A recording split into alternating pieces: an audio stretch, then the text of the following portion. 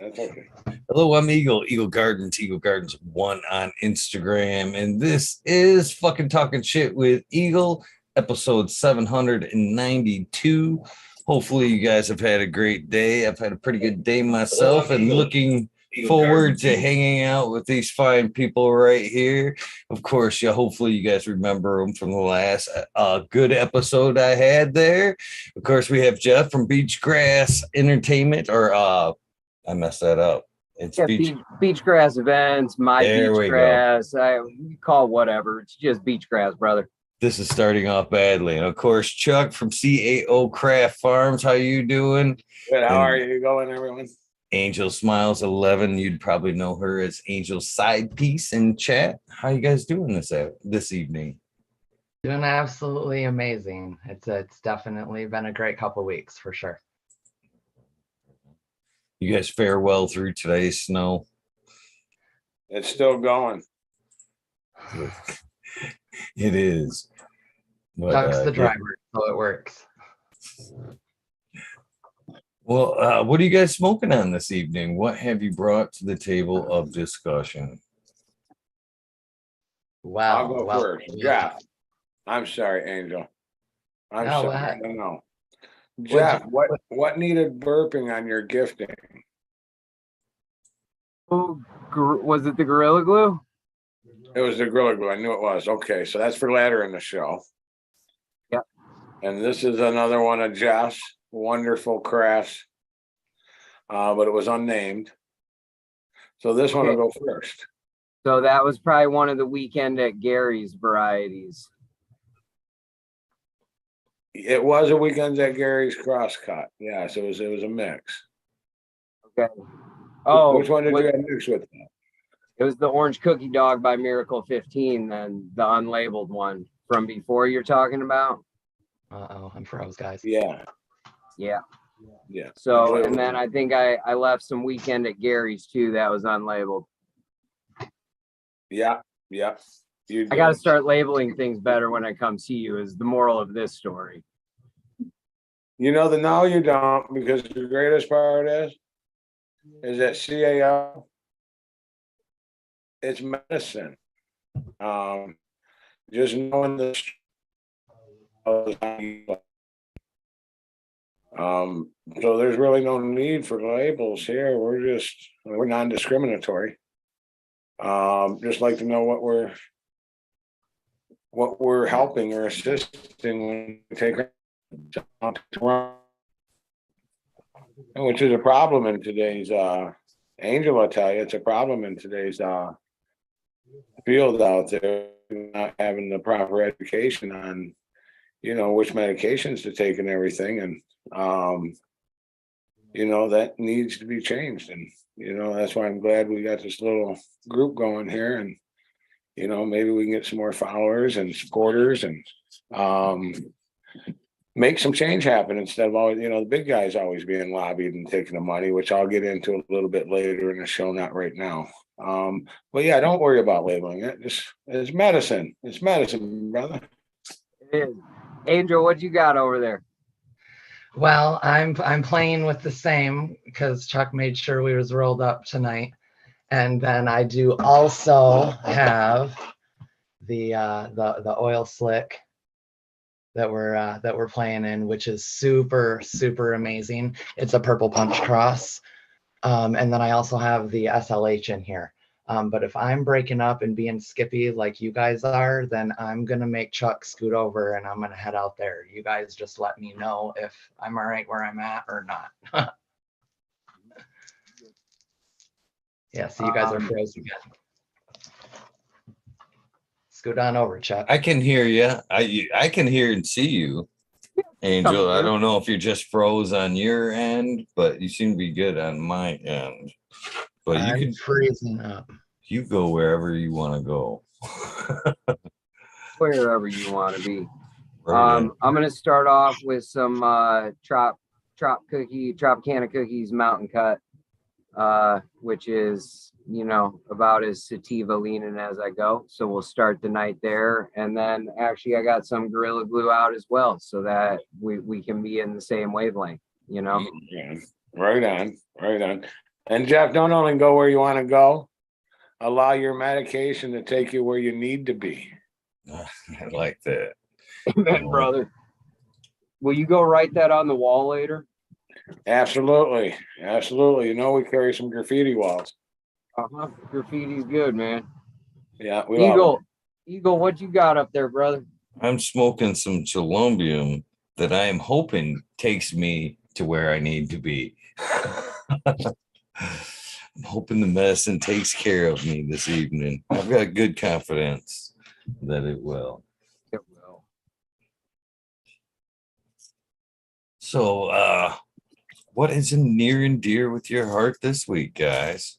What has been going on since the last time that I seen you guys? medicine making, brother. Medicine making. I'm not, again, I mean, I just got to say it like I tell everyone, I make medicine.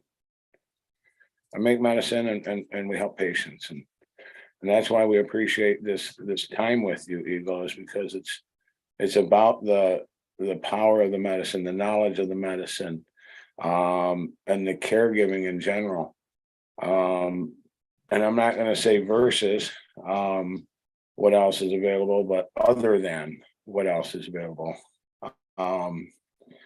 You know, so really appreciate the time to get off here and spout off a little bit and try to share some knowledge and some information and about medicine. Right? That's what I do, brother. So that's what I've been up to. And I'll go ahead and chime in because you know he's not wrong. He's not wrong. We stopped talking about the differences in the medicine kind of a long time ago, or at least it kind of got kicked out of the conversation. And I'm learning once again, even that old dogs have new things they can learn all the time. And the people who are just back smoking a joint, for better terms, it all feels the same to them until it doesn't, and until they really start to realize what those strains are truly doing for them, and where they can take those levels. And getting that back into conversation has been beautiful, needless to say. Witnessing again that THC uplift, getting people up and going and ready for their day's work, or than watching those deeper, what we consider indicas, bringing them down and letting them get a little bit more sleep at night. Bringing that conversation back, I think, is almost imperative at this point, because we're still learning. There's still new strains, there's still new feels, they're still going to be beneficial for different ailments. And the more we hone in on that, the more we can truly help others and the patients and the people that are around us. And I'm super stoked to be bringing it back. Thank you, Eagle. That's what I love about you guys. I was like 1 foot in stepping into this, and it just took a few minutes of some good folks to draw me back in. So when we do talk about cannabis as a medicine, this is something that I've talked about, and I've said 1,000 times. You know, once it does kind of get into the recreational side of things or the dispo side of things, we are most definitely going to see an impact on what is available as medicine. So you say there's so many strains to try out there and so much medicine we haven't even uncovered yet. And I find that to be a problem. The more and more I see these dispos, I still like to call them dispo strain, but you see them in-housing their strains. And then anytime you start seeing the provisioning centers, the dispos in-house, you start to see that strain selection dwindle. So again, they're handpicking our medicine. Are they picking it more towards the recreational call of things, or are they weaning those strains out because of their medical, or are they choosing strains because of their medical value? I don't think so. I think it's more to what's in demand, who the unknowledgeable customers are, what's the highest THC, what's not the highest numbers. And we all know that doesn't necessarily mean a better or higher potent medicine. So I'm glad you fired me up about the strains already because I'm seeing, yes, there are thousands and thousands, but I think they're starting to dwindle already very quickly. Yeah. And uniformity and in naming is also an issue. So take one, the Tropicana cookies mountain cut that I have, that's, you know, very specific clone only varietal, right? Then I see things posted all the time that are Tropicana cookies, and it's got a really wispy light structure. The color is like omnipresent from, you know, petiole all the way through the calyx and everything. So it's like an unfakeable genetic, right? Yet things get labeled all the time as these genetics. So the nomenclature is problematic at this point, because what I popped from seed, it was like when I'm trying to rattle off in my head what the hell I left for you and didn't label again. You know, I've got 3 phenotypes of that weekend at Gary's, down from like 13 we started at. All of them have slightly different expressive traits, one of which, you know, isn't that great. The other 2 are more let's decide. And so that, again, all of this needs to be known to the patient, and even the consumer should start becoming aware of some of these things. So I just had this conversation with a buddy today. We were talking about hemp varietals that grow wild all over Indiana, and she was talking about the Eli Lilly maps that, you know, and essentially I got another buddy who uses like train tracks as the guidepost. So wherever there were old train tracks for shipment, but the Indiana Dunes National Lakeshore is full of wild hemp varietals that have been basically self-breeding and self-replicating from pre-prohibition period. And so the potential in all of this is astronomical. And so that very appropriate conversation. I've spent like 50% of today talking about this, so may as well continue, you know. We got to keep talking about it. Got to keep talking. We got to keep talking about it. If I've learned anything over the last 14 years, it's that we have to keep talking about what we know is real. And I can even kind of break that into a quick edible discussion right now, right quick. Even I can remember way back in the day, 9, 10, 11, 12 years ago, I'm behind the glass, as I call it. And we had an amazing medical maker. But what would happen is, as her garden rotated, the meds inside her creations would change. So when they pulled their sativas, they were very, very sativa dominant and triggering the anxiety in my anxiety patient and things of that nature. And then vice versa, when her indica crop would drop, then everything was dropping people and bringing them way down. And I will still hear people today tell us, and people in the know, people who know, they've been playing and doing the medicine thing for a long time, and they will still try to say that there's no difference in an effect when we're dealing with a medical. It still very much so is affected by the strains being used to create that specific medicine, whether it comes out in oil or it comes out a brownie or it comes out smoking the joint.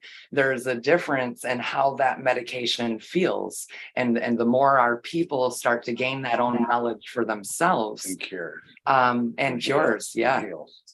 Yeah, absolutely. You know, it all kind of changes and affects the medicine in some way. But strains are very, very important. It's not a one size fits all. We are. No, we're good. Okay. Guys, we're still getting pelted with some pretty good snow. So if we fuzz out, that's our internet connectivity, but we'll be back. I didn't think about that. You guys Right. are looking good and sounding good. I'd seen Jeff there got a little digitized there for a second, but so far we're good. We're good. That's my usual look. I like to be pixelated from time to time. You know, I want to touch on the medicine, just to touch as well on something that this lady right next here to me, Angel, has taught me. not really taught me, however, gave me a word to utilize with patients that I never utilized prior to. People used to just think I was crazy when I would suggest, using this medicine along with that medicine. And Angel came up with the word layering the medicine, which is obviously part of her vocabulary. However, it's so important that people understand as well, where Angel was going on the delivery of the medications and the types of medications, that you can also deliver the medications in multiple ways over top of each other to create the needed therapeutic effect or the desired therapeutic effect. So that's something that I think that, the patients truly need to be educated on versus it's, oh man. And here's something that really blows me away. Our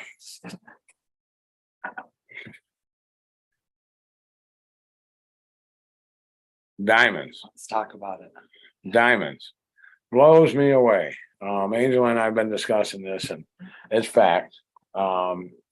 People love that 99% THC. You know what I'm saying? It's just, oh my Lord, it's THCA, whatever. When they activate it, it's good. They down, yeah, man. I'm gonna get stoned. But what they don't realize is what we were talking about earlier is that's what it is. Okay, that's what it is. So they're not gonna get that full entourage. They're gonna get the effects of the THC only. Now there are reasons for that, and there's medical and holistical values to it. But the problem again, when it comes to the patient, is not a problem, but yeah, problem. Oh, it's a problem. Is they need to understand that all of this glitz and glamour that they've gotten into, it's not about the here, man, this is 99% THC, this is gonna get you high as hell. You know what I'm saying? They gotta understand that. Because it's THCA or THC, whatever the hell you want to, it's the same. Whereas a caregiver understands that if they're going to have some diamonds, then perhaps there may be a need for them to add at some point during the day, or perhaps stack them. Just a touch of maybe a little live rosin indica leaner, just for that balance and effect. Or as Angel likes to say, some mornings maybe you need the up of a diamond. I mean, so many people think out there they're going to take that diamond and just get in the couch locked. It's astronomical to me, and the effect is just the opposite. So the real question now goes deeper. Why? Why do they think that? Why is that a belief? They believe that it's all the same at the end of the day. A lack of education. It is. It's a lack of education. It's a lack of awareness. Maybe not even education is the wrong word to assign to it. A lack of awareness of the benefits and the different properties and how they interact with one another, or isolated and individualized. And I believe that is something that again the state's missing, and we're hoping, Eagle, and we're thriving to bring it back. But I just wanted to touch on that because so many folks, and anyone that's listening, please, and I know there's many folks that know as well, so this isn't everyone, but I hear it all the time that, man, 99% THC, wow, I'm going to be locked up in the couch on that. And the next thing you know, they're running a marathon. It's just education. Education is missing because of the corporations. And again, I'm not being anti-corporate, but it is what's happening, because at the bottom end of the day, here's what I do know. I ain't gonna BS anybody. I used to be pro corp, go. I had nobody, so that's what I used to be. But at the end of the day, it's about the bottom line. It's about red, black. It's about investors. Share prices, That's really what it comes down to at the end of the day for the corps. So when you get into these corps that own 20, 30 different places over 8 or 10 states, you have to understand, everyone, it's their job to keep their doors open, not to keep a medical advisor there, a holistical specialist there. Their job is to rotate them doors because that light bill keeps climbing, guys. And I'm telling you, they climb. The payroll, again, everyone's heard me squawk on this, it climbs. So what advantage is the point? What advantage is it for them to take up more real estate, to put a consultant in there for someone to speak to specifically about their individual, even if it costs them only 2% or 1% of their margins? It doesn't give them an advantage. They want that real estate for their products. That's the space. They need to put product there. That's why the glass shelves are so tightly packed. That's why the walls are so tightly packed, because it's real estate. It's not medicine any longer. It's real estate. It's products hanging on real estate. And that's what we're missing. We're missing that knowledge. And I know there's some great bud tenders out there. And there's bud tenders out there that wish that they could go further and do more. And hopefully they'll take those stepping stones to do so. But they're in a position and they got to have a job. They're doing what they need to do, and I can respect that. So that's what I think we need, is just more caregiver and patient interactions. We need a safe place to do that. We need an uninhibited place to do that. We need a structured place to do that. But not structured by a bunch of governing laws, structured by the caregivers in control, because it's just very simple to do, because we are smart enough and we're intelligent enough to read the law and to read the rules. So I think it's just time that the caregivers and the patients have a larger interaction. You got a COA, we got a thing. We got a caregiver appreciation day. Every day. Give them a handshake, give them a nod, give them a thank you. I don't care. But it's every day. And that's what we need more of. We need that interactions. We need people like Angel in a consultant booth, speaking with the people and giving them her best knowledge. And when you really think about that term, giving them, emphasis added now, her best knowledge. You're not going to get that in the dispo, and I'm sorry to say that. You're going to get if they get their way, you're going to get their top #1 best product. That's what you're going to get at a premium. Okay, I'm gonna step in because he did kind of get us back there again, and that's cool. No, it's cool because he's not wrong. I for those who don't know me, the last thing I enjoy doing is patting my own back. But when we did step into this and all of this did go forward so long ago, I touched on it a little bit on the last show when I stepped into my first store and they couldn't answer my very basic questions about the medicinal needs of the medicine in front of them. I really did kind of leave with my jaw on the ground. Excuse me. I myself tend to be a product knowledge guru by nature. And I know that everybody's not the same, but I need to know why it works, what it's doing, how it's doing it. And then being a consultant, a mother, a trainer, a manager for my entire life, I need to know who those products are best for. So when I stepped in and they couldn't answer, I knew we almost had what I considered then a problem on our hands. I didn't understand if our state was medicine, and we're medically legal, but we're not recreational legal, why nobody was talking about the medicine and what it does for people. So when I stepped in, I pried my way in, actually. I pried my way in. Eagle knows. Eagle remembers back then. He remembers the offices that Chuck's talking about right now, and there.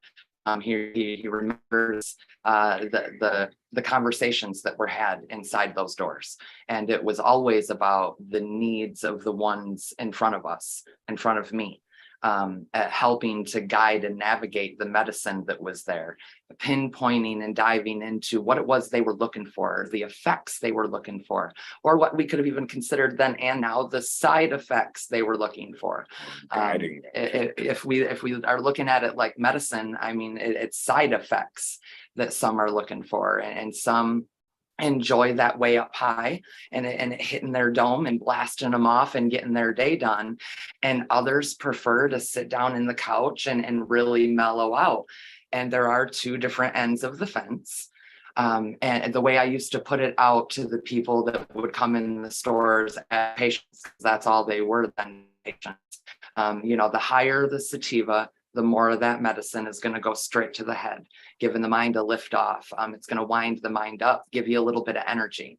The deeper the indica, as we call it, the more full body it's going to go. Full body relaxation, calming, pain management, slowing the mind down. So if we're having issue, we can bring and slow things down a little bit to get a grip, to find the homeostasis in ourselves all the time.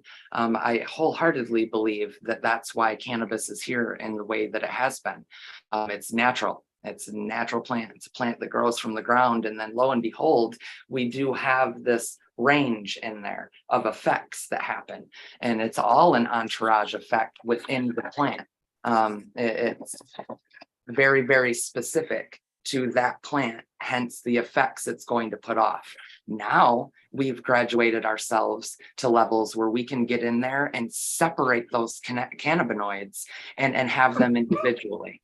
And what I learned over time and has been able to put out to anybody and everybody who will listen is that's great. We can take a CBD, and CBD is CBD is CBD. I don't care what plant we pull it out of, it's going to feel the same. It's going to give the same rule of thumb effect.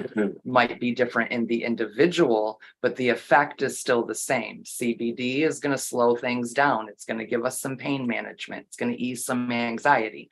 Don't matter what plant you pull that out of. CBD is CBD. THC is the same thing. THC is THC is THC. If it's a Delta 9, it's a Delta 9. We pull that out of its entourage effect from that plant, and we have only THC. And what we've done over time through all the conversations, the word of mouth is our best form of advertisement. So I have a lot of experience in here with a lot of individuals and how the same medicines affect different people with different ailments for different reasons. And not the plant itself has a rule of thumb, our bodies have a rule of thumb, and then it's up to us to find the homeostasis between those. So I can take something like this and have this as, say, my pharmaceutical. It gives me a base level in my system, and then I can find my homeostasis throughout the day with strain specific, smoking a joint, having a diamond boost. If I have no energy, none whatsoever, but I have things I've got to get doing. Even though I am one of those anxiety sufferers, I will absolutely grab the diamonds and have a small dab of diamond because I know it's going to give me the boost to the mind and the body that I need to get up and go. It kind of goes for depression too. If we have everything slowed way down, we're down deep, we can't get out of that hole we've got ourselves in, we can hit a higher sativa or something that's got that super high THC percentage and get ourselves up and out of the hole and going again. And so we have this range that for purpose, we create that homeostasis. We have to find what's best for us.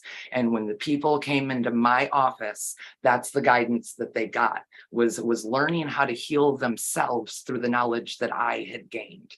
I intentionally stepped in on a mission to find every detail I possibly could through all layers of the internet and otherwise on the plant, the cannabinoids, and so on. I was talking about THCA when all of our top knowledge college graduates were looking at me like I was crazy. What are you talking about, THCA?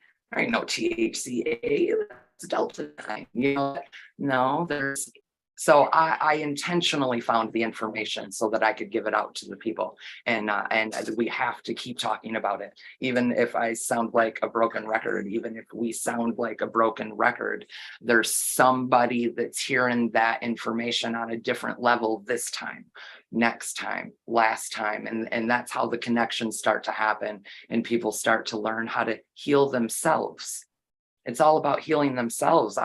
We can only do so much. Chuck can only make sure that we've got the medicine that truly works. I can only make sure that the proper information is getting out there. It's up to the individuals to take it on and do it for themselves. So at the end of the day, a lot of people do call us healers. I've used the term often, and yet it really don't have anything to do with us. We're just pumping out the information. It's all up to the individuals in front of us to do what they want with it. The warriors. It's up to the warriors, fighters. Something Angel just touched on, and I want to put emphasis again, and I'm sorry, but I want to get this point across. And everything Angel just said, I heard one sentence.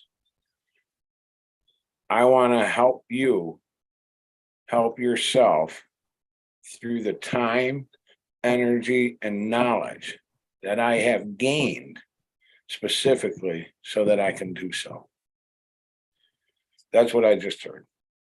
And there's a huge difference between that consultant level, or some might even call it coach level, and the bud tender level. We were all called bud tenders. It's degrading to somebody like me, to be honest. If you call me a bud tender, I might side eye you a little bit, because there's a big difference between somebody that's just standing behind that glass and flipping buds to whoever wants them for whatever reason, and somebody who's truly attempting to consult and engage with their ailments, their side effects, what they're looking for, what they're not looking for, and really help them gain the knowledge on why it is we choose to sit back and smoke a joint on a show like fucking Talking Shit with Eagle. I agree there is a difference, 100%. Just like a bartender, anybody can necessarily be a bartender and count how many drinks they're serving, just like a bud tender can count how many grams they are giving you, but they may not be knowledgeable on how that beer is made, and it will affect you. And that's the difference. There is a difference there between Well, Eagle, let me touch on that. In a sense, I agree, because you go to a craft brewery, specifically a smaller scale, maybe a local.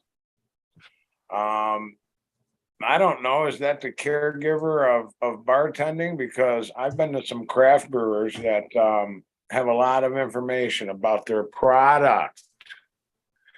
So what about the ones that source local product, Chuck, as well? So like I've gone out with my buddy who runs a brewery here in New Buffalo to a local farm, harvested hops live in the field, took those back to the brewery that they then made it. But the farm also makes local honey, is a fruit farm, has a fruit stand. And so, yeah, there is interconnectivity in all of these things. But the most important thing, and Angel said this, you know, we've mentioned it, it's product awareness. You know, my flowers, no one else touches them from clone to finish, right? So I am aware of the input, I'm aware of the output. All of those factors are controlled. You know, when you're making your oil and medicine, which by the way, I was like, I had to strip a bunch of tables and defoliate because I was like, you know, get behind and shit, right? And I've been bathing in chuck oil today, essentially. That your topical is the truth, but that's product awareness, knowing what goes into it, and then the desired effects are the output of that input. And so it's all a corollary thing that drives back to the patient is in charge of their healing. And you said it. And, you know, patient awareness, patient education is patient empowerment. and then allows their own healing processes to begin. And so sometimes it might be through the smoking, and that consumption leads to conversations about better products, and maybe like, so for mood stability, you were talking about you had your dart out, and so setting that baseline level, which might take some working up to, and actually we're going through this with a friend right now, but starting low dose at night, so that if there are any sedative effects, but because of the strength of that product and the purity of it, it will have some carryover to the following day, in which she can medicate with some low dose edibles and things that she's more used to. And so what it is it's essentially, she is working to her own regimen that will work for her in her life as needed, with some guidance on what products are actually available. And this is a long time friend, and not to get too personal, but she kind of started opening up to what my wife, having an awareness of who we are and what we do and what we represent. Now, again, that's a small pocket we're talking to, but these are fruitful conversations. Like myself, she has tried traditional pharmaceutical routes, went on the advice of people, what's readily available, and it's not working. And that's what I've always talked about, is to not even have this as an option in those cases, is really sad. And there's a lot of relief that can be offered from this plant, and all of the things that can be done with it. But beyond that, that's healing on a broader perspective. Chuck, I briefly mentioned this to you in a chaotic quick call, but we were talking about sound healing today with a buddy of mine who's huge cannabis advocate. Well, as it turns out, we got another buddy who is a phenomenal sound engineer. And so I sent him a text, and I'm like, hey, I'm checking out these 6 frequencies. Is there any way you can set this up in this diagram for me? Because I think we can do some really cool stuff, combining this with some of the other things we're doing as far as entheogenic medicines as ways of healing. And he fired it back. He's like, yeah, I'm already using, sound therapy essentially as a calming mechanism with his daughters at the end of the night. And so simple concepts, but within a simple text message, we had like an hour back and forth, super stoked on some healing concepts that I think we can benefit people, right? And this is not some, if you don't know A, B, and then C, that's a hard fucking chain to put together. And to put it bluntly, you got to know a lot of weird motherfuckers who are into some weird shit, and have them jump out and support you, And so I kind of operate sometimes on the 3s. Like, if the universe slaps me in the face with something 3 times, then I'm supposed to explore it. And so this week, sound healing has been like just getting dropped on my head. And then today, the last conversation, I was like, all right, so I texted Ryan, we're gonna do some sound healing stuff with Angel's all stoked on it, so you'll be over there too. Yeah, but this is exploratory healing processes, just like what we do with our cannabis oil, with our topicals, with our smokable flower. Unfortunately, these aren't mainline treatments, so you have to kind of talk about them as exploratory healing, but it's natural healing, and that's what it is. I want in here with this so much right now, Jeff. I want in here with this so much. You are, you are.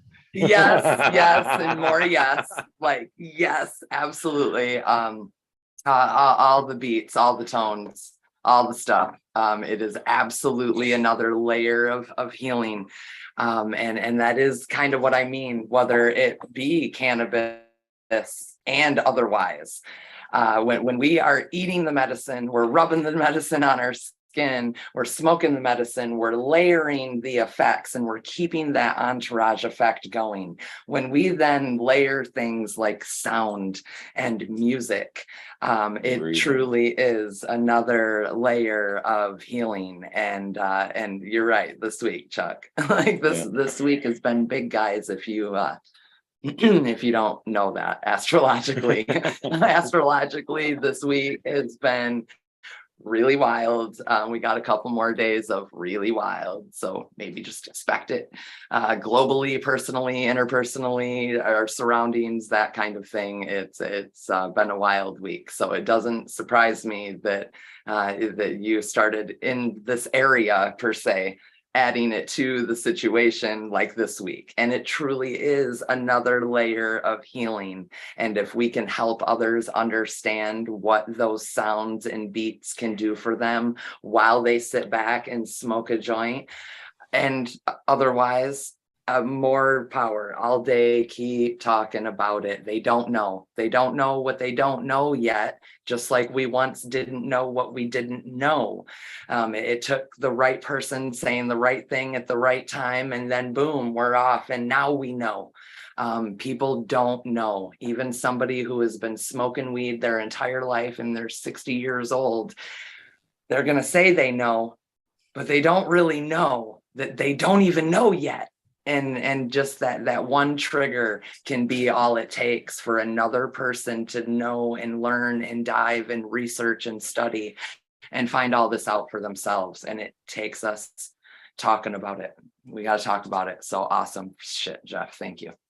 Oh yeah, we're gonna have a good time with it. And I think it is an incorporative therapy that or adjunct, whatever terminology you want to throw on it, that ties into a lot of what you've talked about, knowing the effects of your cannabis strains. Because honestly, for a lot of those meditative therapy practices, you need to reach deep states of relaxation, which in today's world is almost fucking impossible.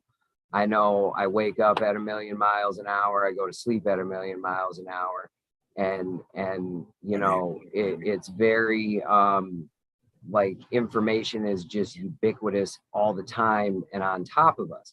And you know, that's where I see gardening as a super therapeutic activity. And so for anyone who is physically able and has the space, you know, my baseline advice is grow your own. And it's not an impossible task, but still work with people who know it, right? And that's the key, is having that shared knowledge base. And so I don't think the average person can just rock out, pop some seeds in the dirt, and get to a level of medicine they need and consistently deliver it, because that's the key, is the consistent delivery is very difficult, whether you're indoor or outdoor.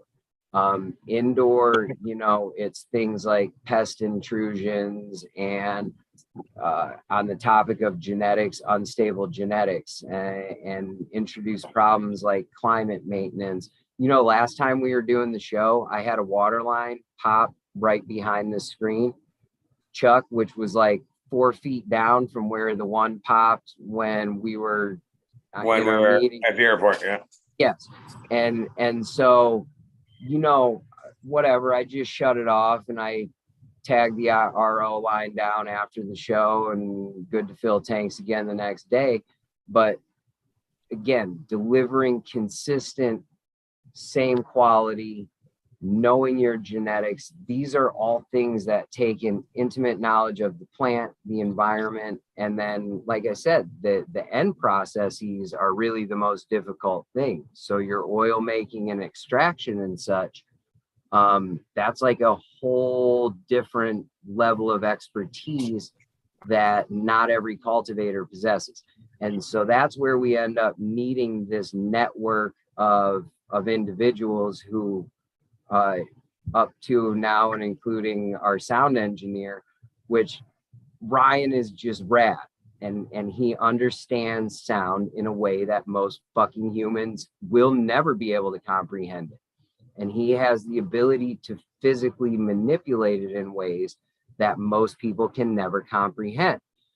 And he's open to these concepts. So those are like, you've got to align so many stars. And again, that's to tie it back to what we do for healing.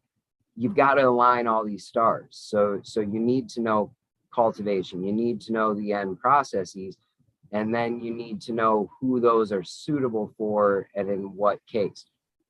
And it's an ever evolving knowledge and database that's updated experientially every fucking day. Right. And I know it is for all of you just the same as it is for me, you know. Well, and it's also a why and a when as well in there. Because our needs change day to day sometimes from morning until night, but if some weeks to week. For example, if I have a patient come in and they're telling me that all they want is sativa, and they're constantly leaving with sativas all the time. Next thing I know, before I know it, I'm going to hear those same people start complaining about how much they're tired, how they're not getting sleep at night, how they feel like they're sleeping, but they wake up and they're still so exhausted they don't understand it. And I'm able to explain it to them. And at that point, when they learn that their body is so topped out on a quote unquote sativa, which really is equivalent to the THC head high, when they're so wound up on that, they might think they're sleeping, but their minds are running all night long and they don't even know it. So they wake up in the morning feeling very unrested, thinking they slept, not being able to figure it out. And that tells me immediately that their body now needs those indicas. It needs to come down a little bit. Those other cannabinoids and those other elements need to be introduced to that individual now. And vice versa, the other end of things. If I have somebody coming in and all they're getting from me or wanting from me is indica, the deepest they can get, indica. And before I know it, they're now telling me how sad they are and depressed they are. And I'm not seeing a smile on their face anymore when they walk into my room. I know that it's time that being, that individual needs to introduce some THC, some sativa to lift that mind back up and find that balance within that person. If we don't know the strains that we're growing and how they affect individuals as a rule of thumb, we can't properly consult with our patients, and we're caregivers. But again, we also have the same level of you don't know till you know, or you don't know that you should have known till you learn you needed to know. So in communication and talking about it, I hope the wide range of experience that I've been blessed with experiencing over the last 14 has definitely brought me to a level where I understand the patient, I understand the doctor, I understand the caregivers, I understand the laws, I understand the growing, I understand the medicine, I understand the get high. I kind of have a really good grasp on all of it, and I do want to help continue to bridge the gaps that a lot of people don't even realize that's there. Kind of like the THC percentage and boosting it up. I mentioned it at the event on the stage when I spoke that night. Our top-notch growers don't realize yet, because we just didn't know, we should have known, that by us pushing that THC percentage up like we have forcefully and manipulating the plant and being able to do that has actually brought a tremendous amount of anxiety onto our people. I watched our patients over the years be able to smoke that indica and ease their anxiety, slow their minds down so they can get a grip and balance their own selves. And over time, now even those deep indica strains the anxiety is still there, or it's even bringing on the anxiety. And I'm hearing the people over and over through the years complain about it. Like, what do you mean? You know, this is supposed to be helping me. Before I realized what it was, I would tell them to add a CBD isolate. That's what I was telling them to do, because I knew my mind, my energy already knew they needed to counterbalance the effects of the THC. We know CBD will help counterbalance the effects, not the medicinal value. We're still getting that medicine, but it's going to counterbalance the side effects to that. And then it hit me one day like a ton of bricks. Some people call it a download. And I realized that we had done this. We got so good at manipulating the plant and then growing the plant and making the plant perfect that we pushed for these certain cannabinoids to go up. And in doing that, we threw the homeostasis off, and that specific tree, that specific plant, that specific medicine. And lo and behold, everybody's getting anxiety from everything they're smoking. It's the THC. But we don't know we need to know this till we know this. I mean, we might be 14 years deep, but we have been doing this on our own as far as the research, the study, the working with our people, working with the strains, working with the plant, seeing it beginning, middle, and all the way through to the end. We learn something new every day, and we have really smart people out there that have done our cannabis industry really, really well over the years, and we all still have stuff to learn when it comes to the medicine and how it's affecting the people. As growers, we kind of need to understand that, just as the patients and the ones using it as medicine should also kind of understand its growth process and how that happens. You guys are right. You guys are right. Mr. Eagle, go ahead and put a plant in front of somebody. They're not going to be able to just watch that plant get sick and not be okay. They're going to step in and grow a plant and start growing their own medicine, and they don't even know they can do it yet. It's they don't know they can do it yet until they know they can. So I'm going to sound like a broken record, guys. I'm really, really sorry. All the no's. I don't know what I'm supposed to know right now. But it's true. It's true. I want to make a point before I let everybody else step in. No, for real. I have made it a point. I can change the entire dynamic of an environment and the entire dynamic of a room just by what I choose to smoke the room out on. And I know what I'm doing. So if I walk in somewhere and I can need to uplift a party, I know what to get on the table to uplift that party. If the workers come in and it's time to get working, I know what to put up on the table to get my workers working. If it's time to go home and relax and chill out, I know what to give them to make that happen. And when we know the strains behind what we're doing, we can literally manipulate the medicine for all the right reasons, right down to the people in front of us, and literally change the dynamic of entire rooms or individuals. I digress. And I'd just like to cut in one more time, Eagle, and I'm sorry, on layering, on Angel's layering, because other than medicinal marijuana, you really need to think that many patients are treating for anxieties, depressions, PTSD, many psychological ailments. However, you don't need to just layer with medical marijuana, because maybe that medical marijuana will put you in a better state. I know it does me, and I'm not going to get into the treatment or the technique of something called guided imagery. And, you know, so it goes one in one with holistical healing and values is my point. You know, you can put your mind in a state that you can relax enough to do some meditation successfully and get through to the end, versus a self-disturbance or an outer disturbance, violating that airspace in your head. You know, so there's more than just marijuana and caregiving. There's the entire self-help, whole body help, you know, that's out there for the people. Yeah, I think that touches on a really important aspect of it. you know, NA is where I kind of got my start in recovery, but it was the cannabis community who, you know, lifted me, gave me wings, and fucking changed my life. And again, it's not like I waited till I was an old guy to smoke my first joint. But the relationship when I came back to it as part of a healing approach, it really had that same dynamic that we saw in NA.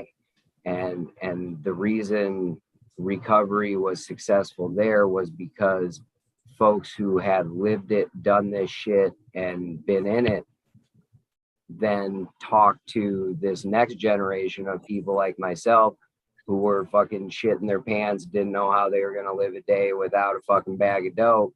And then this, you know, old homie over here said, oh, fuck, I've been through 2 divorces, lost 3 houses, and fucking, you know, wrecked my car and had my teeth knocked out, and I didn't have to fucking use any dope. All right. Keep talking to me, brother. How did you find this place of peace? You know? And so that network is so fucking important, and that shared and past knowledge is just absolutely paramount and integral to everything we do. I've told you, you know, we see cannabis as medicine in my house. That means the conversations, you know, are framed with my wife, my children, that this is a medicine. They also understand that there are other plant-based medicines and things that are out there that are not necessarily bad. And so we can continue breaking stigmas by opening up those conversations as much as we can. You know, I talked last time about taking our kids up to Entheo Fest, which was really cool that the U of M supports that concept, and that Washtenaw County has taken an approach that they're starting to view certain things as medicine. I saw fucking 2 news stories this week. One of them was like on Good Morning America about how a lot of moms are microdosing as a means of coping with anxiety and stress. Yeah. And I'm like, wow, they're using something that fucking grows right out of the ground for what it works beautifully for. And when used correctly, has almost no feeling, effect, or perceptive, you know, notice on the body other than returning you to homeostasis. And, you know, our society really does not drive us to a mental homeostatic place. You know, being a parent, trying to work, trying to produce plant medicine, all this shit really does cloud up what the fuck is going on. And so it's cool seeing the world turn to it. But like I said, we took our kids up to Entheo Fest, and they got to slackline, hang out, and then in the background there were a lot of impactful presentations and speeches going on about the potentiality of these medicines in our fucking world. And so, you know, our ideal is that we normalize these things to a point where they're so fucking normal that, like, by the time my 3 kids are growing up, like, it's just not even a thing. It's the first line of defense, you know? So before we jump, and I kind of talk about entheogenic medicines a lot.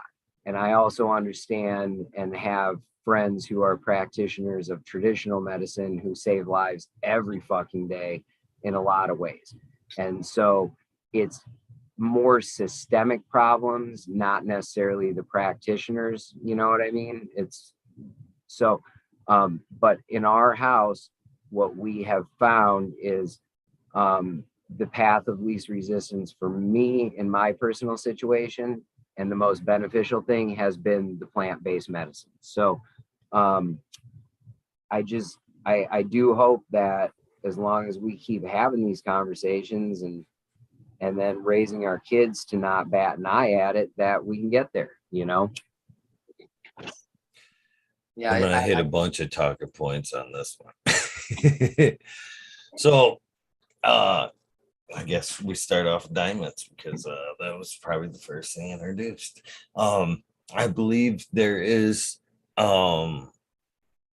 cannabis is a versatile medicine, and not one way of application applies to everybody.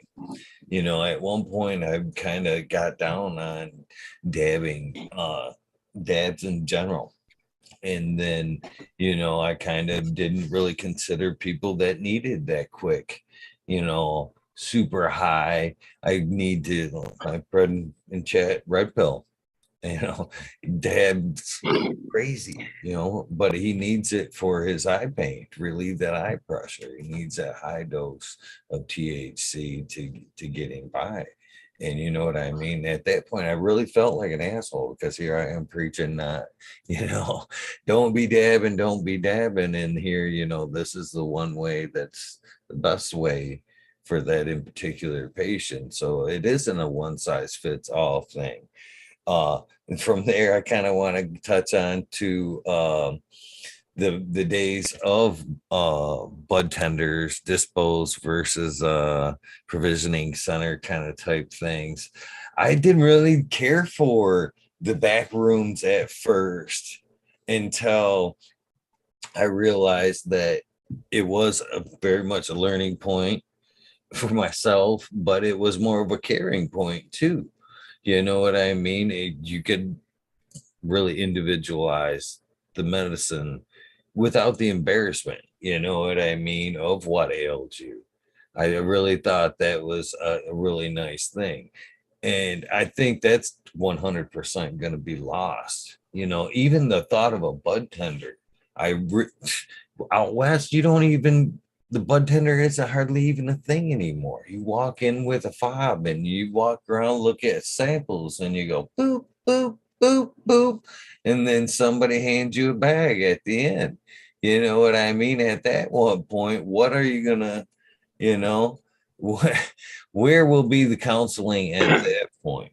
You know what I mean? So I'm really hoping that, the caregivers can step in and be able to give the care side of things one more time before it becomes another place in the mall where you just hand it a fob and and you just select whatever works well, whatever catches your eye, because that's got the best packaging or whatever. So I do hope we find a way back into where we can get back to a one-on-one, get people understanding and know why they're taking the medicine and help them find an application that suits their individual needs. I guess the next talking point I have from there is frequency. Huge fan of it. I ain't telling anybody in chat about my belief in frequency and sound and stuff like that. Man, there's been a time where I went 4 or 5 hour days and still kind of pushed that some days. But man, a 20 minute power nap to some binaural beats, honestly, you can wake up feeling like you took an 8-hour nap. I'm a huge fan of frequency binaural beats. In fact, if you chat, you all might get a laugh, a chuckle out of this, but it is what it is. I'm very transparent on this show. And right now, one of my fucking guilty pleasures is a fucking it's a, what do they call it? My cozy or some shit like that. It's basically a dark out mask with headphones in it that you can sleep in and not fucking you don't even feel the headphones built in them, and I can rock the fucking binaural beats all night long or something there too. Sleeping frequencies and different tones for different needs. Obviously, I want to attract abundance. It's the silly things like that, for the next day or whatever. I definitely tune into different frequencies for whatever I think the next day may be. But I definitely love that my cozy thing. It is honestly, I every night if I could, the only problem that I don't think I have with that is it's Bluetooth, and I don't like Bluetooth. But I hopefully the frequency, the good of the frequency outweighs a little bit of the Bluetooth thing. And I guess the final thing I guess want to end up with, and now you guys probably didn't, probably no surprise to you either that this is coming. I disagree with it's hard for the patient to get their own consistency, to do it once they can find that in particular cultivar that works for them. The path along the journey of growing is so incredibly empowering.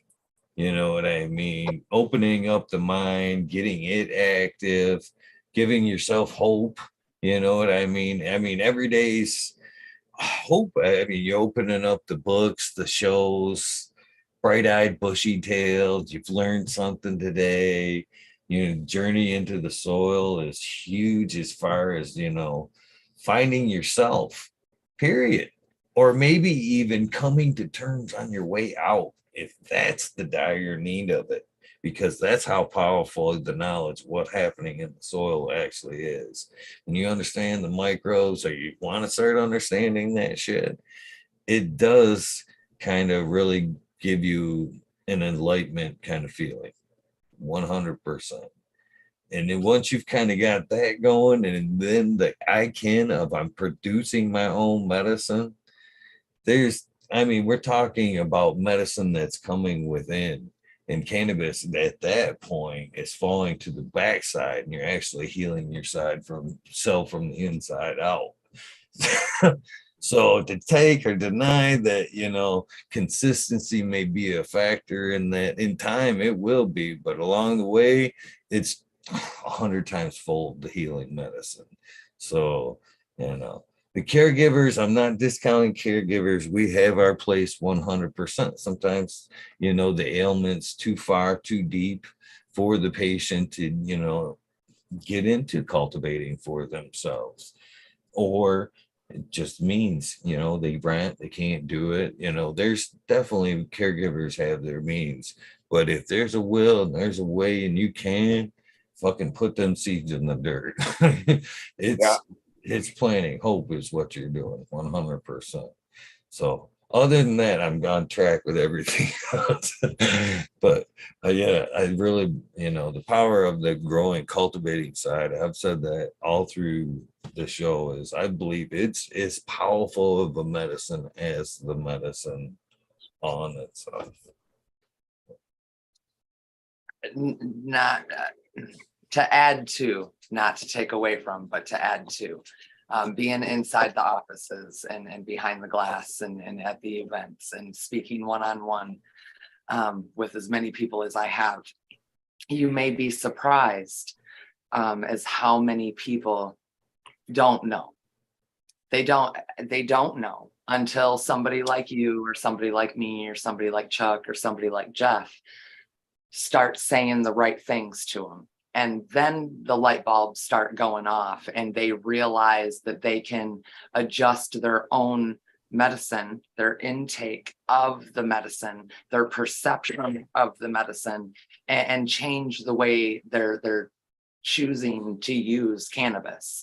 Then they get to that spot where, yes, they can hone in on and they start playing with it. But there are so many out there that truly still believe that all marijuana is marijuana, that there's no such thing really as one end of the fence or the other. It all feels the same. And it's usually because they're smoking it all that it really is a configuration in their system. When you can convince them, and sometimes it takes convincing, when you can convince them to separate and say, take an eighth or a quarter of a super high sativa and an eighth and a quarter of a super deep indica, stay on that sativa till it's gone, morning, noon, night, however you smoke it till it's gone, and then do the same, switch right over to that deeper indica and then stay on just that till it's gone.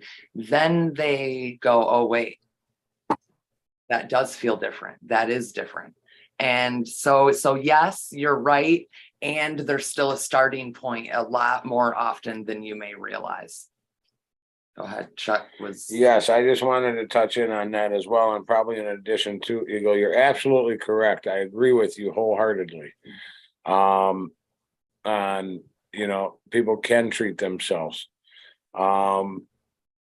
There's a will, there's a way. We know that's not for everyone, as you said, but for many. However, in the interim time, there's a gap, if you will. There's a gap of what we were just speaking about. And, I just say it like it is. We've already touched on this word, THC. The government has, THC is bad, THC is bad, THC is bad, THC is bad. I mean, that's been going on for decades. And I think that actually is the push for the higher THC levels. Is almost a reverse to the damage that has been done to the people over the years over that push. But because of that, I mean, people are just really looking at medicine, in my opinion, as THC. Even though we've already touched it, I want to say that again, and it's not THC. And that's where, when I speak about a gap, okay, it could be a gap of a knowledge of cultivating. It could be a gap of knowledge of what to cultivate and why to cultivate it. And, not all caregivers,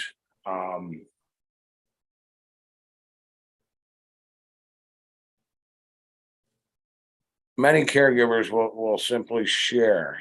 And this is why we need these caregiver meetings and these caregiver marketplaces, because you don't necessarily even have to be with that caregiver to have a conversation with most caregivers that I know, to even help you fill some of them gaps.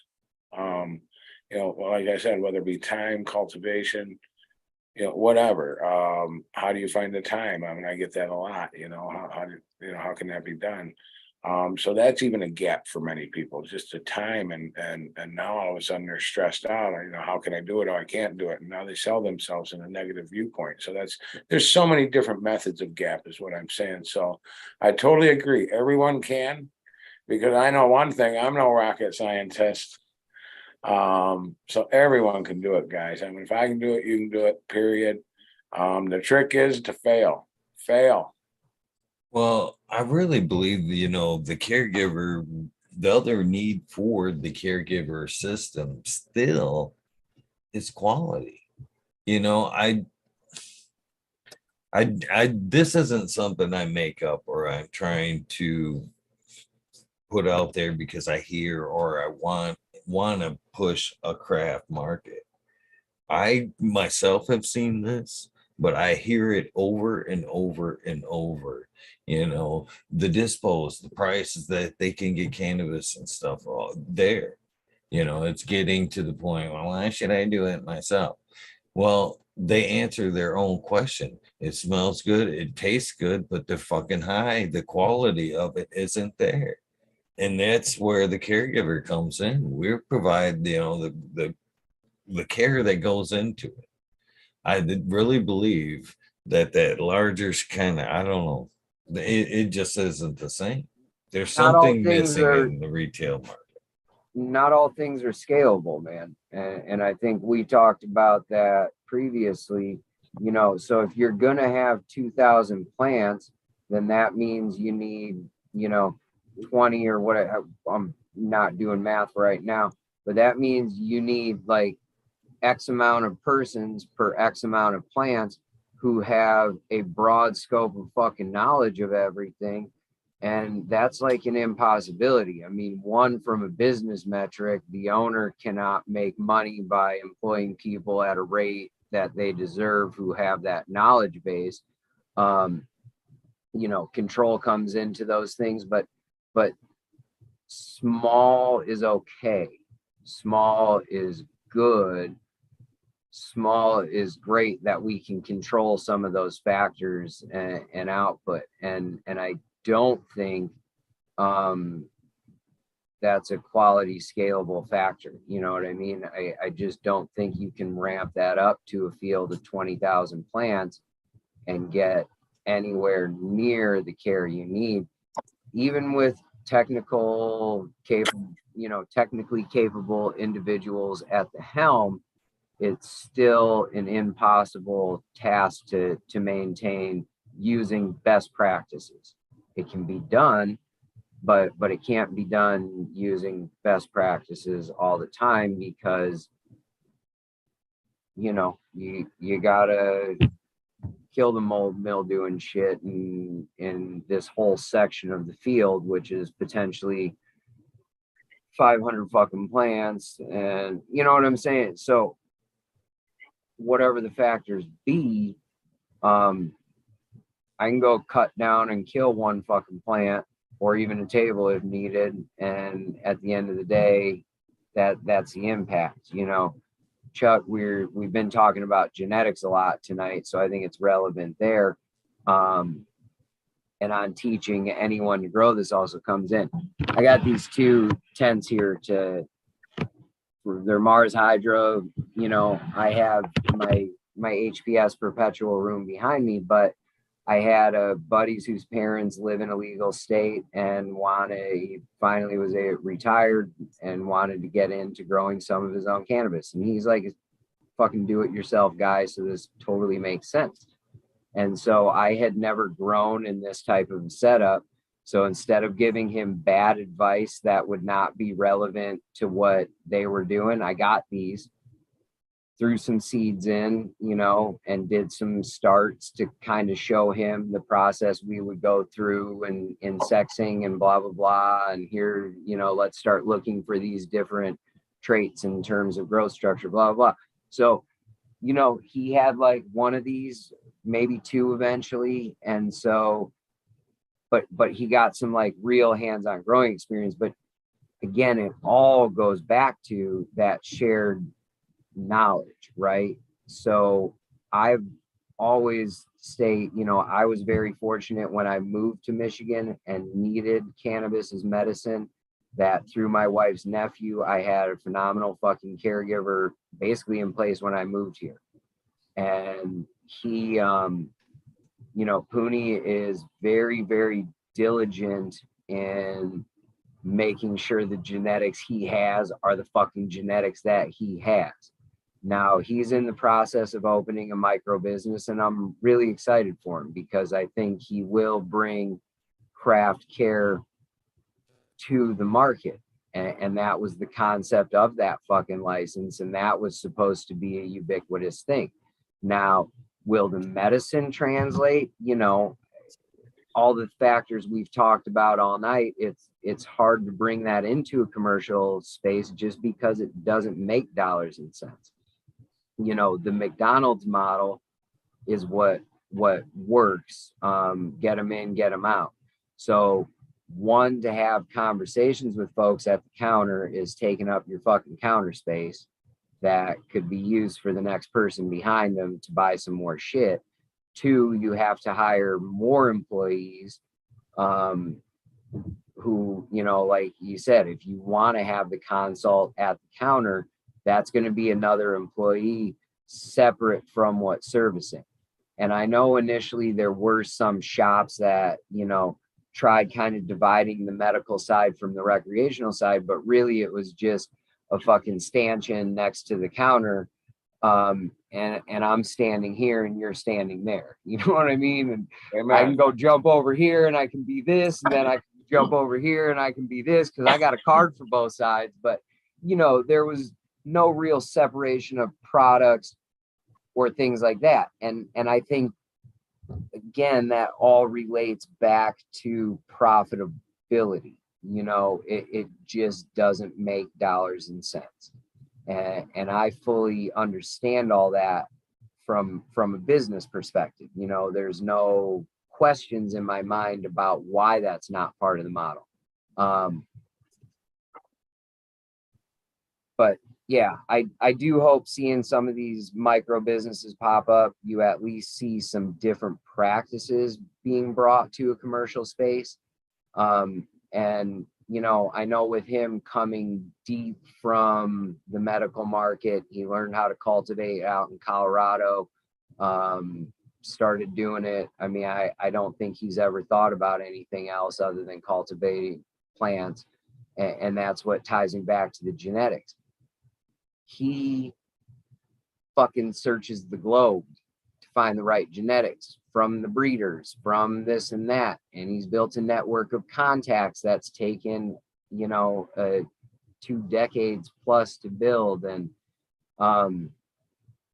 those are invaluable resources. But now when he puts something on the shelf, it's what's on the shelf. And so when someone shows up, they know that's what they're getting from the shelf. And it's hard in today's world where seeds are readily available.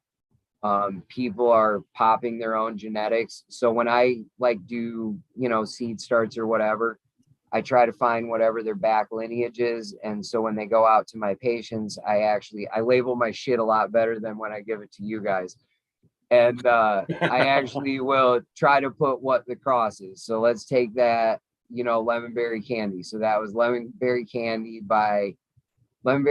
OG by Endgame number 3 by Ethos. And then I'd have a sub parentheses for which number variety it was from that specific round of seed starts, right?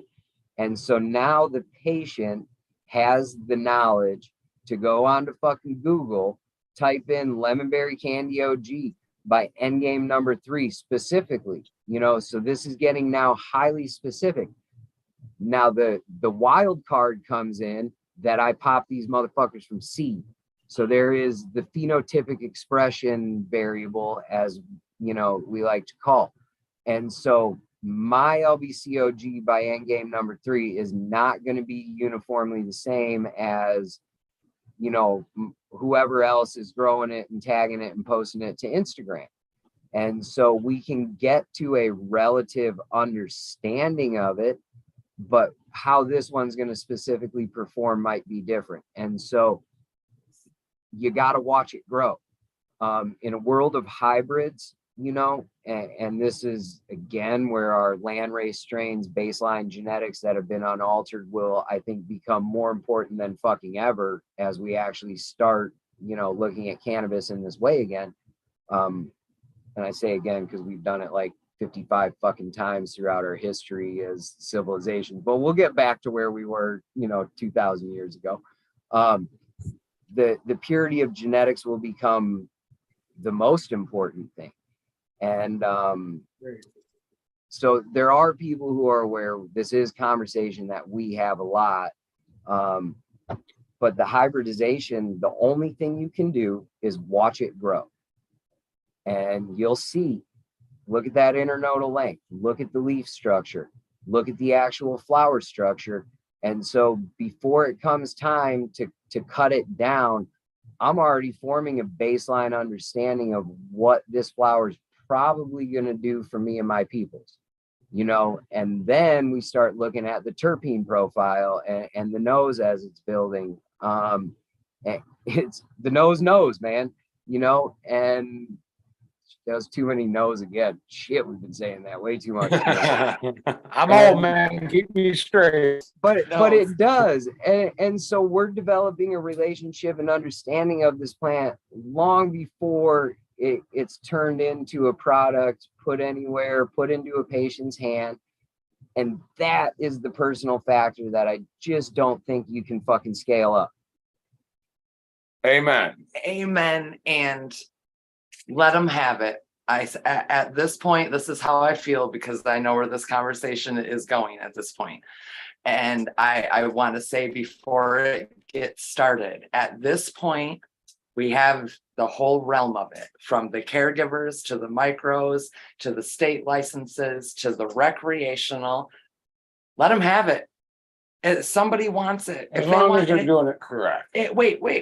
If they want it that way, I make myself feel better by knowing that all use is medical use.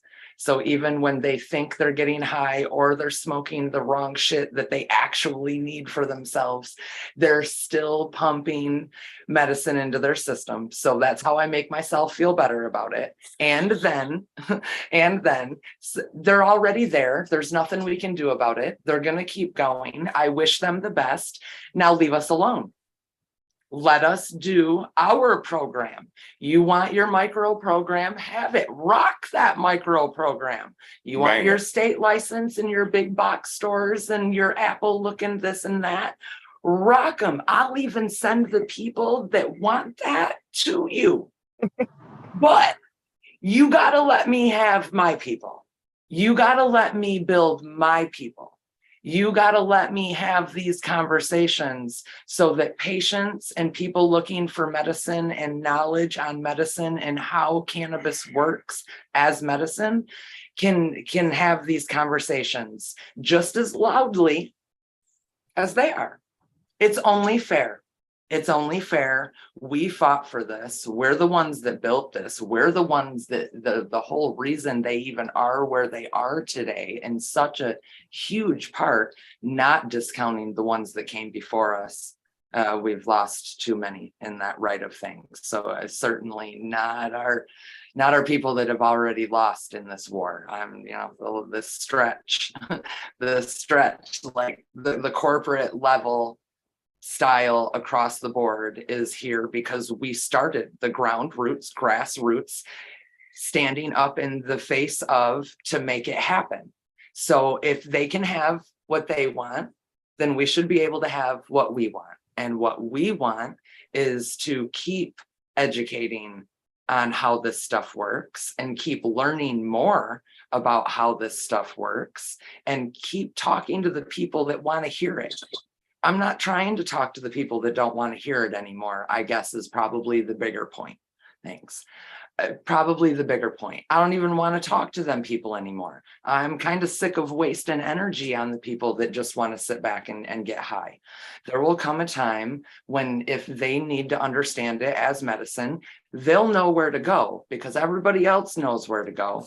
And I can't say that. That was wrong. Not everybody knows where to go. And that's why we got to keep having these conversations. But there's a lot of people that get directed to this group and otherwise. So there's a lot of us out there. A lot of them are in the chat. I love you guys. I do. I'm sorry. I love you guys. The chat is amazing. There's amazing people down in that chat rocking it every single show here. And I never, ever, ever, ever discount that, because they're all here for a reason too. You know, we're by far not the only souls out there, but we are a minority, and I don't think we have to be. And if it's fair for them, it's fair for us. And I think as long as we make them, then it'll be fair someday, and they won't be able to hurt us anymore. And we will be able to continue to do what we do and heal as many as we can and teach as many as we can to do it for themselves. And if they want to grow, let's do it without the repercussions, just like they don't have the repercussions.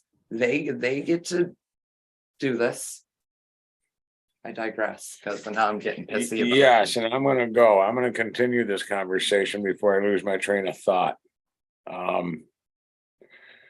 There's a lot of ways from a lot of subjects that have been touched for me to refer this conversation to here in tonight's broadcast. However, we're going to use something with a little addition that Angel just said. Let them have their people. Let us have our people. Now, we already know that their people is going to far outnumber our people. Okay, that's just numerically, statistically fact. There's more of them. There's more deceitful advertising. Whether you want to call it deceitful or not, there's more advertising in the sense of this is where you can get your flower, and the people just don't really know what they're purchasing. But at the bottom of the day, I think that everyone's missing the real question. And I'm sorry, guys, but here we go. Question is corruption. I mean, come on, man. Let's just cut through the chase here. Let's just cut through the article. Looks like it originated on reports to Detroit News. It's on Benzinga right now. Came out on February 2nd this year, just this month. And for the past 2 years, the FBI and the federal grand jury have been investigating former Michigan House Speaker Rick Johnson for more than 2 years for suspicion of taking bribes in return for awarding medical marijuana licenses, reports the Detroit News. According to 3 sources familiar with the matter, anonymous, of course, the investigation is covering nearly 2 years, from 17 to 19 of his tenure. Isn't that funny? What's ironic about those 2 years? What happened in the middle? A lot, Rack? a lot, yeah, Rack, a lot, 18. a lot, Um, a lot. okay, he was chairman of the Medical Marijuana Licensing Board.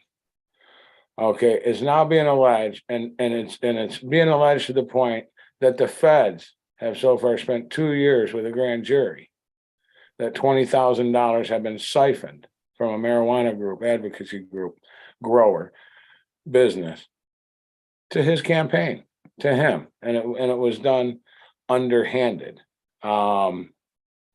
So far, Johnson has not been charged, but court records, United States of America versus Johnson Rick v. obtained by the outlet, confirmed the federal litigation is in fact underway. He not responded, but what's he going to respond? Now, this goes back to Governor Snyder, who appointed Johnson to the chairman of the licensing board in May of 27. Imagine that. As soon as he got in office, guys, as soon as he got in office, boom, let's get paid. However, Snyder appointed him, and he was a marijuana lobbyist prior to the appointment. And it's just terrible. But then Brandon Dillon, he was the chairman of the Michigan Democratic Party. He says it just smacks of corruption. And it absolutely does. And the thing is that licensing board had the authority, past tense, had to choose which businesses could get into the cannabis space first. Therefore, Johnson as chairman had influence over the board and its decisions. Now, Argyle Gretsch stepped in and issued an executive order eliminating the board in 2019, establishing the new beloved state agency. She's claiming it will eliminate inefficiencies. This cracks me up. I'm sorry. I laugh internally here. I almost pee myself. We're talking about the government here. Come on, inefficiencies. What the hell are they talking about, man? Here we go. This executive order will eliminate inefficiencies. You ready for this? You ready? I mean, this is just, I can't even say what I want to say. This executive order will eliminate inefficiencies that have made it difficult to meet the needs, I'm sorry, guys, the needs of Michigan's medical marijuana patients. Now, at the same time, let me tell you something. Well, we'll just keep going anyways. He was then, hold on, I'll tell you something in a minute. Johnson was House Speaker from 2001, 2004. Before joining the Marijuana Licensing Board, he worked as a lobbyist with Dodek, Johnson, and Lansing with former Speaker Louis Dodek. In 2020, after the board was eliminated, you ready? This guy's under federal investigation, man, for taking bad money. He's a lobbyist again, and the state's allowing it. I mean, they're just letting him be a lobbyist, guys. Now, let's get back, delve back into that. They can have theirs. But you know what? They can't have them all, because there's people that need help more than they need to just go spend $1 and feel good, because they think they don't need to feel good, but they don't know why. And I'm not being facetious. I'm not saying they don't need to feel good. But I mean, there are people that truly need the knowledge, and that they don't get them all. They just don't get them all. And this right here is them trying to buy them all. Buy them all. And I'm going to get maybe just a tad cynical here. But if you think he's the only one, wrong answer. Wrong answer. He was the exposed one to this point. For me to believe that there's nothing wrong in the state of Michigan with the caregiver and patient access directly tied to our state government's direct, and I'm gonna say it again, and I'm sorry, I'm not anti-government, but I'm just anti this legislation, direct involvement with the intent and the purpose of disrupting it, with the whole intent and purpose of disrupting it. And I'm just gonna go out there like the media for a minute now, and this is just my opinion. But in my opinion, it's solely because there's a whole bag full of Johnsons. Okay, there's a whole bag full of Johnsons, because if as a caregiver, we were to get caught giving $20,000 to a politician, we'd be arrested before the politician. Okay, the politician would spin that upon us because they know we ain't gonna have money to defend ourselves. So, they didn't take it, we forced it upon them. And it just don't work that way in the corporate world, and they're buying. And we, the people of the state of Michigan, are sitting back, and everyone, not just people in the medical cannabis community or in the cannabis community in general, everyone in the state of Michigan just sitting back and watching this happen. And I've said it, and I'm going to say it out loud. We need a citizen oversight board. We don't need to be published and told, here's what we want you to read. We need people in these chambers that are reporting what we need to read in language that the common citizen can understand. And I don't undervalue the knowledge of any common citizen. I just understand the value of the political spinach. It's an artwork form. And that's what we need for these things to stop. And until then, we need to fight like hell, guys. I'm down. We just need to fight, and we need to pay attention to these things because they are happening. It's been exposed. This is why. Medicine. At the end of the day, literally, this is why. We can smoke a joint and we can get high on it, and we can balance for the day, and we can talk about all the details as to why it works. But at the end of the day, this right here is what reverses, we'll use tonight, reverses the things that the doctors and hospitals and surgeries and pharmaceuticals are not capable of doing. They send people home because there's nothing more they can do, and then they put them on hospice, and then they put them on a bunch of, as much as possible, the pharmaceutical after pharmaceutical until they have no more life. They're drowning basically in pharmaceuticals, and they can start taking this oil in the way that people like us suggest taking the oil, and they're still here. And again, Chuck is sitting next to me right now. I can look at Chuck. The doctors and the hospitals, they weren't going to do anymore. That's what happens. Jeff's had his own story. He's still here at the end of the day. I'm looking at him in the camera, Eagle, myself. And at the end of the day, like, this is why, and they stop us from this. They try to say that we can't do this. They try to say we can't talk about this when we've seen it with our own eyes over and over and over and over again. I spent 14 years intentionally finding information on the hows, whys, whats, and whens around this. And when it came to pancreatic cancer, it was always spoken to as even we couldn't get to it usually. And yet here he is literally sitting next to me because he knew, he listened to himself, and he took far more oil than even us would have recommended him to take. I would have told him up that dose as fast as you can, get it in there, pump it in as much as you possibly can. Never in the doses that he chose to put in his system that ultimately created a system, activated, fed the shit out of his endocannabinoid system, literally to the point that here he is. It's the facts. It's not just a little bit of truth, maybe kind of, it might have been cannabis oil. It absolutely 1,000,000% was cannabis oil. And it was 14 years of searching for information, knowing that his cancer specifically was still the one that we struggled to get, even with the oil. And he sits here next to me, literally. It's mind blowing. I will never get tired of hearing it. This is how we learn. This is how we know what to do.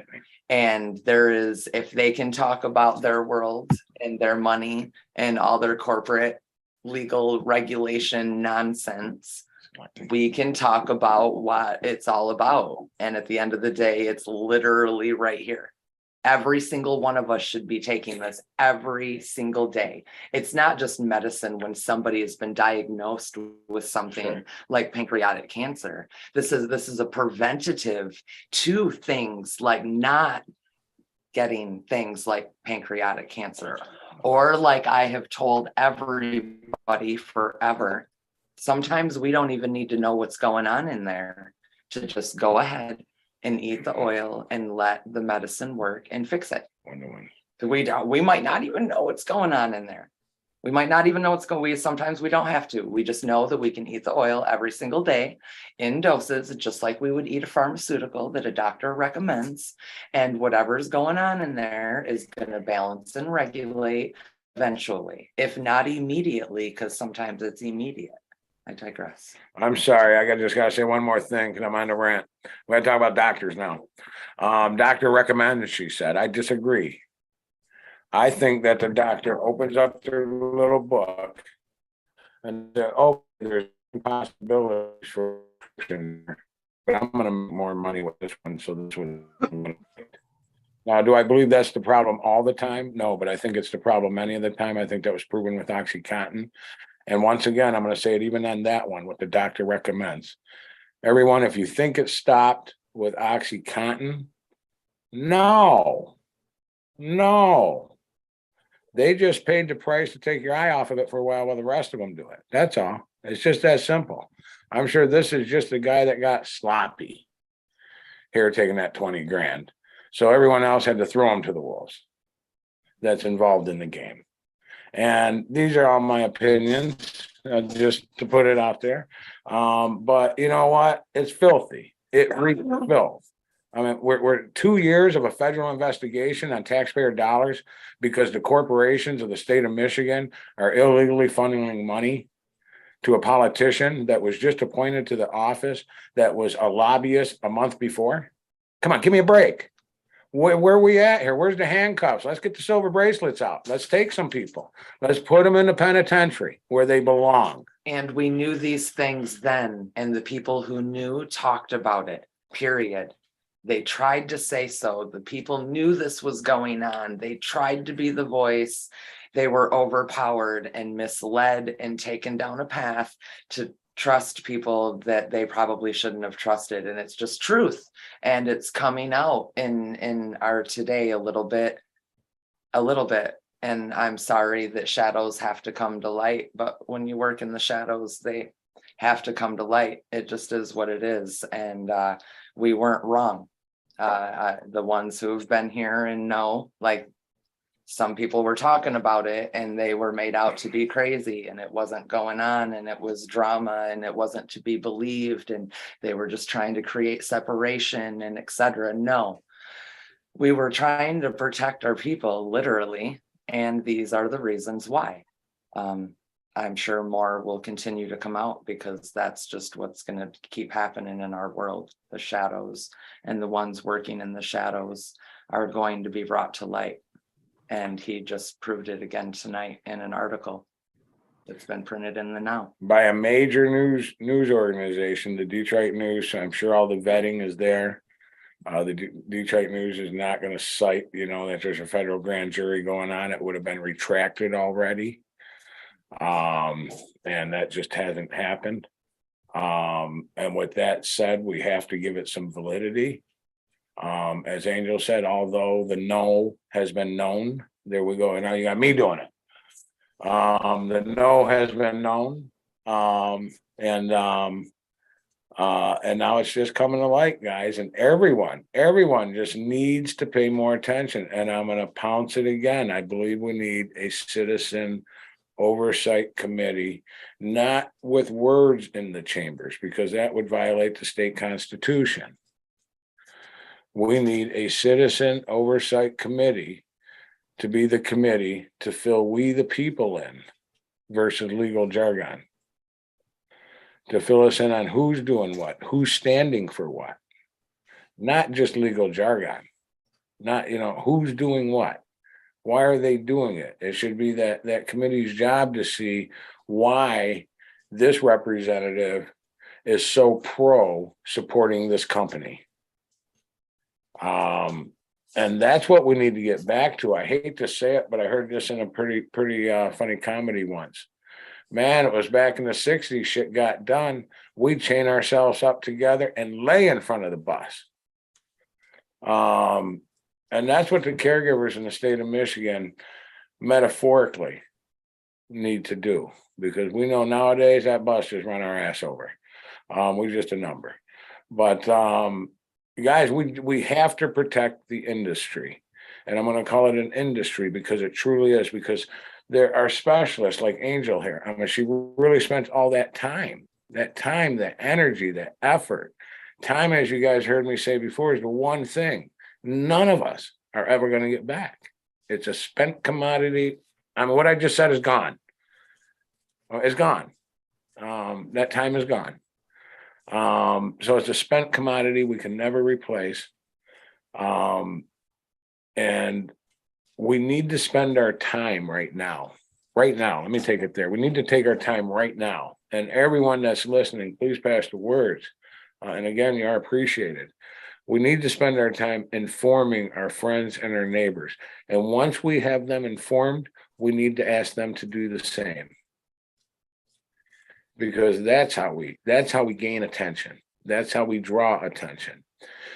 We don't need to just inform them that caregivers matter. We need to inform them things like Rep. Johnson here. We know about this. What's going on?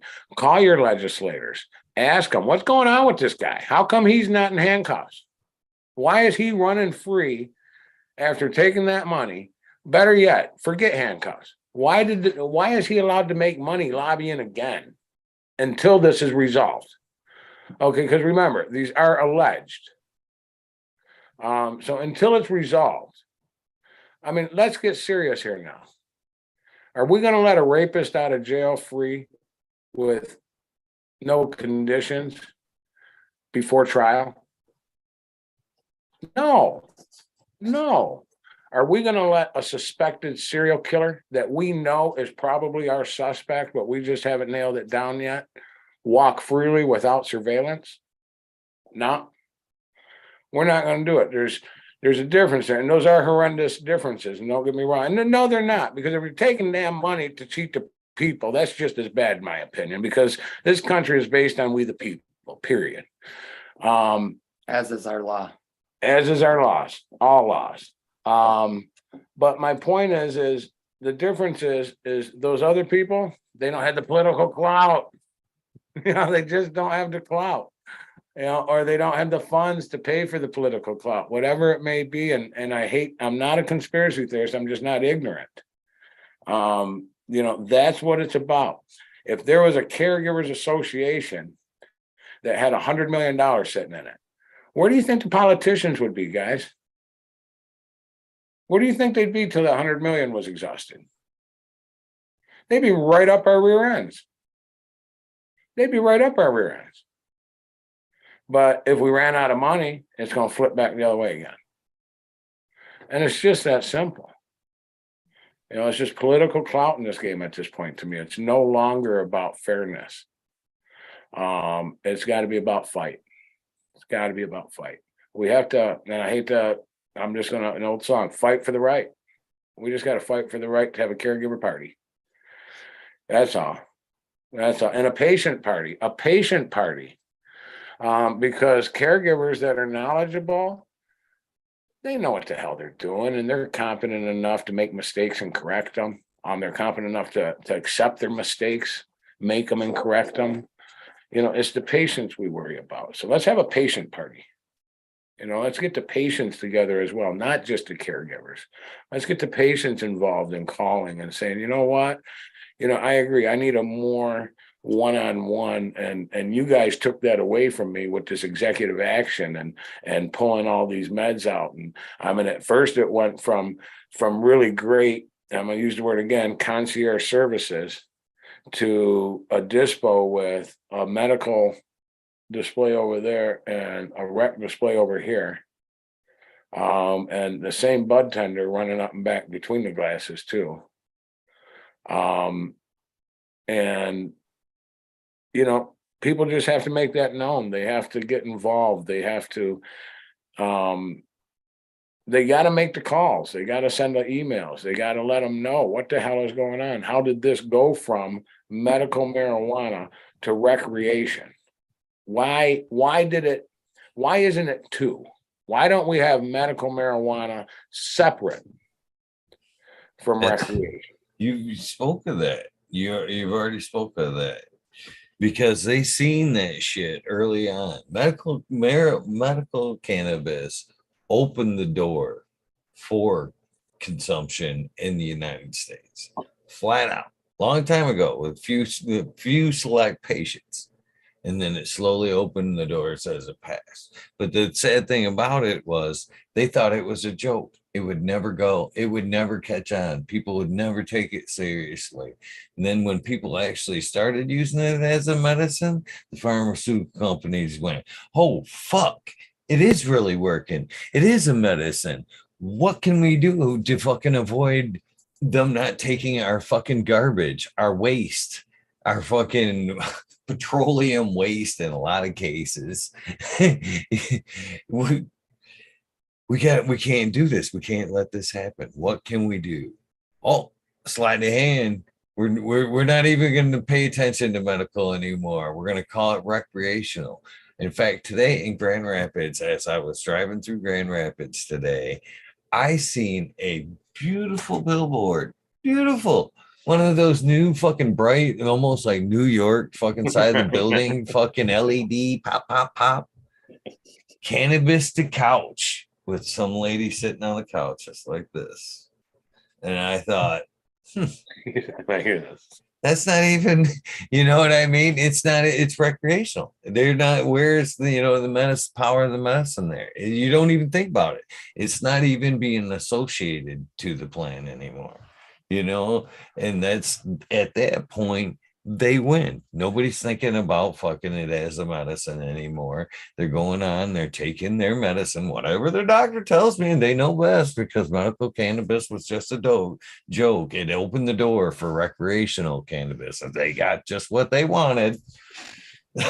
That's what happened. 100%. And now they just want to bury the message of medical cannabis in recreational so they can diversify. You know what's going to happen? Instead of losing their asses, not only the medical pharmaceutical company, but alcohol and tobacco too are regrouping their losses to fucking invest in the next big wave, cannabis, recreational. So now they're lobbying for it. They fuck the medicine. Woohoo. Let's let us think. They don't want the regulations of medical side of shit. They want to fucking push it through just as easy as alcohol and tobacco. You know what I mean? It's a party. We'll put a slap a warning label. It will be a warning label. It won't be, hey, this thing will make you fucking healthy. This will ail your pain.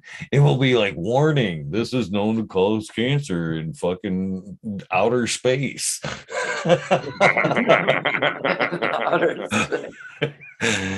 But it won't be, at that point, they'll still be able to sink their fucking claws into the sick and dying.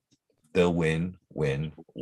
And totally erase medical cannabis out of the history books, just like they wanted to do. So that's why we need to keep getting that message out there, as you know what I mean. And we didn't, sadly enough, we need to get the medicine out there, but I really believe as the availability for the patients, at least here in Michigan, there should be some kind of privacy, some kind of little bit of intimacy. You know, I shouldn't have to this is all hypothetical. You know what I say? I shouldn't have to wander into a dispensary and explain to the bud tender, the counselor, whoever we want to call them, and this is my ailment. I got Crohn's, or I'm taking it for this reason. And I've got irritable bowel ones. I don't know. You know what I mean? But I shouldn't have to say that next to hey, I just want a couple blunts and some dabs. You know what I mean? My conversation and their conversation shouldn't cross ears. There should be some kind of patient confidentiality there. And that's what they get through the caregiver system. There's that one-on-one counseling. It isn't, I don't know. We need to keep spreading the message of the medicine. Otherwise, it will get erased in recreational cannabis. 100%. And Ego, there's a reason we need to spread it even harder. There's one more spin in my mind. As we know,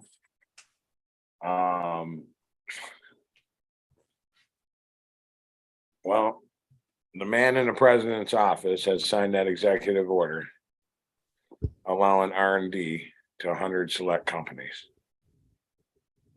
And with that said, where's the next spin now? Are we expected to believe, as we are expected to believe in Michigan, that spin is about we the people and the people helping the people? I mean, those companies, those are large companies that are doing the R&D, spending large dollars. And I believe that we have one more spin coming on a federal level, because I believe that the federal level, they're going to want to push the rec as well. Once it gets there, because again, the taxation. And that's really what happened in this market, in the medical market. It was regulated by taxation to death, to know for comfort when they seen the greed and the 200% more on the rec. And I'm afraid that the government is going to, the federal government is going to do the same type of spin towards just pushing the cannabis, with maybe now, like you said, you got the government saying, oh yeah, we researched this and it's been proven to holistically, improve these conditions. However, Prop 65 applies, whatever. Now, how many people are going to run into the dispos because now all of a sudden you have an official? It's almost like a white coat, you have an official telling you, that, hey, yeah, we found out it has some benefits, so go to your local dispo. And again, that's just a hit against the caregiver. That's not a slam against the dispo. That's a hit against the true caregiver, the true caring caregiver. And so I think that's another spin that we're faced with in the future as well. I could be wrong. I pray I'm wrong. But one thing I know about government is once they're in, they're in. And it takes the people to fight up to control them. That's what I know about them. It takes the people to stand together, band together, and stand firm. And that's really what happened in Michigan through intimidation. It was intimidation practices that really made these people run and get scared. I'm me, and I'm sorry, I don't get scared. I'm going to do the right thing for the right reason for the right people. And that's what we need. It's just what we need, but I'm afraid that it is an uphill battle. I agree with you wholeheartedly. wholeheartedly. I also agree with Angel. The hell with that. That's stupid. Let it grow. It's a natural plant. What's wrong with you? It has benefits. So, I mean, I see every side, but the fact is, the true fact is the government is involved. Fact. Whether they're involved righteously or not righteously, it's still fact, whichever way it rolls. So it's our job. It's our job to rein that in. How the hell are we going to do it unless we get more people on podcasts, more caregivers, fucking talking shit with Eagle? How the hell are we going to do it? Yeah, fuck the Rock. Oh. I mean, you see where I'm going, though, Eagle? I mean, it's now government. You know, that's the next step now, are the feds. Tried to get a smile out of Jeff there. He's been so serious this whole time. I just tried to. Yeah, Jeff's always serious, but he's always fun. Listen, you say so many things. When you were talking about big tobacco getting involved, and I remember one of the first large purchases up in the Canadian market was by Atria or Atria, I think that. But the back end fucking company is either Philip Morris or RJ Reynolds. I'm not going to misquote it here, but the bottom line is they lost their market share, right? So I'm pretty young and old at the same time, right? And so I am still a cigarette smoker, but jump the next generation, they had nothing left. That's where we saw the digital smoking revolution or whatever, and they got a whole bunch of market share back really quick. And now the feds are regulating what can be done with the Juul and all that shit. But the bottom line is they don't like losing market share. Lost market share is lost fucking money. And when you lose market share, you've got to find another place to recoup it. It's, broad, simple fact. So, we're at like a very dangerous precipice right now where as Pfizer takes control of this shit, it is going to be lost. And we've already seen that through some of the development of the, mimic compounds, right? So, again, this is another conversation I had earlier today, but why take something that is so perfect and beautiful when it comes out of the fucking ground, and then let's try and create fake compounds that can then plug into the ECS, and the logic of all this is just fucking mind-numbing some days, right? And but no, we're at a really dangerous place. Those groups that we, whether it be pharmaceutical or big tobacco, have lobbying entities that are just absolutely massive. And so when you were talking about that 100 million in the caregiver's back pocket to create a lobbying organization, I do think the caregiver is an essential piece of all this puzzle, but what's going to get lost is the fucking patient. And so,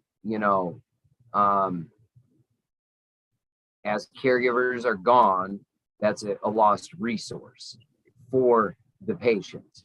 And that is where all of this cycles around, is the actual patients, the actual people who need this. And as Angel's often said, they might not know they need it fucking today, right? But maybe they're gonna, so then they need the rest of the information.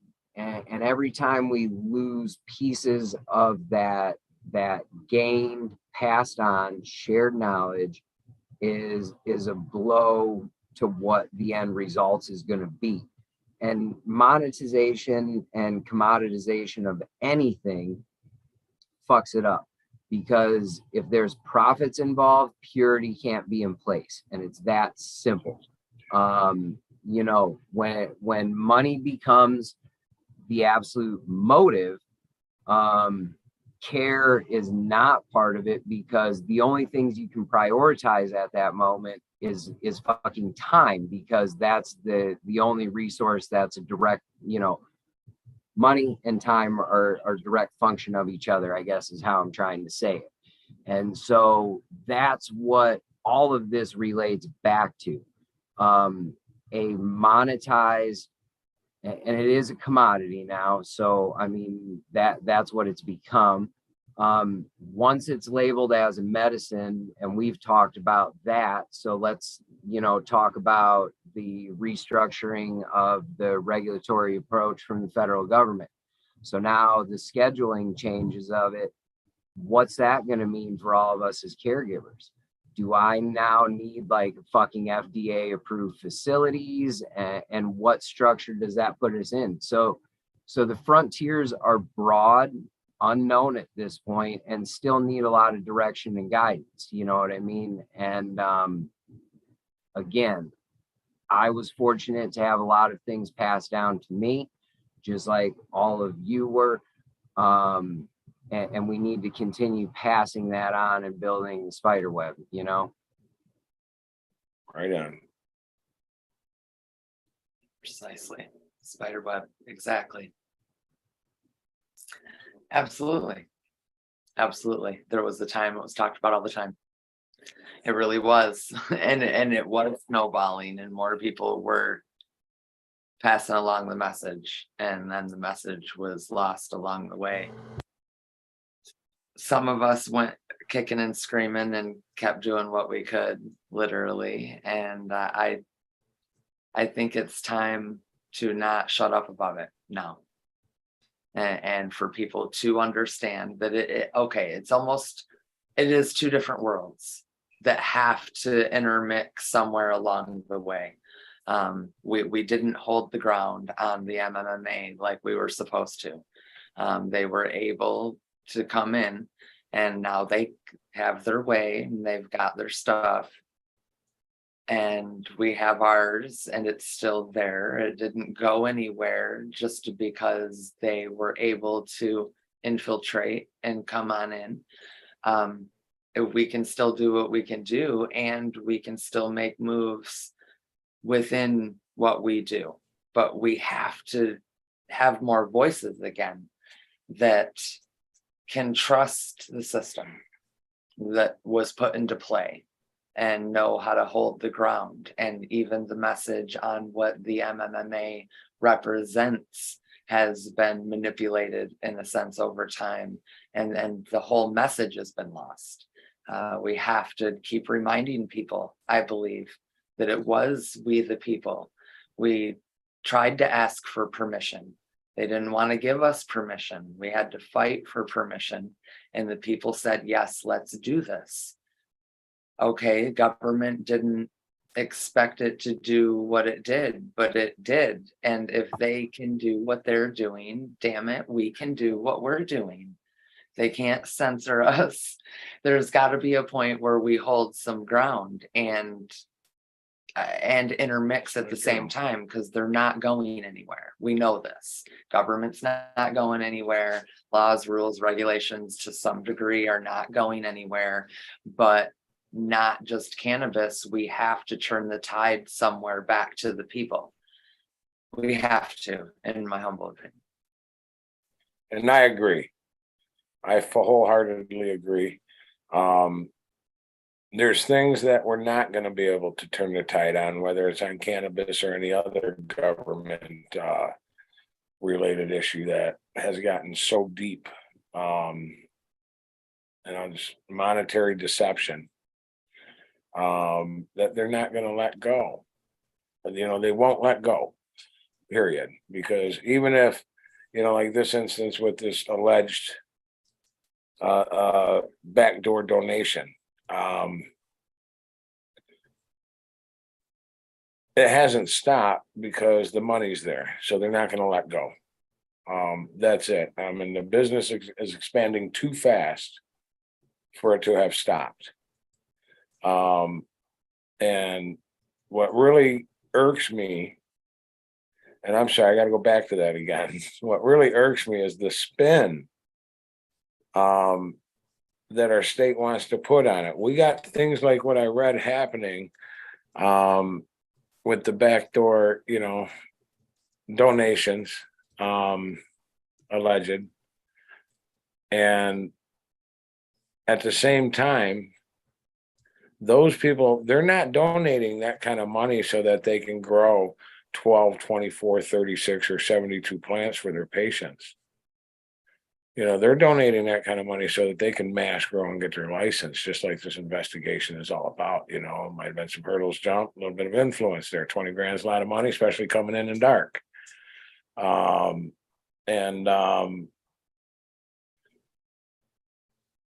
point is there's so many of them.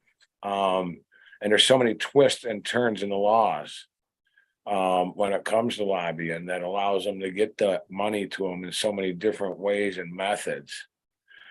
And there's attorneys that, you know, guide them through them webs of deception and legal deception, government-backed corruption, in my opinion, violation of the RICO Act. I mean, come on, more than one person knows about it, and it's weaving and bobbing its way through the law.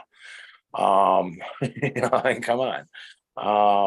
But what we really need is we just need, as Angel said, more people coming back, and excuse my expression here, I mean, you know, I'm just gonna put it out there, to their senses about we the people.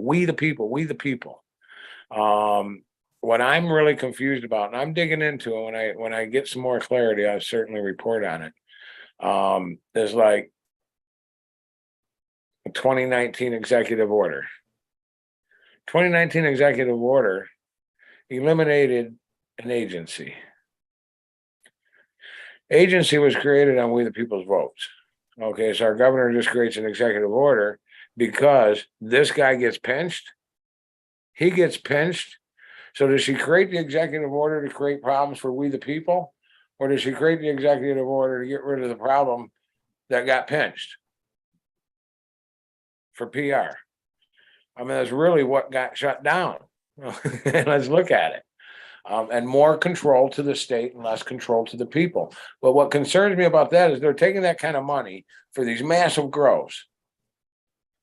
And then the state wants to manipulate it and say that the caregivers are causing these overage problems, which again, I challenge them. Every single one of them, all the way down to Shelley Edgerton. I challenge them all. Show me a caregiver that's moving all them hundreds of pounds in turkey bags. And you know what I'm going to show you? As much as Angel might sock me in the side of the head here, so if I get knocked out, you have to apologize. Because she's a let the people grow person. And I am too, but I also understand the government's there. I'll show you a caregiver that's acting outside of the laws, i.e. a bad actor. That's what I'll show you. But I'm not going to show you 100 of them or 1,000 of them across the state, filling them tables and moving them turkey bags. That's not going to happen because they don't exist. They don't exist. End of story. They're commercial ops. And I challenge anyone to prove me different. Now, don't come here and try to prove me different on, oh my God, we picked on this caregiver and got 9 pounds from him. I don't want to hear that shit. I want to talk about the people that are moving all of those overages that you're specifically speaking about, that you specifically say didn't pass testing, but it's out there anyways, and we don't know if the people are safe. But you specifically know that you authorized the mold and the bacteria remediation that made it like that. Can't we just label it that way? Can't we just be transparent and tell them that's what it is? And if they want it, they can have it as we tell them how bad it is. Or They'll good. eventually learn. You know, and that's where I'm at with that. And people, we need to stand up. We got to stand up. I don't care if you're pro pot. I don't care if you're pro lower taxes. I don't care if you're pro lower gasoline taxes. It just really don't matter at this point in 2023. If we don't stand up, just take a look around, man. Take a look around. We have to come together. As crazy as that sounds, coming from a centered, right-leaning person like me, we all need to come together, every single one of us.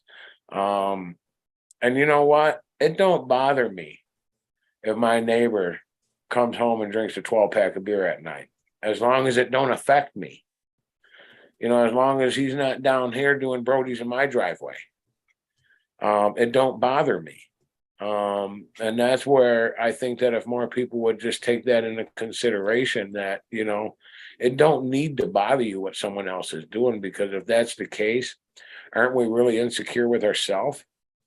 And I'm sorry, that's just the way I feel about myself. It just don't bother me. So why should what I do bother you? As long as I'm not affecting you or yours, as long as I'm not raining on your parade, and excuse the expression, as long as I'm not coming to your house and shitting in your pillowcase and not telling you about it, why should it bother you? In property rights, they call it the right to quiet enjoyment of your property, and it has nothing to do with sound. It's where quiet's used in one of those legal terms. So, I love, like you said, the Citizen Advisory Board is a great fucking idea, because legislation as written and passed makes no fucking sense. Look at our tax law and the layers in that, and figure out what the fuck is actually allowed, and try and make sense of it. And really, taxes should be understandable to the least common denominator within our society, right? I think a third grader should be able to understand what the fuck they're paying their taxes and where it's going. So that the legal precedent for that, and the terminology, is the right to the quiet enjoyment of your property. Meaning, as long as what I am doing does not directly influence, impact, or negatively harm my neighbor in some way, then I should be able to do it. Smell has not been deemed to be one of those things that negatively impacts. So there is legal precedent for it. I remember there was a case study about something where the dude was building his fucking Harleys and working on them, and the neighbor, didn't like the smell of fucking gas, oil, and sounds and shit.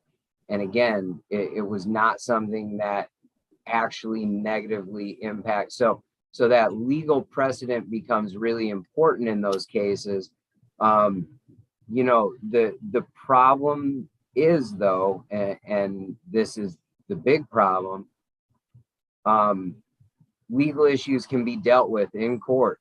And if you're operating within the parameters that have been set forth under the state guidance, that doesn't mean you're not open to incursions, right? And by that, okay, so I might not, I might be able to beat the case. Let's call it what the fuck it is.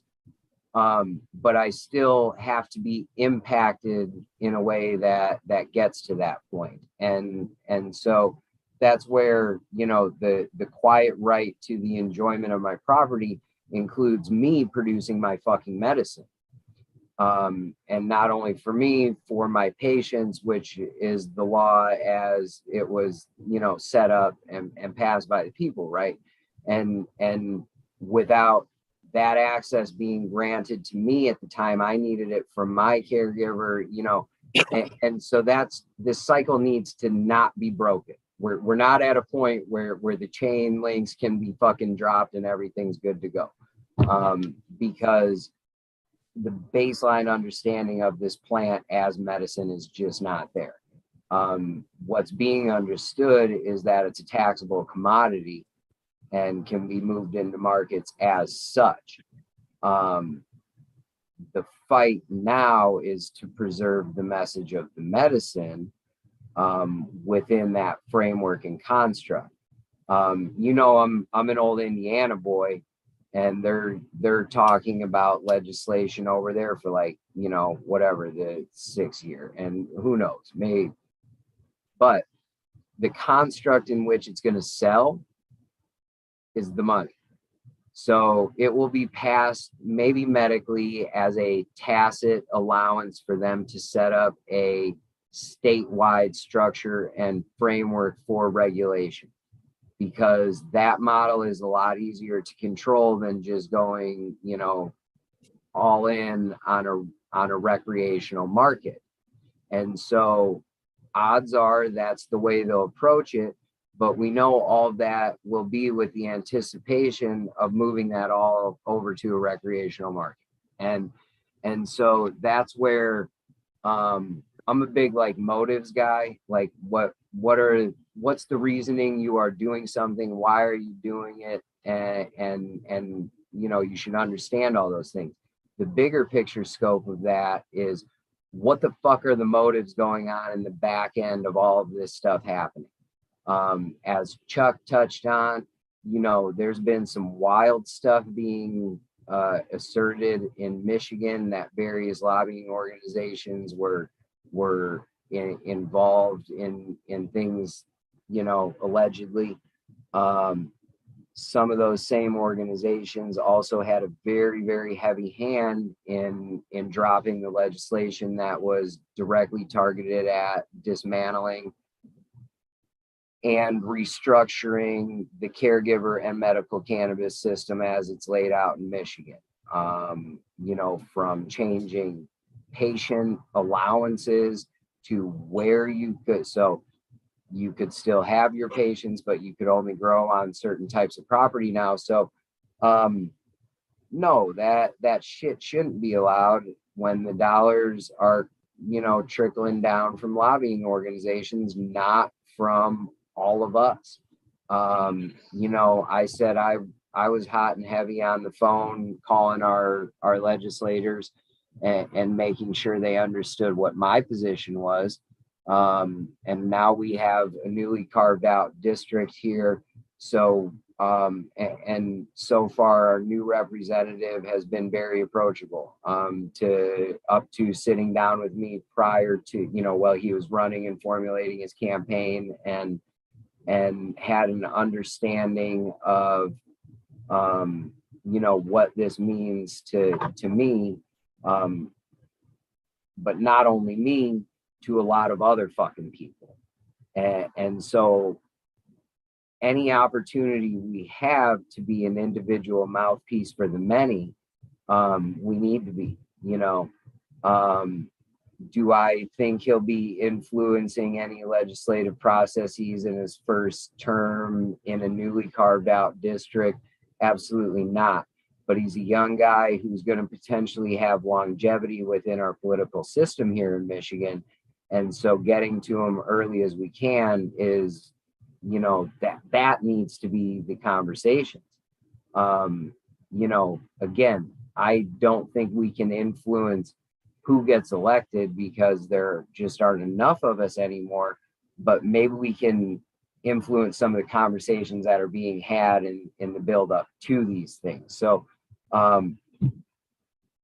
you know, I try to be optimistic about all this shit, but like I said, I've been watching what's going to happen in Indiana, and I think it's a very predictable rollout scenario.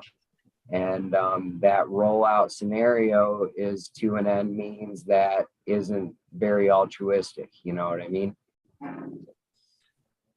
Completely agree. Fuck the rock. Just kidding. Fucking I had to throw it in there.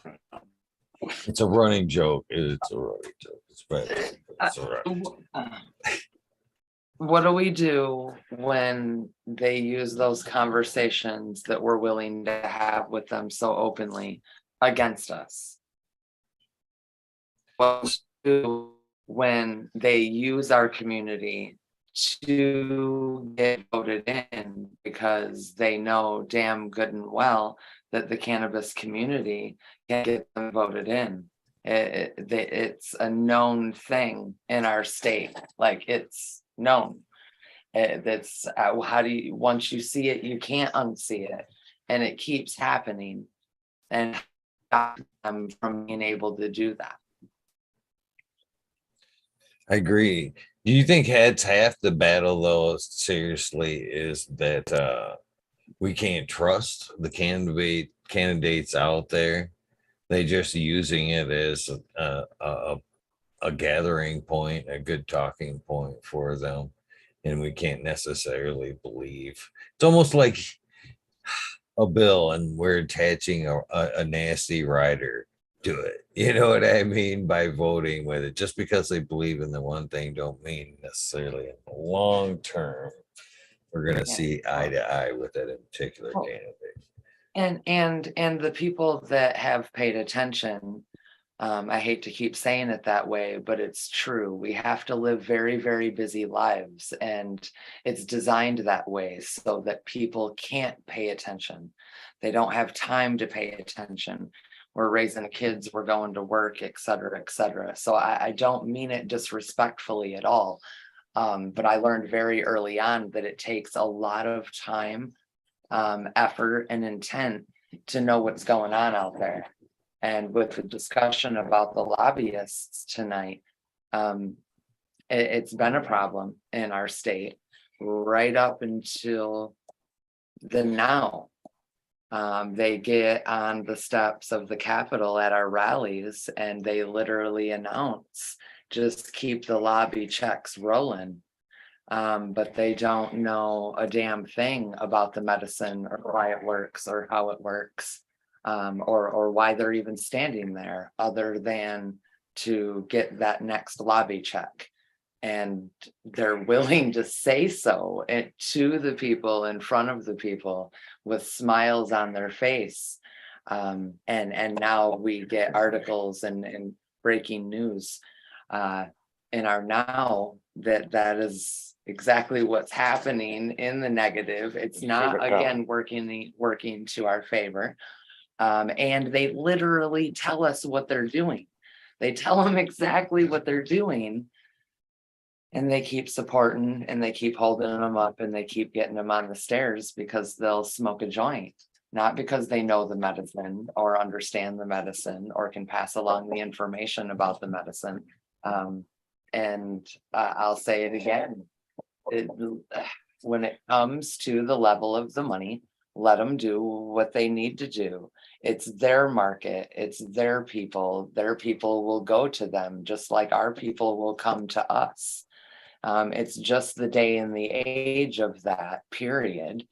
And if we hold the ground and we keep having the conversations about the medicine and people keep hearing those words, and really we keep sounding like a broken record a little bit, the message gets out there and our people will find us too.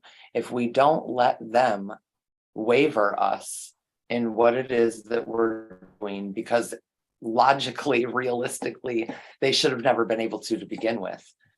It's a plant. It's no different than a tomato. Get out of my yard, get out of my house, get out of my farmers markets, get out of my private parties.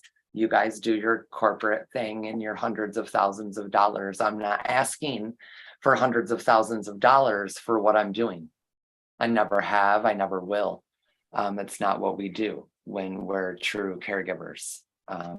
We simply want people to feel better, and we know how to help them feel better. When the doctors send them home to die, they send us their people that they cannot heal anymore, and we are able to give them at minimum a quality of life to the level that they're capable of having, if not more than that. They send us out, they're dying. They send us their dying. We help their dying. So don't, I'm sorry, I'm gonna get harsh for a second. Don't tell me it's not medicine. Don't tell me I don't know what the fuck I'm talking about. Don't tell me that we don't know how to do this. Don't tell me that we haven't already put in the time, the effort, the work, the blood, the sweat, the tears. I don't need the fucking government. I don't need regulation. I've been doing that for a long time. We once regulated our own communities. I still do my best. I don't think we should support people that don't deserve to be supported. I don't need them to do what I do. And I don't ask for permission anymore to do what I do. I've watched it save too many lives over and over and over again with my own two eyes. I know. I need, just give me a second. And we're allowed to do that. We're allowed to help people. So let them do what they want with their money.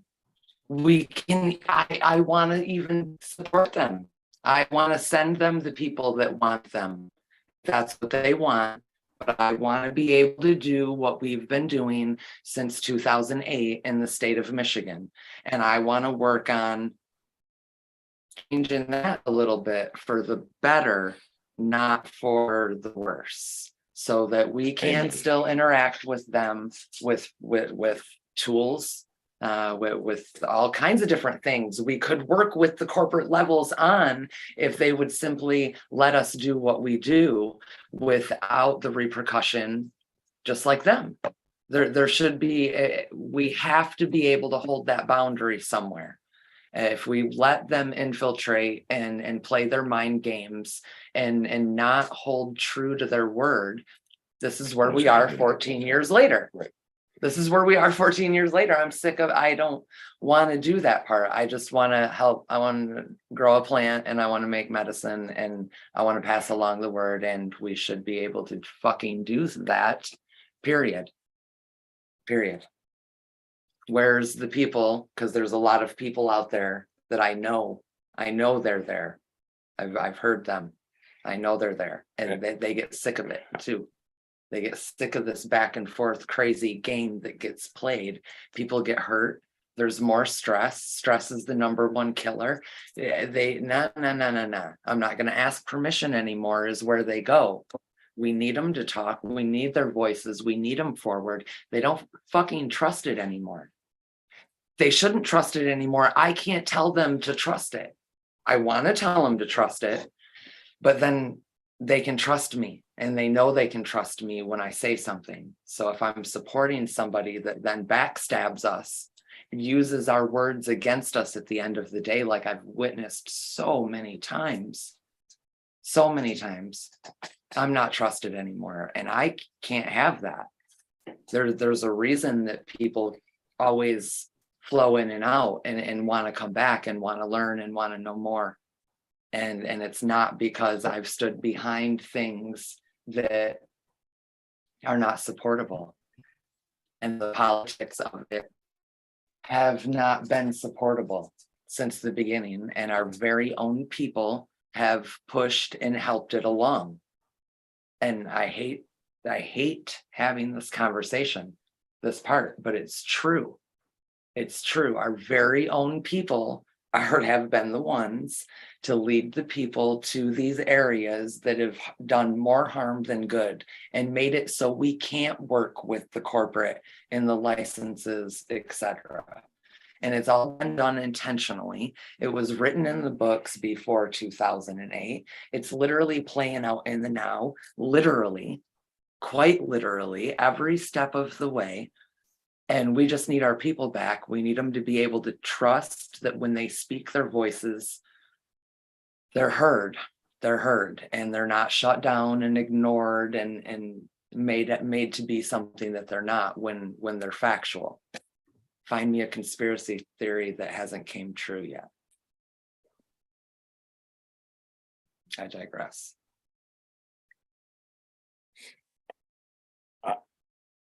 I just want to go, Eagle, just for a minute on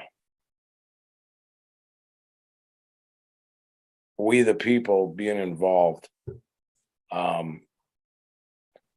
We really need to study and educate what happened.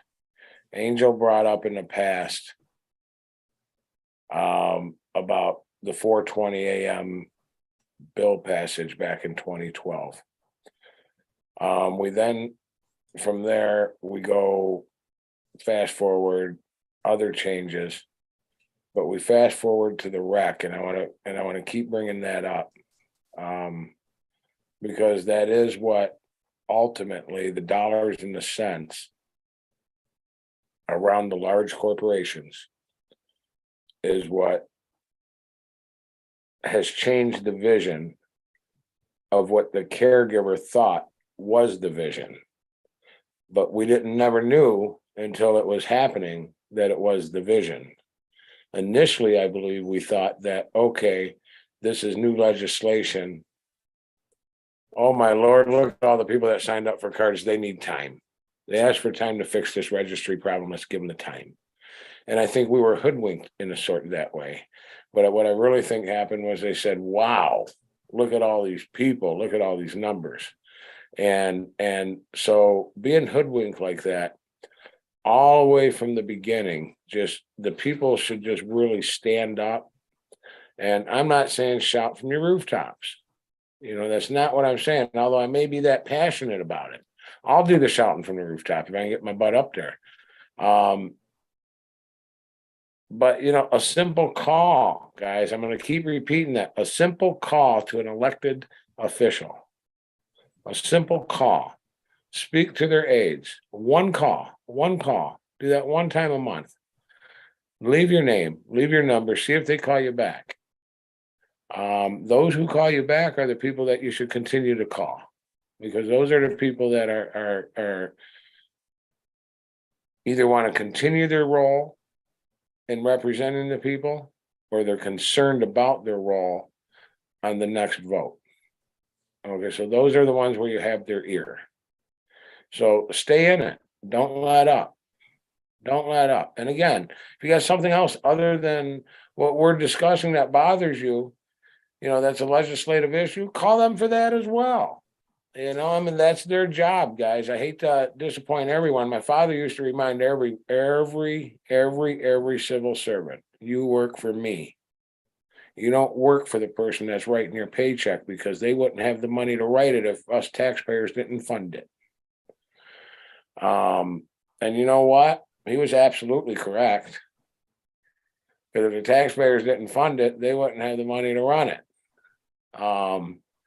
And that's just facts, And I read some interesting articles over the last year that we, the people, the average working American, are paying an average of 71% of all of our earned money in taxes in one way or another, whether it be gasoline, whether it be certain services, whether it be real estate, whether it be on your car, on your home, on a Nintendo or a PlayStation for your child or yourself, whether it be on your clothing. They say that 71% of our net income goes out to some sort of taxes. Guys, if we're supporting them like that, they need to support us, because it seems to me Angel's got it right. Support the supportables. We're supporting you, so let's support us. That's my take on So the American one in chat asks, ask the panel if a voters union would be better than trying to lobby with money. If we could vote them out, they wouldn't be able to be paid off, or if we think they could be vote, if we could vote them out with a voters union. Are you asking me, Eagle? Yep, that's what they're asking our opinion. Okay. I That's you assume when included, they, my sir. I'm assuming on voters union, they're speaking as a union of voters. And the creation of a formal voters union is going to be difficult. It's gonna, again, you're gonna hit lobby money versus a simple, and I'm not saying it's a bad idea, but I'm trying to think of a path of least resistance. If you get enough people pounding for an oversight committee, the local politician has to think, oh my Lord, look at these people. They want an oversight committee. And I think when you get into a union, I think that you're getting into so many different possible viewpoints that once again, we may, and again, I don't think it's a bad idea, but we may have the ability to lose the message.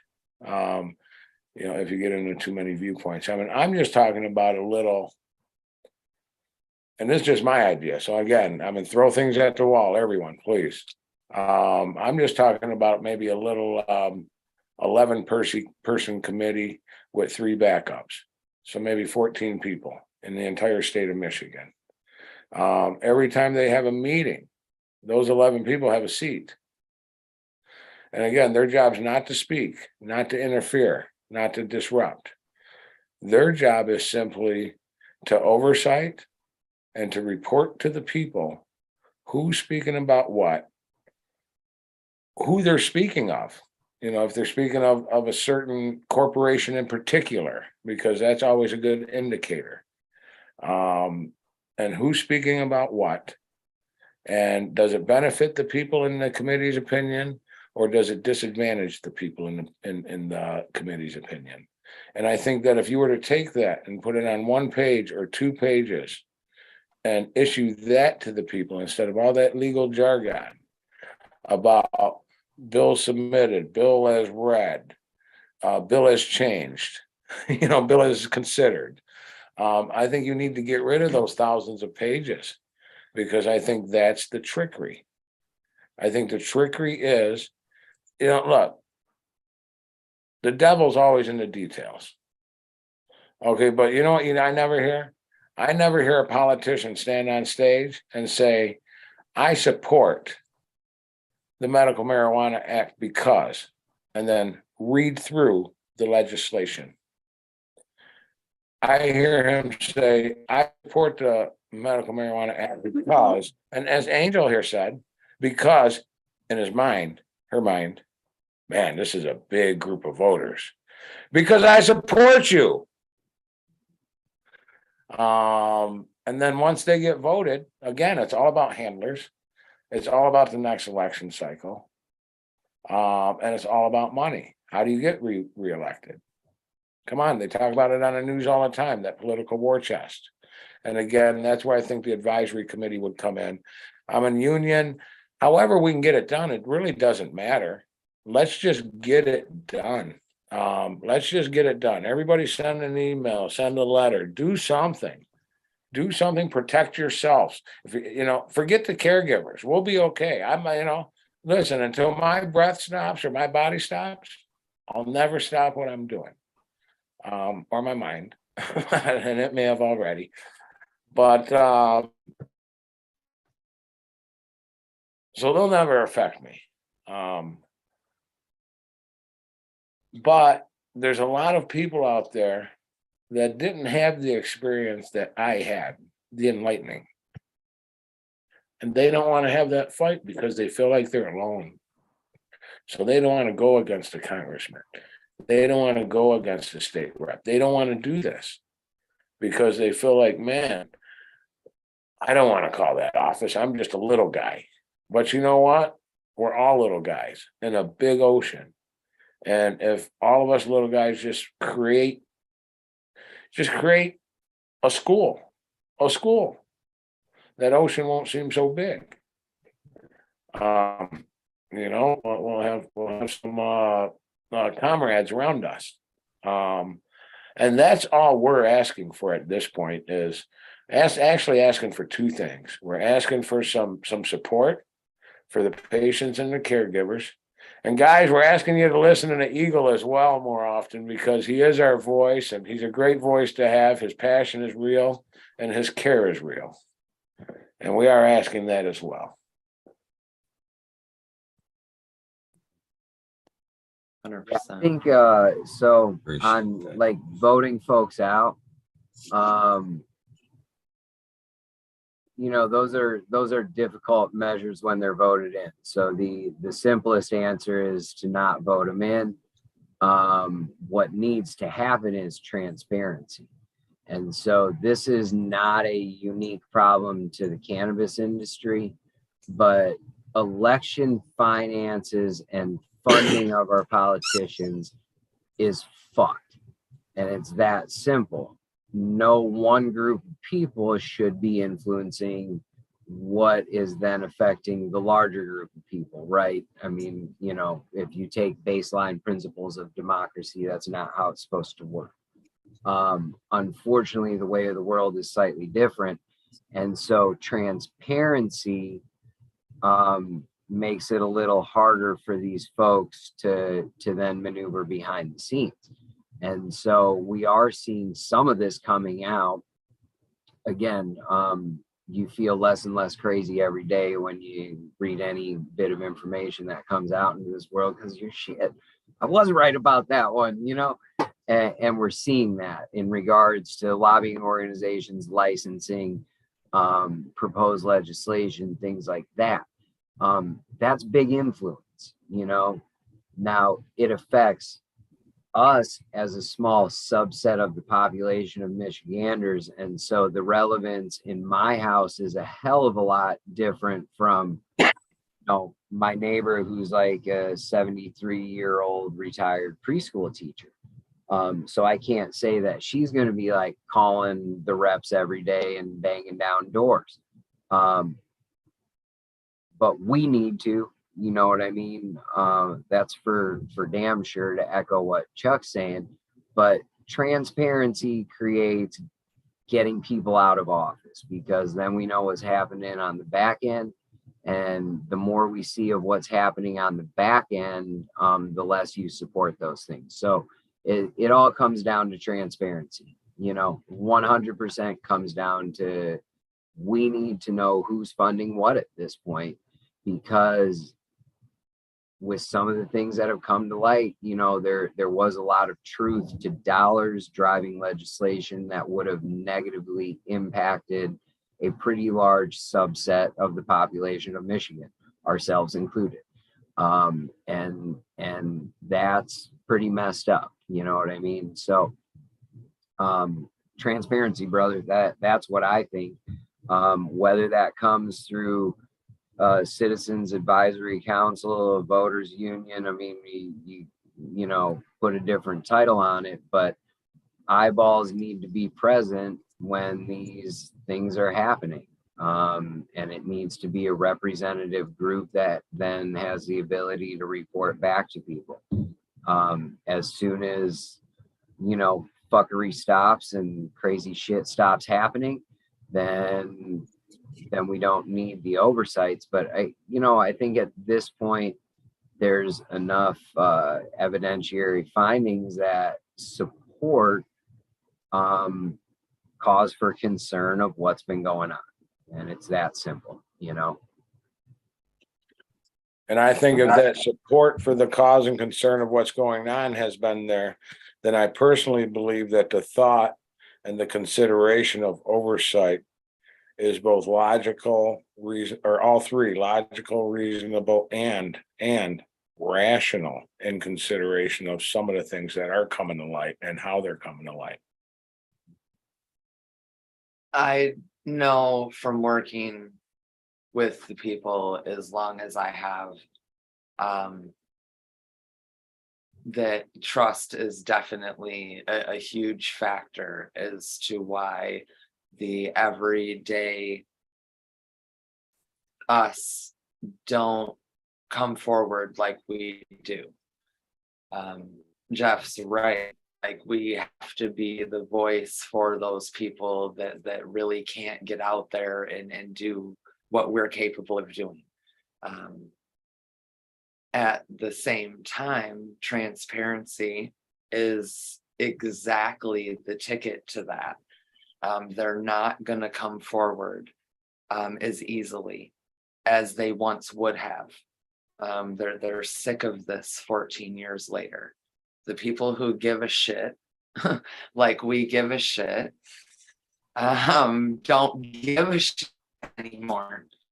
And they're not wrong for feeling that way. And it is still up to the us's to change their mind. If we can hold true to the value of what it was supposed to be all along, where it was supposed to stay all along. The message changes over and over and over again, even though it's still written in black and white. Whoever, somebody let that happen. Somebody let that happen. The black and whites are still the black and whites, and those were our guidelines to work with them and the state, the government, their money hungry stuff. That was our barter per se, but the reality is it was our pushback. It took the people to make it happen. There's a lot more of us that want to talk about it, but not if they have to eat the bullshit. Not if they have to be led down paths that ultimately get them hurt at the end of the day, whether it be to the next event or the next rally or supporting the next person that then stabs them in the back. It's what keeps happening over and over. I want to work with them. I do. We've been working with them. We've been trying to work with them. I don't mind being taxed. Many of us caregivers have said it since minute one. You want your taxes? We'll give you your taxes. We'll pay your taxes. We'll be a business if that's what you want. We don't have a fucking problem with that. We really don't. We just want to do what we do the way that we do it because we know how to do it. And we've been proven that we know how to do it. And then they take our information and they use it against us. And I'm sick of that, as we should be sick of that. So I have to be transparent about that because that's what I know to be true. That I can't leave. I want to say, trust that politician. I want to say they're saying the right thing and they're going to hold true. But at the end of the day, every single time, that's not what happens. So how do I keep telling them that when history has proven that it's gotten us nowhere but another fight, when all I want to do and all most caregivers want to do is take care of the people on levels that our doctors and the bullshit don't do. I'll say it again because it's factual. They send us, they're dying. The white coats. The white coats send us, they're dying. Send us, they're dying. That's how I see that. I can't not see it any other way. After hearing patient after patient after patient in and out of my office for years. I was able to meet a warrior out there, Nick, over this last week, and he's just another story where he's taken his life into his own hands because the doctors and the hospitals, my eye is twitching right now, literally on the spot, my eye is twitching right now.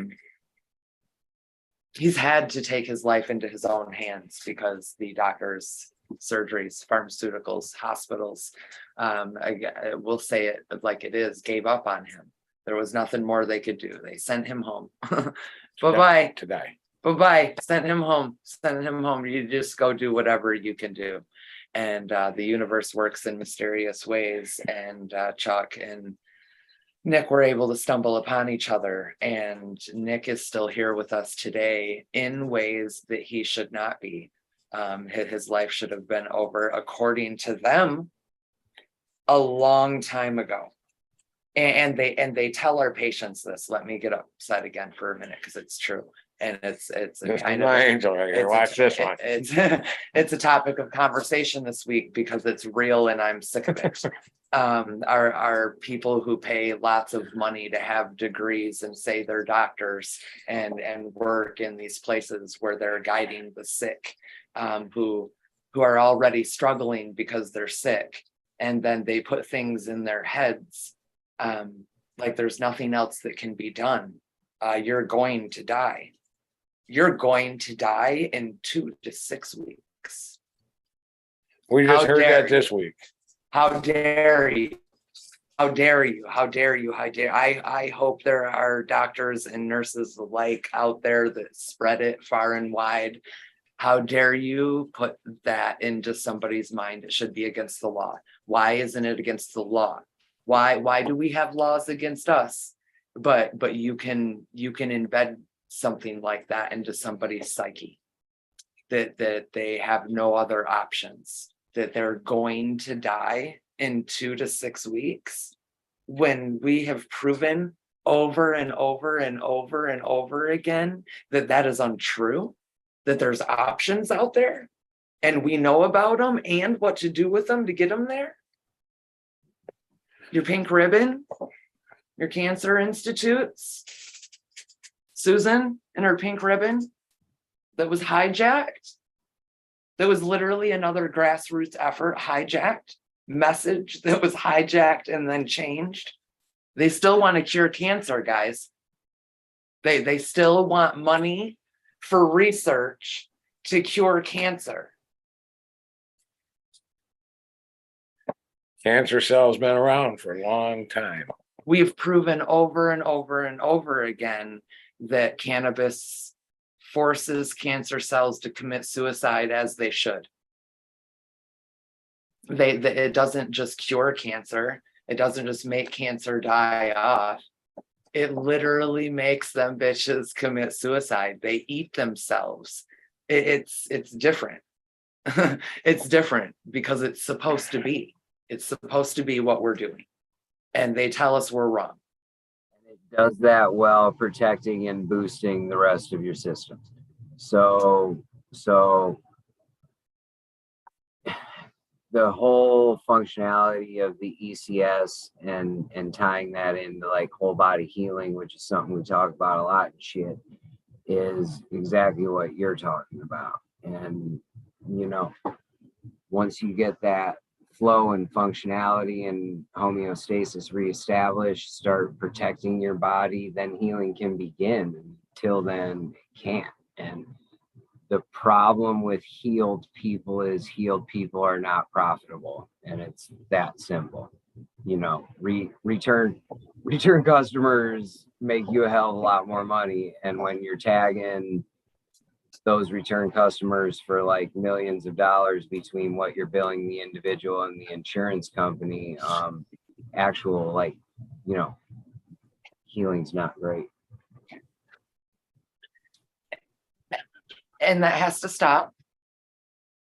And that has to stop, or we at least have to be able to stand strong enough in our Constitution, strong enough in what this country was founded on, to be able to tell them at least do whatever the hell you want to do, but let us do what we're doing so we can keep holding these conversations so people can learn about them when they're supposed to, and they can cross our paths when they're supposed to. I'm sick of fighting both battles. I don't need a degree to save lives. We've proven that over and over and over again. I mean, if they would let us do cool stuff like that, then we might be able to help that along. But once they don't want us involved, they don't want the grassroots, ground roots, Constitution, founding fathers message entwined in their legalities. As soon as we try to talk about that with them, you're pushed out. Your message is silenced somehow, some way, in some form. And they're good at it because, of course, it's the government and or their mouthpieces in between the people and the politicians. But again, we're usually silenced over time and sometimes in harmful ways. Then you have people that quote unquote bark too loudly or harassed. And now the red flags are out and there's messages being sent. And again, people being harmed because they do have a voice. There isn't enough people willing to hold the backbone so the message doesn't get wavered and they don't get away with these things. We still have it. We still have the people there. They need to know that they can come forward without fear. I promise that it is one of the levels. I'll say that there's many more that will say the same thing. We want to work with them. Stay in your lane, and let us do our job, and we'll stay in our lane, and we'll all work together to make the world go round. That's what we're supposed to be doing. If we were all the same and we all needed the same thing, we wouldn't even fucking be here. We just would. Right on. We just Right wouldn't on. fucking be here. No reason for existence. I don't want to hurt them. I'm not looking to cause harm. Do your thing. Let me do my thing. I'm not asking for permission. Y'all didn't. When you slid in your fucking laws in between our fucking laws and obscured it so the people didn't know what was really going on, when there were people that knew what was going on that said they didn't know what was going on, but they did. No. That's not winning the trust of the people. Sorry, not sorry. And as soon as they know they can say that and do that and come forward, they will. They will. Bet. Build it and they will come. But it has to be what it started on. And that was the trust of the fucking people. Excuse me, it's true. The people are what got this ball rolling. The people are the ones that can change the message. The people are the ones that can bring it back to a form that is understandable. They create chaos intentionally to confuse the people. It's done intentionally so they can keep playing their silly little games. I don't give a shit about their silly little games. Play them, but leave us alone. Just leave us alone. And however we have to do that is why I keep saying that. If that means if you make me be a mother, I'm going to be a mother. It's what I fucking signed up for in my life. I signed on the dotted line. Don't make me and I won't. Don't make me and I won't. Same exact concept. I don't want to fuck around. I don't want to fight about it. I don't want to argue about it. I don't want to talk about it. I want to talk about medicine and how we keep doing what we're doing with the plant and figuring out how to relieve people and heal people in the ways that we have in our time. And there's nothing wrong with that. There shouldn't be nothing wrong with that. There's no reason why the term THC should be demonized over our entire lifetimes plus. And it's up to us to change the message. I'm not looking to knock them out. I don't want them to not make their money. They want hundreds of thousands of dollars and they got ways of making it happen. Fine. But don't expect me to not call you out in a sense of telling the people the truth like this on a platform like this. Sorry, Eagle. I'm over it. And we also need, here's what we do know, to continue on Angel's statement there is, we also know this from experience and past history. The rec came in after caregiver was established in making medicines. Caregivers were established in making working medicines. So all the R&D and Eagle, I think we might have touched on this before on a different level, had already been done, but it's been done on the backbone of we the people. And then we the people are being kicked to the side in exchange for we the Benjamin going over to the state and to the politicians. And that's just got to stop, everyone. It's got to stop. They're gonna get theirs, don't get me wrong. But we need a little more control as we the people once again. And I just want to keep pounding that. It's about we the people. And I want to touch on Nick as well. And one day soon we'll have Nick here on Eagle for a short time. Angel's right. Nick is a warrior. When I met Nick, he was very skeptical because they told him he was going to be dead by, and they gave him a certain day of a month. I think we were 4 weeks, maybe 5 weeks from that day when he started treatment, but he hit it hard. Let me rephrase that. He hit it as he should. And we're well past that day for Nick. We're well past that day. And now we just got to keep fighting with him, because it's his fight. It's not our fight. He's doing us knowledge, medicine, but he's the man fighting. And once again, that goes back to what Angel said. Get the hell out of our life. Get the hell out of our life. And Nick, if any person today is proof of why you should get the hell out of our life, it's Nick.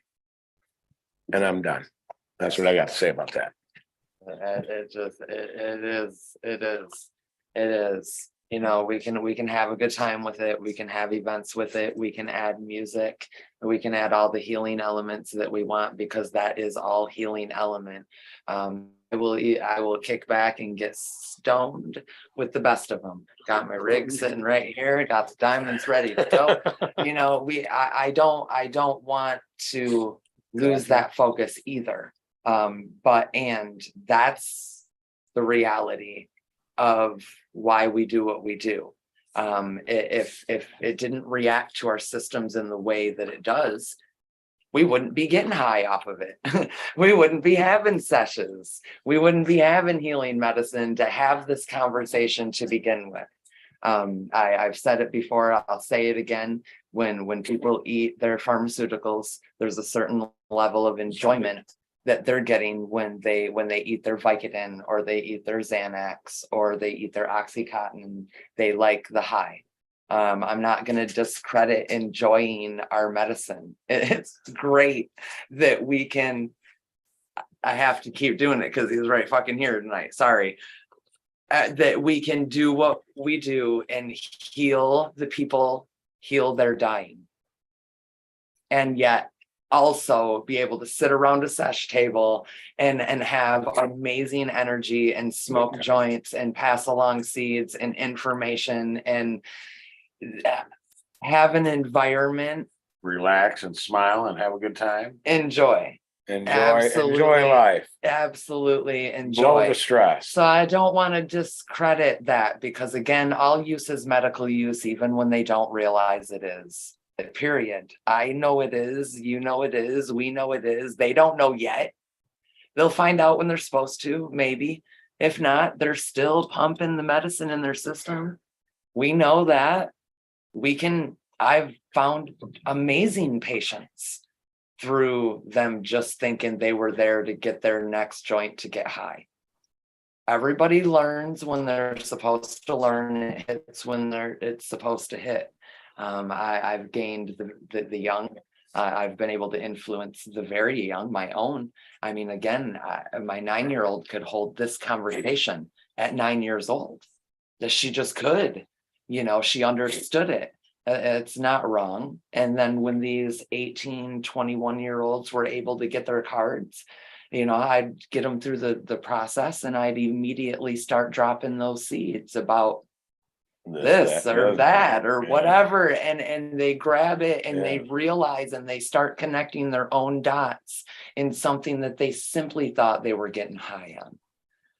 I didn't know that I was smoking medicine until we started hearing the two words together in this state. Prior to 2008, I thought I was just getting high. The society told me I was doing something wrong. I grew up thinking I was doing something wrong, but I knew I wasn't doing something wrong. Couldn't have told you why. I had no idea why. I was getting high. That's all I knew. I would rather smoke a joint than drink that beer. I would rather smoke a joint than have that shot. And now I know. Then I found out. Then I realized. Then the seeds were dropped and the information flowed. That's how people learn more. That's how we gain more support. Literally. And in hindsight, literally, the populations, a lot of the population smoke to get high. We have a lot of amazing growers that grow to get high. They know it's medicine. They know what we say is true, but they can't necessarily repeat what we're saying. They can't help their next patient. You know, they're going to send them to somebody like us, which is, in hindsight, isn't wrong of them. We all have our own place in this journey of things. But if we can build those gaps and continue to help build those gaps, then I can't imagine what we're going to be able to do with the plant. I can't imagine what we're going to be able to do with the people, how many more lives we're going to be able to save, how many more tubes. Get out of my yard. And she means that, by the way. I promise. Hold on, time out. Something really important. Angel, in about time, made a cup of coffee and maybe had a blend. As I had a monster before we Oh, started. did you? Okay, I'm sorry. But I am gonna have more coffee right now. Okay. I just feel like I'm drinking alone, gentlemen. This time of the morning, I'm drinking alone. I'm gonna watch the sun. I'm gonna. That's just gonna happen. But guys, listen up. Really, it's this simple, man. And to me, it really simply is. And we, the people, voted for this. We, the people, know that it helps people. We, the people, have proof that it helps people. We, the people, do not need, and I want to rephrase this, for this proof that the government keeps speaking of. We don't need approval that our proof is solid. There's enough of us out here. There's enough of us out here, period. And enough of us with various conditions. And if you've noticed, that's where the feds constantly take it. Yeah, there's evidence, but there's evidence, but there's evidence, but. Well, you know what? Excuse my language, but my ass. Okay, what they're really saying is there's evidence, but wait a minute. Let us figure out exactly how we're going to capitalize on this first. And that's what I believe is really being said. So with that being said, what we really need is just caregivers, caregivers, caregivers. I encourage every caregiver that may have dropped because they got scared. Sign back up. Don't be scared. And I know. Oh, brother. We lost him. The storm might have got him. Yeah. I echo his message. I agree with Chuck. And on that note, patient advocacy, reminding people that the program and the benefit is in the relationships. I think for those that we've talked about can't cultivate, having a caregiver that you end up developing a close relationship is a really unique position to controlling your own healing. You know what I mean? And that's not offered to many people. And like I said, the personalization on the commercial scale just doesn't fucking exist. And that influence, I don't think is scalable. We love our system, but I think as much as caregiver advocacy, we need to be back on the patient advocacy and out there having those conversations. You know what I mean? I do.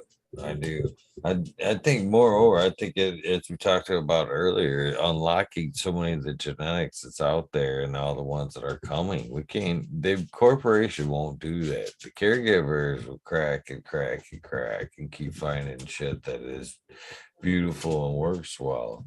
But if it were left to the big guys, it is very much going to be weaned down to whatever they think this is how they work. Advertisement. Take a poll. What's big right now? Let's find out what the top 10 are. Then shoot everything else off the top. Basically is how the corporations work like that. And if we leave it to them, we're gonna be stuck to Coors, Bud Light, Bud, and that's it. We stick with the caregivers, we'll have a beautiful bouquet of medicine with a lot of different tools in the toolbox. Yeah, and that uniqueness of the unique. They're gonna hop back on here in a minute. There's some technical difficulties, as we know, but no, the uniqueness of the cultivars that we're willing to cultivate, which is something that we've talked about a lot, because when yield is your only driving factor, and overall yield, that's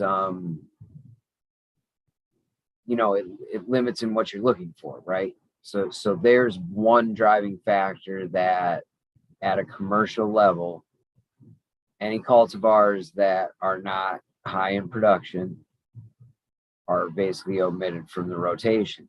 Now, some of those unique cultivars, particularly on the indica side, where they're short, shrubby, and built the way that they're supposed to be built, that's exactly what makes them terrible for commercial production. That sometimes is what makes them the uniquely best medicine for their sedative and calming effects, appetite, induction. Chuck, when we've talked about that a lot with wasting syndrome, or while you're undergoing treatment and sick from some of these other things like his pancreatic cancer. So the cannabis can help induce the appetite, make it easier to hold that down, which helps you build strength. And so again, it's this whole body healing, and there's a correlation between every corner of it.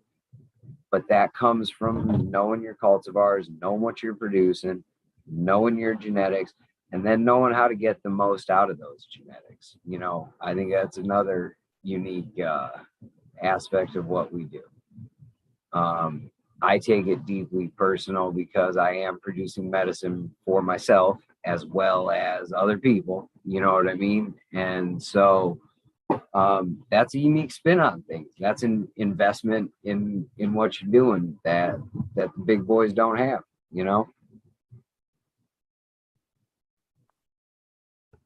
I worry about things like I've already argued the fact many times over that it just isn't feasible to grow sativa, especially if dollar is a factor. If you can produce twice as much in the same amount of time as you can produce a good sativa, common sense says produce twice as much. Because you're never gonna get, maybe in the craft market, yay. But when it comes down to a medicine and it comes down to a corporate level, do you think we're gonna see that even worse? We're gonna be backed up all the way to autos. We can do it in 4 weeks now. Yeah, I'm sorry, I'm chuckling because I've even noticed on like a lot of the new seed packs and stuff coming out on the photo period that your recommended flowering time, and again, we've talked about some of the different dynamics, but recommended flowering time is going down.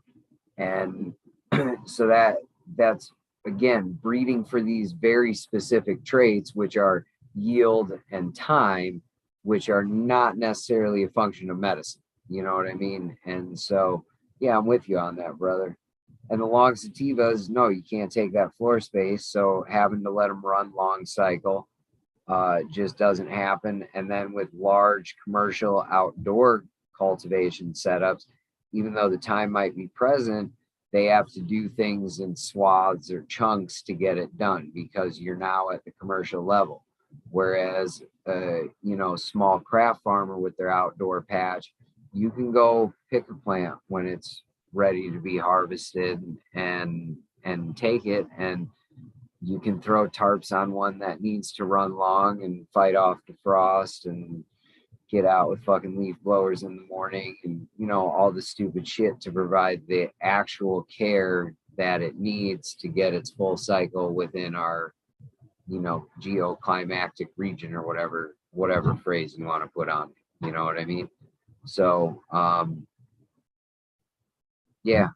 with you, brother.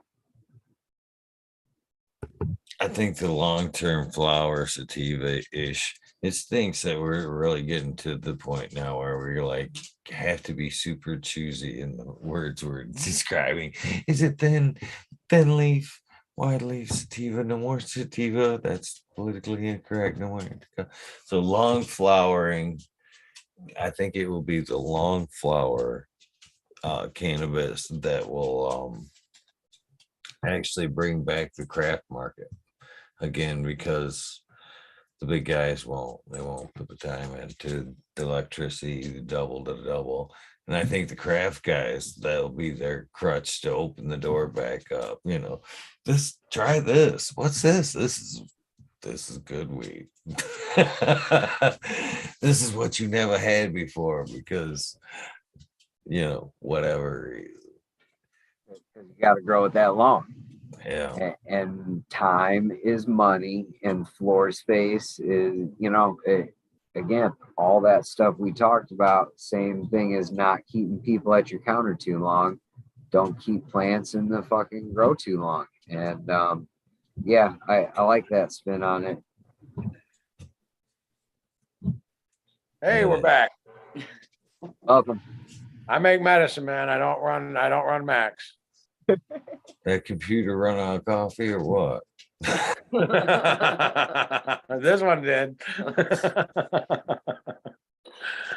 I dropped to 10,999 tabs, so somewhere along the line I ran out a little bit.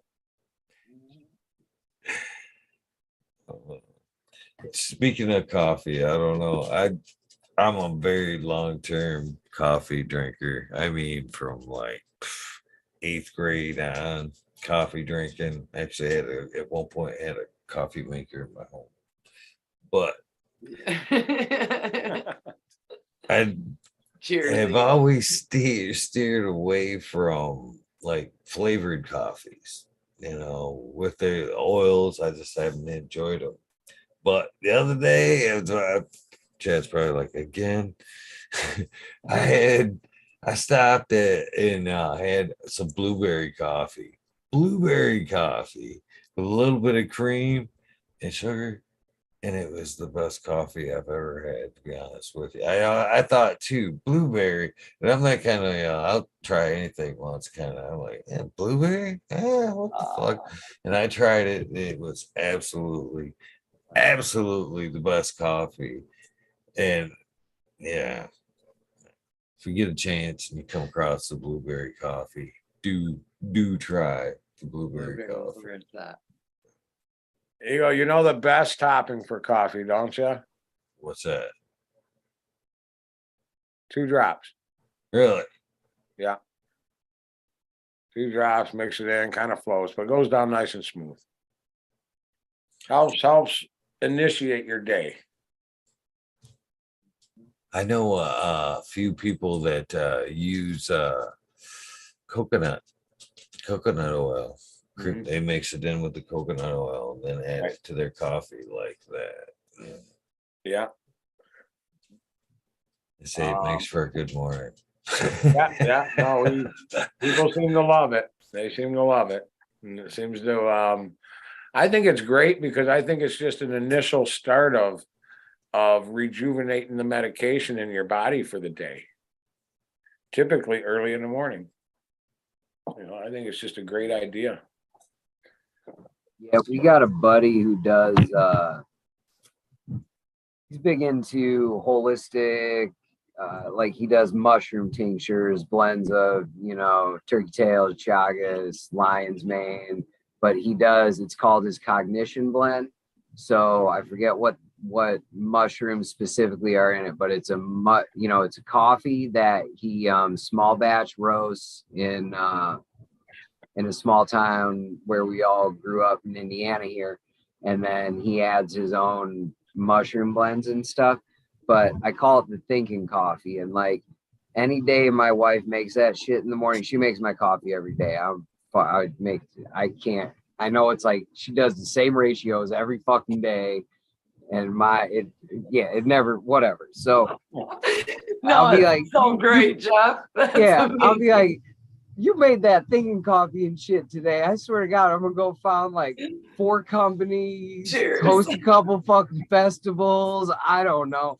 And then inevitably those days end up at like 3 a.m, fucking either making hash, trimming buds, or doing some shit other than fucking sleeping. But what I found is the fluidity of thought from a simple like chagas mushroom, coffee, and then my morning oil dose, it's a beautiful fucking synergistic relationship between all of those things when done right. And again, it comes down to know your maker. So I fortunately, we know a dude doing some really rad shit again and promoting a different way of achieving health. And one of them happens to taste good in the fucking morning. That's a win-win-win. You know what I mean? And so yeah, I dig the oddball coffees, and my thinking coffee has led to many great fucking days. So serious. That's Oh, great. brother. Like it, thinking coffee. It sounds like for a good day right there. Start to a good day anyway. Every day, extra thinking's good. There's no problem with that. Is keeping the thoughts on track is where the issues start to arise. You know what I mean? But that's a problem that's never going to be solved by any type of coffee. Jeff, you just made it, so I gotta tell Angel another thing we do around here. My bad, Angel. ABT. ABT, Always be thinking. always be 11,000 tabs open. Yeah, at 11,000 all jam times. on jam. Never stops, man. Never ABT. stops. It's a good thing to be thinking a little bit, like some of the stuff we've been talking about. If everybody was thinking about it a little more, then they'd probably be a little bit more angry about shit that goes on, and then to the recircle to the voting people out of office. You just don't vote them in, and so it's this circle of awareness. And it's hard to turn the light on sometimes for folks, even like with loved ones and people that are close. It's really fucking hard to make them see what we know, even though it's all right there, and I don't know, we just got to keep spreading these messages, right? Yeah, Jeff, I agree. And I respectfully, initially, have reservations on one statement. I agree with you. Don't vote them in. However, until we take a stance and get rid of some of the trash that's been voted in, we're never going to be told the truth come election time. Until we give them a reason to stand up for what they state, it's going to be a repetitive cycle, because that's one thing we've all learned. I mean, if it works once, it's going to work next time, and for the next guy, and for the next guy, and for the next guy. Tell them what they want to hear. As Angel here says, there's lack of trust. Where'd that come from? That lack of trust didn't come from the caregiver helping the patient. That lack of trust came from the politicalization of the commodization of the medicine. And with that came all the spins of words, the manipulations of the laws, the executive orders, the supermajority of votes to get over the people's majority at 4:20 in the morning. I mean, let me ask you something. How many of you guys do you really think, or how many people do you guys really think went to that public hearing and that vote at 4:20 a.m. in Lansing, Michigan, from all corners of the state? And let me interrupt, because see, that was the problem, and that's why they did it, because they knew that there were people ready to jump as soon as we needed to jump. We had already been jumping. So these things had already been happening where they were sliding in the meetings in ways that we had to kind of seek them out and search them, and they would switch them around at the drop of a hat to throw people off. So that we couldn't get in there. And that is why it got dropped at 4:20 in the morning. And let me cut on that. They knew the people were going to be there. We were waiting for it. And let me cut on that on the constitutionality. In my opinion, that in itself represents an undue burden posed upon the people by its government. That in itself, because the government also, they expect you to get up at 5:30 in the morning and go bust your 8 or 10 hours out so that they can get their taxation. Okay, and they know this. They know this when they do that. And they know that most people have to. because the bills are due or the groceries are need replenishing. Whatever the case may be.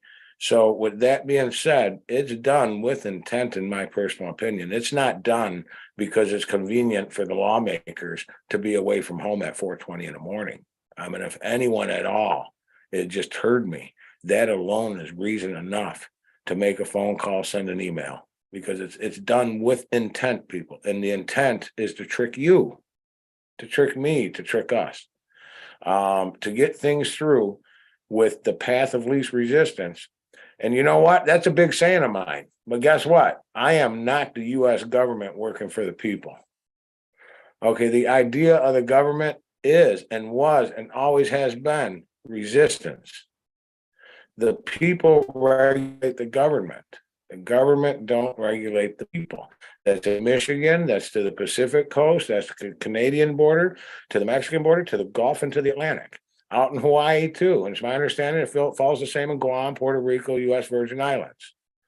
And what we're doing here specifically, it's Pandora's box, is what it really is.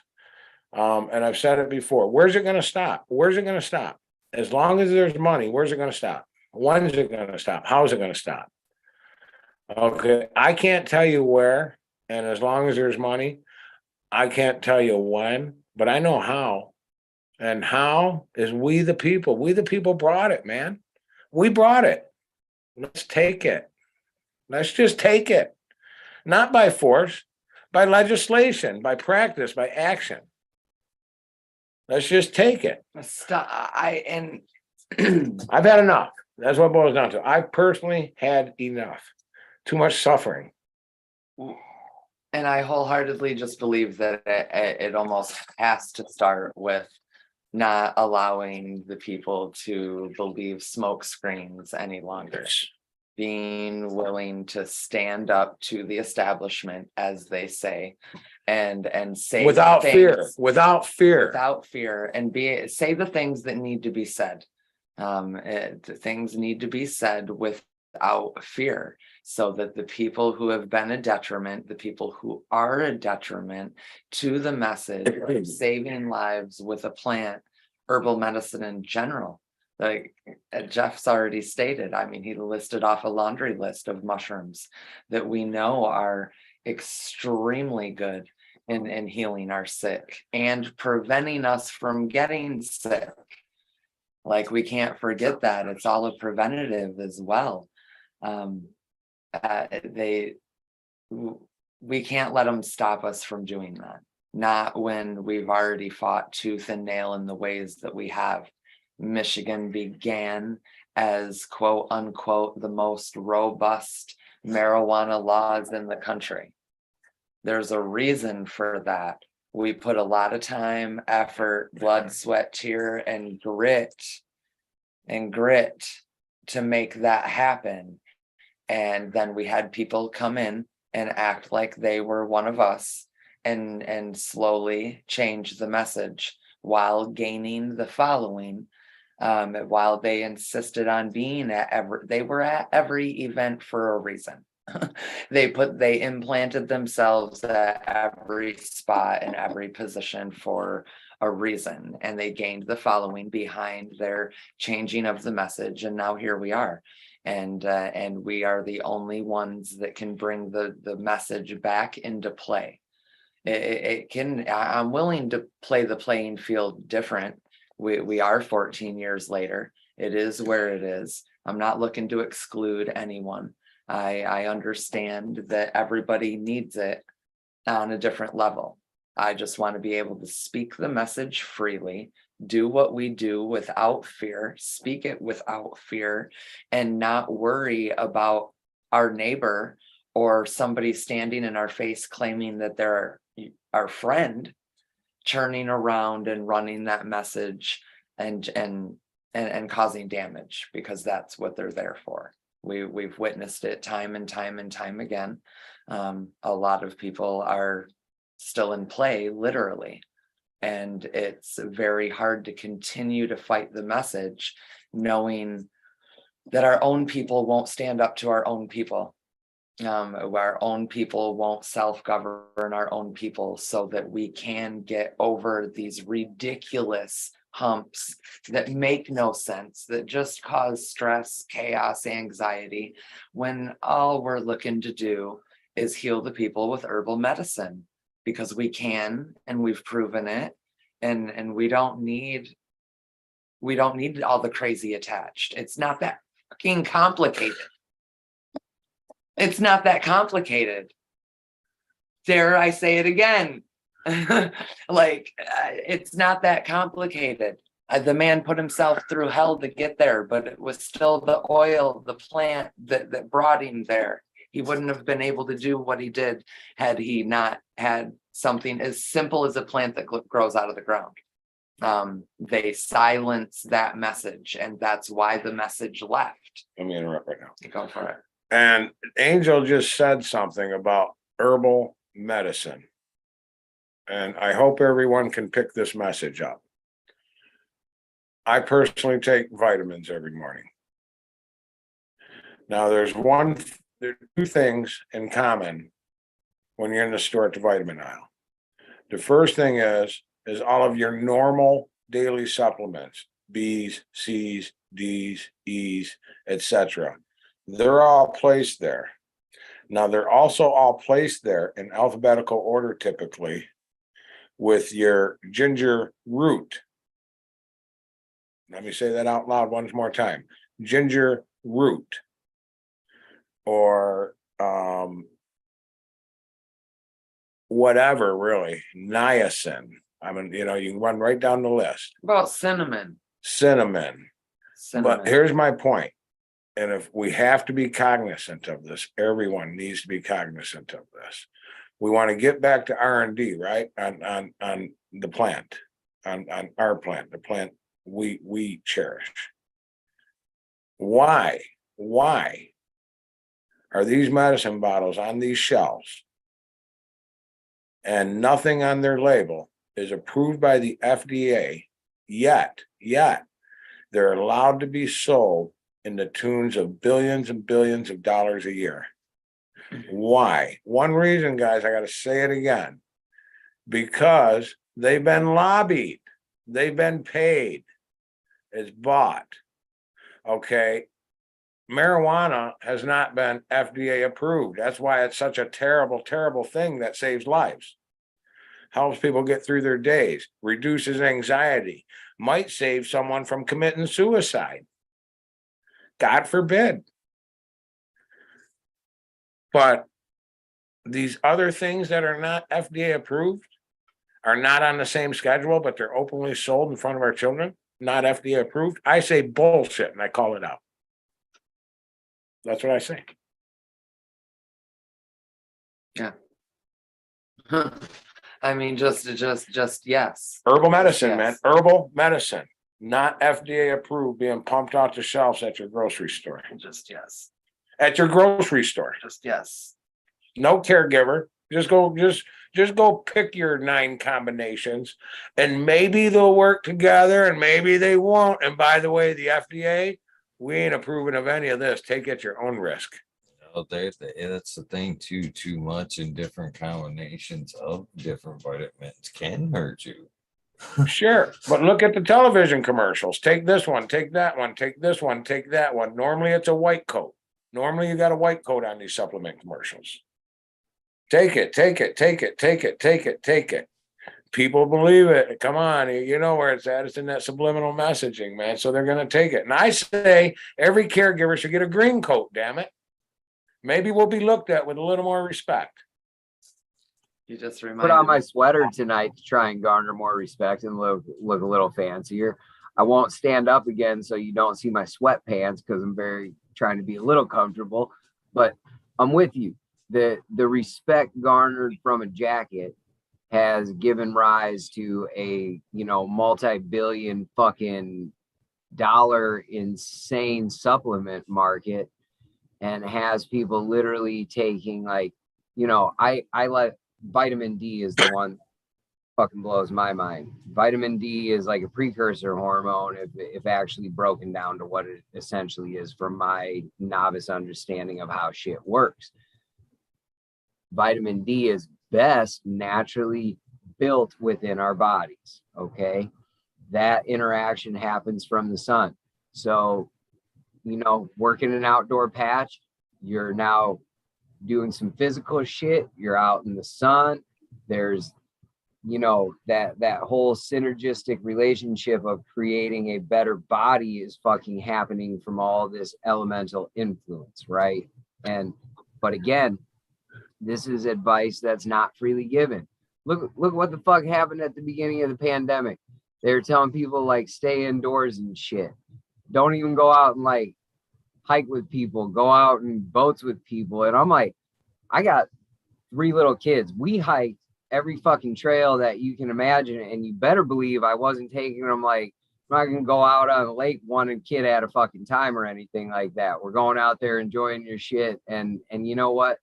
Everybody stayed healthy, happy, and didn't want to fucking kill each other too often during that whole spell of being locked up in our shit. Michigan cannabis during that epidemic was a fucking amazing. We fucking literally went we did too. All of our events, damn near, we fucking no mask, went right to the circles, past joints. Right. All here to tell stories about it. It was a great time. We literally, too, the whole 6 foot away thing. We actually, I remember Kyle at Buddy's event there. We pushed tables together. We were assembling groups and smoking.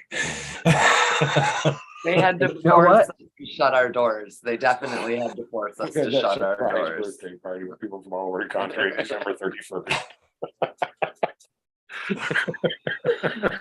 You're so right. And that's and why?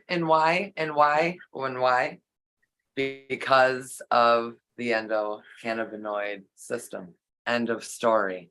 If we have a spine, the system is in play. The system is the balancing and regulatory system to our entire beings. Our vitamins absorb better when we have an active and fed system. It's the beginning balancing system to everything. Our thyroids get off balance, and we know that as being a balancing tool within us. It gets off balance because our endocannabinoid system is off balance. Period. End of story. We were able to get through the pandemic in the ways that we were because we do what we do. They proved it in the process. I mean, they scrub the articles as fast as they come out. Don't get me wrong. They don't want us talking about it. They want us to shut up, but it's what's real. You know, we know, again, on the simple terms of, we know cannabis to be a natural expectorant. We know that the viruses, flus, sicks, whatever you want to call it this week, literally gets trapped up inside of us. When we cough our brains out after that nice big fat dab, we just got rid of the shit out of there. We forced it out of our system. And that's just the minute part. That's just the superficial part. Let's even call it that. That's the instant part. It's the superficial. It's on the layer. That's not even feeding the system the way that it is.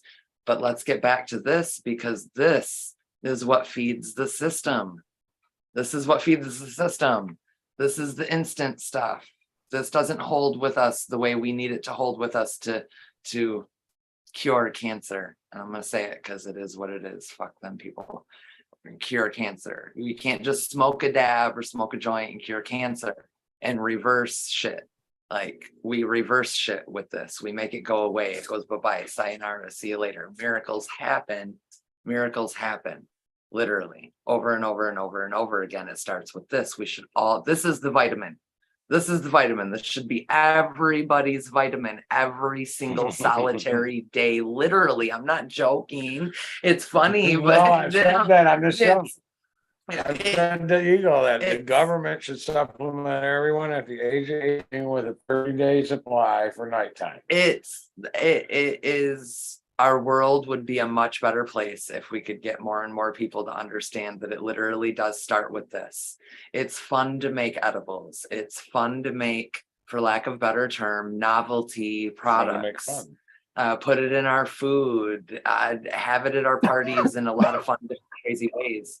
But this is the medicine. This is where it starts. This is how we get it in the system and keep the system fed every day. Small doses of this. I mean, I took a big O dose earlier, but we build a tolerance to it very, very quickly. Our bodies want it. It wants to be fed just like our immune system. Just like I've said before a million times, we know to feed the immune system vitamin C. It keeps it fed. It keeps it working at its optimum level so it can do its job at its optimum level all the time, not just sometimes. We don't take vitamin C for 2 weeks and then quit taking it. We take it all the time.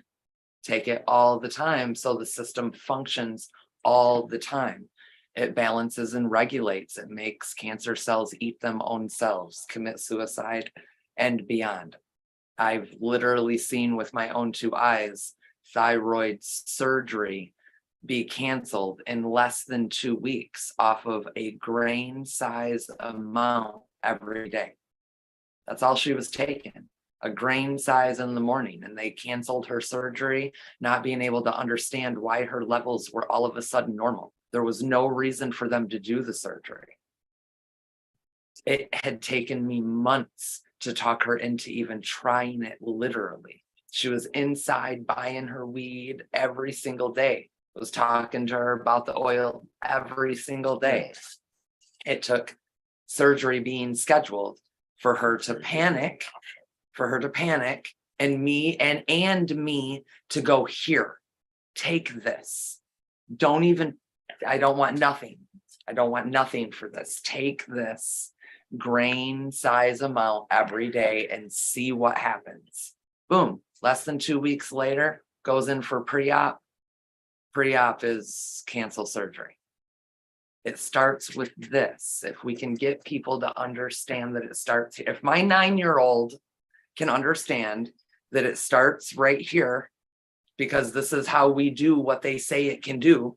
It starts here. And then we have all this cool stuff like topicals and smoking a joint and having a dab and making a cool edible, making a fun cake, having a big party about it. We can do that too.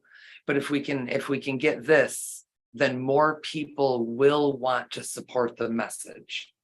I guarantee it. How about that? I guarantee it. If they understand that it starts here and what this is doing. You know how many people think that we think that you can smoke a joint and cure cancer?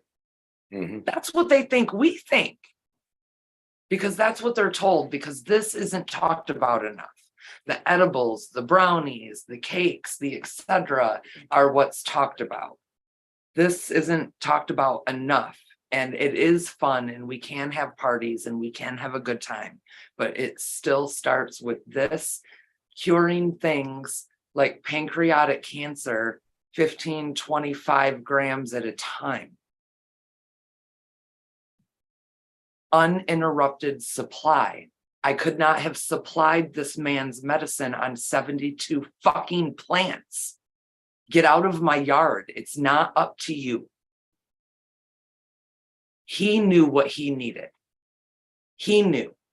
His body knew. And he's still sitting here as many, many, many, many, many people are. Amen. Fact. And this right here, this super lemon haze, this is going to wind my mind up and give me a really good fucking day. Yeah, there's one you can share with like there's so much cool information out there, and they don't even realize it's cool anymore because so many people shut it down, and we let them do it. We let them do it. At the end of the day, we let them do it. I don't want to let them do it anymore, and I don't want to do it for no reason, just for them to kick us in our teeth again at the end of the day, and we have the same fight again in 2 years, 4 years. How does Flushing Township put an ordinance into play that a caregiver can no longer grow medicine outside? Flushing tried to take away fucking caregiver rights for them to get. They didn't even want you growing that shit in your house and within city limits in Flushing from the beginning. And that was bullshit. It was insanity, to be honest. Like, those were just the tips of the iceberg. Literally, I mean, you can see a lot of clips on them over on at my place on the Angel Side Piece channel, because it was intense and it was ridiculous, and they were being recorded because we knew to record them. We know how ridiculous these meetings are. We've seen these. They have no idea what they're talking about. Just like we've been talking about. They have no idea what they're talking about. And they get up there and they slide in these laws and regulations that tell us a caregiver can't grow medicine outside. We know the difference between indoor and outdoor when it comes to the medicine specifically. But because they don't know any better and they need to control the people, which was also stated in the meeting under another part of their meeting, but it entwined perfectly. The supervisor literally said, we need to write another ordinance because it's the only way to control rummage sales in our neighborhoods. It was over rummage sales. I called him right out. You're right. You are absolutely right, Fred. Yeah, that's right. Write another ordinance so you can control the people. But people don't have time to keep up with that. They don't. And the ones that have voices and that are willing to stand up and say things, they get pushed to the side. They don't have time and they get pushed to the side. The message doesn't want to stay out there. If we're going to do this in that right of things, the message has to stay. We have to hold our ground. And we have to remember all the time. I get sick of hearing my own voice sometimes. Truly, but it's real. Like, this has been the missing link the whole time. I've been inside the provisioning centers working with our people. This isn't what was pushed. It starts right here, and it is the vitamin. It's the vitamin of all vitamins. Whether we do a 1-to-1, whether we change up the concoction per patient, whether we have a more CBD leaning, or we have to straight up kick cancer's ass. If we have to kick cancer's ass, it needs to be a certain kind of concoction in there. It does need to be at least 5 most sedative strains made from bud in most cases to get to that degree. But we can also change it up for other areas. And we're the ones that have done the studying on the people, with the people, to get to the level where we can do that. We don't have to get you high to get you your medicine. And you know what? Let me interject. It needs to also be uninterrupted, as Angel says, because if a person needs, or better yet, they know they need, in their opinion, we'll just say an exuberant amount in order to fight what they're fighting. And they're dying. I'm sorry, government. I'm sorry, people, but screw you. I'm going to do what I need to do to attempt not to die. And so it needs to be uninterrupted. And I heard you say that word once again. Section 8 of our MMA. It needs to be uninterrupted. Uninterrupted supply. I mean, come on. If someone's dying, I'm just going to put it out here for a minute. You know, Angel and I had the opportunity today. Let me back this up just a little bit. Had the opportunity today to meet someone that was going down to Houston on an internship at the sheriff's department there. And me being me, you know, I told a little story about when I used to drive the state cop car down the street with state cop next to me and we were drinking vodka and squirts. So, but the intention of telling that story wasn't to tell her I was Barney Badass, or it was like, look, back in the day, it was more about protect and serve and be part of the community. So when you get your ass down there, young lady, don't don't waver from that, you know, just do your thing. And now saying that, I almost forgot where I was going here. I almost forgot where the hell I was going here. I got thinking about that little girl with the ponytails. Yeah, she was Uh, young. She was young and on her way to the sheriff's but department. no, my point is it needs to be, listen, if I was a cop, if I was a legislator, if I was the governor, if my name was Gretchen, I wouldn't have the moral compass.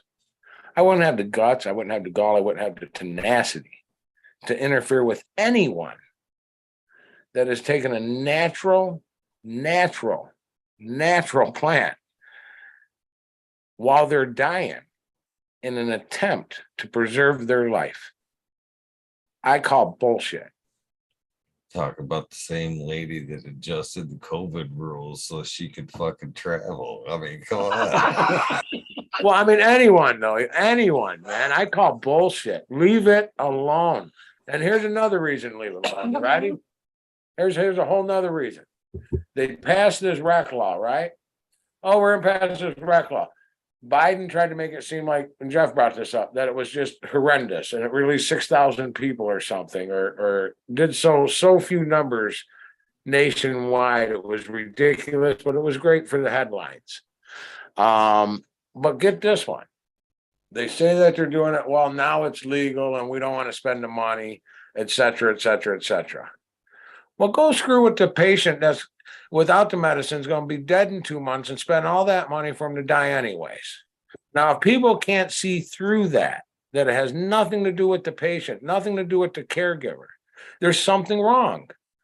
There's something wrong. That person is dying. They're dying. Now, I personally believe in personal choice. If that person is dying and they want to go out on a fifth of booze a day, guess what?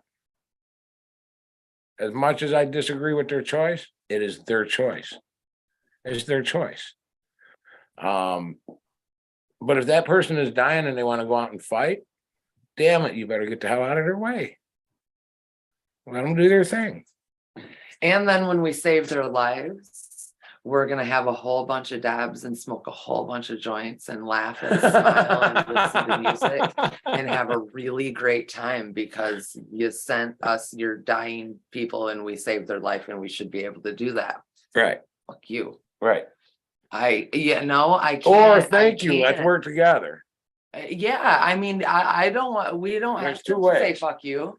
We can if they let it happen. They let it happen. Transparency on both sides of the fence, and the people in Michigan. I do keep forgetting that we have more people here than just Michigan. We man, we have been through the ringer keeping this shit going forward and battling the things that we have had to battle, right down to 4:20 in the morning voting that changed the trajectory of everything that we had been already fighting for. Nobody wants to fight about it, but we do because we have to, because we care. They give us no other choice. And I don't want to do that. Let's go to have a party together and not worry about you fucking over your neighbor. You not doing wrong deals and shady shit with the people that you call friends, because it's narcissistic as fuck and I can't stand it. And it don't have to be that way. Just, it is what it is. We all want to play in the same sandbox. We really do. You want taxes, we'll pay taxes, whatever. We'll figure it out. You got a million different ways to build your money, make your taxes, do your thing. We just want to save lives and not be stopped doing it. And that's not asking too much. And I'm sick of asking. And I think other people should be sick of asking. I think other people should stop thanking them for the crumbs that they give us after we've fought the battles that we have fought. and I think that's going to take a lot of backbone, because I know the pushback that the me's have gotten through the years when we decide to stand back up and come out of the woodwork and start having these conversations again. We get a tremendous amount of pushback. And so I know it takes a tremendous amount of backbone to not allow those ones to overpower and to try to call it something that it's not when it's just simply the truth. We don't want to battle. We haven't wanted a battle since minute one. We just want to smoke a joint and heal the people, pass along the message like we've been doing. And we've been doing a damn good fucking job. So where's our props? Because I'm about over that shit too. Come on now. We've put in a lot of work. We've put in a lot of work, and I'm tired of cowering to their command over a dollar bill. Over a fucking dollar bill. Like, I'm so sick of it. There's so many dollar bills. We can all have dollar bills. You want to have your dollar, have them. I'm not trying to take your dollar bills away. I want some dollar bills too. I really do. I'd like to be comfortable. That would be great. I'm not opposed. But when a dollar bill has you calling the law on your very best friends because you paid hundreds of thousands of dollars for a license and you think their little caregiver operation is somehow going to take from you, that we can't have that. I can't have that. I can't call those people my friends. I can't go to parties with them. I can't do that. I want to. So I know backbone. That's all I'm saying, backbone. And if we can't have a backbone in the message like we once did, then we can't stand. We can't gain more support. No. We can't gain the trust, the transparency, the things that a lot of us fought like hell to keep in place so many times over. We've been here, we've done this so much, and then we truly have lost a lot of really good people, you guys. I cannot stress that enough. We have lost a lot of really good people. Not only did they have to leave us entirely and go, but a lot of people bailed. They said, fuck this. They're not doing this anymore like this. I'm just going to go heal my family. I'm just going to go teach my family. I'm going to go put this back underground, and I'm just going to go back to not talking about it anymore. They're out there, and they would talk about it more if they didn't have to be fearful of it.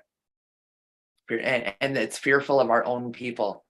It has to start with our own that are in there that are causing damage, because they're the links to the wrong politicians that are all lining their pockets secretly and now out loud, lobbyists standing on stages talking about their next. Well, we have people lining pockets in between there too. And again, they act like they're one of us, but they're not. And they do a really good job, and they have really big followings, and they shut messages like this down. That's why I'm on the Eagles show. Hopefully there's a better reason for that, but of course, you already know that shouldn't even have to be said out loud right now. I think that a lot of that too is if we could just properly get just the banking end of it taken care of. I think that's one of the reasons why they don't do the banking. If they gave us the power to put our dreams in motion, we would probably steamroll right through the fucking cannabis industry, but they don't want to give us that option of actually helping us fund ourselves. I mean, at the moment, that's and two, I think a lot of caregivers would rather pack it in than open themselves up to another tragedy or horror story, because right now that's what happens. You find some shady person that ends up wanting to fund financially, and then soon as things are up and running, they want to take you out of the equation. If you could actually bank and get the loans for yourselves and put your dream forth, I think there would be more caregivers out there willing to take that bullet. But right now, we're smothering ourselves trying to get by.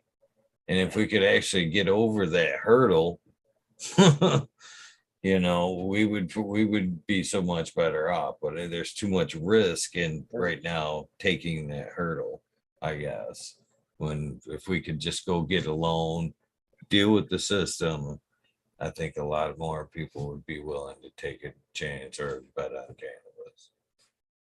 And I have to even back it up right up into like the way that we always had it back in the day with the farmers market style buildings that we had. You know, we had the Lansing market for a while, we had the herbal center, we had stores like the Sweet Leaf where the individuals could come in with their products and have their things and build their own kind of following per se, or environment within an environment. And we were able to talk about it. We were able to get the word out. We were able to put the meds in action right in front of our faces and witness what was happening. And there's no reason that we shouldn't be able to do that, whether it be in the banking system or even paying their silly little taxes. Like, we're willing to do that. We've said that since minute one. We've said that since before 2008. You know, we're not the first ones who have said we're willing to work with them and give them the parts that they truly want or need in the situation. But they want to go to extreme and then call us the extremists. And that's not really cool. You know, there's 16% taxes on the medicine alone. You know, and that's just one area. When there's other areas, we could give them their money and be a lot more transparent on their end and our end. You know, they even haven't held up to their own end of the law that we all put into play, yet we are, or we go to jail and we go up on charges that go from life sentences to no jail time. Somebody make it make sense. You're going to put a human through that. Why? Why? Because we have things in the system like plea deals. The crime isn't the crime. No victim, no crime, by the way. Let's remember this. No victim, no crime. There's no crime if there is no victim, but they would like to think there is. And we go from charges that are going to put somebody behind bars for potential life into a plea deal with no jail time. Praise the heavens above, good Lord. But our systems are allowed to do that. We allow that to take place. We don't bat an eyelash at that. We don't think that's no big deal. How is that? How are those things allowed in our country, let alone in Michigan? Because I mean, we've made a lot of change. We've put a lot of shit in play because we have a lot of people who stand up for what they believe in and they stay within their moral compass. At the same time, we have this other mass group of humans that like to dismantle that at every turn.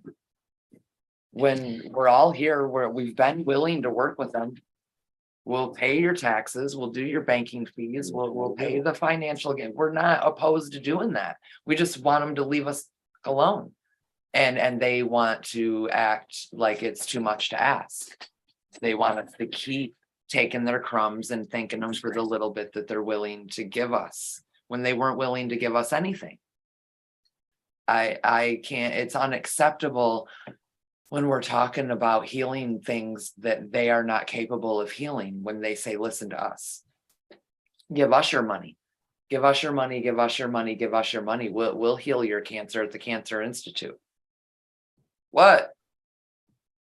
Why are we now healing those? Why? You know, and we still we still trust, we still follow, we still try to work with, we still do everything in our power.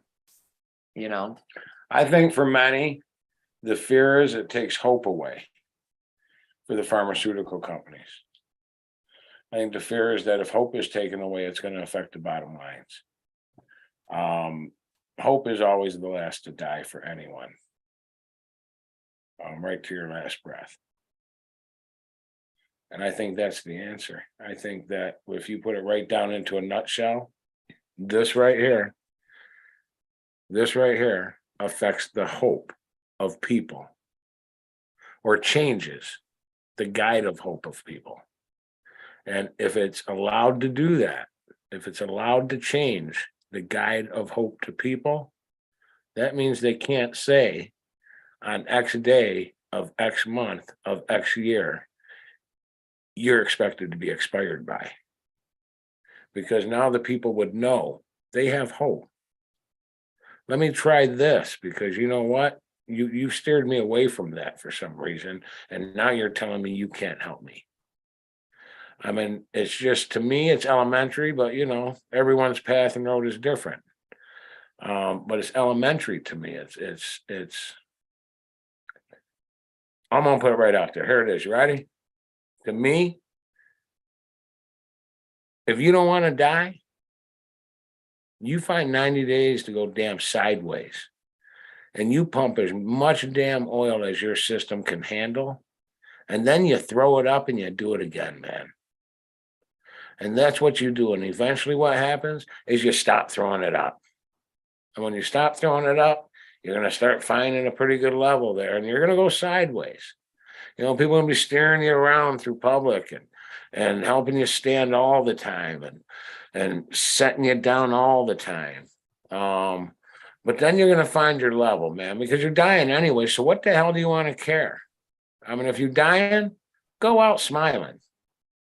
What the hell? So you may as well just take it, man. I mean, we're willing to take chemotherapy. We're willing to, people willing to do coffee enemas, have their blood taken out, spun, cleaned, cleansed, put back in. Why not just take a damn natural herbal medicine and give it a damn try, man? I mean, for real. And I don't mean the simplicity that, but it's just really that simple. You know, just try. Just try. There's so many ways. Angel touched on it. Absolutely. The small ones, daytime, that's nighttime, so we might as well smoke that one. The simplicity is simple. It's really this simple. And I realize that we're talking about this oil for many ailments. Now I'm talking about the terminal now.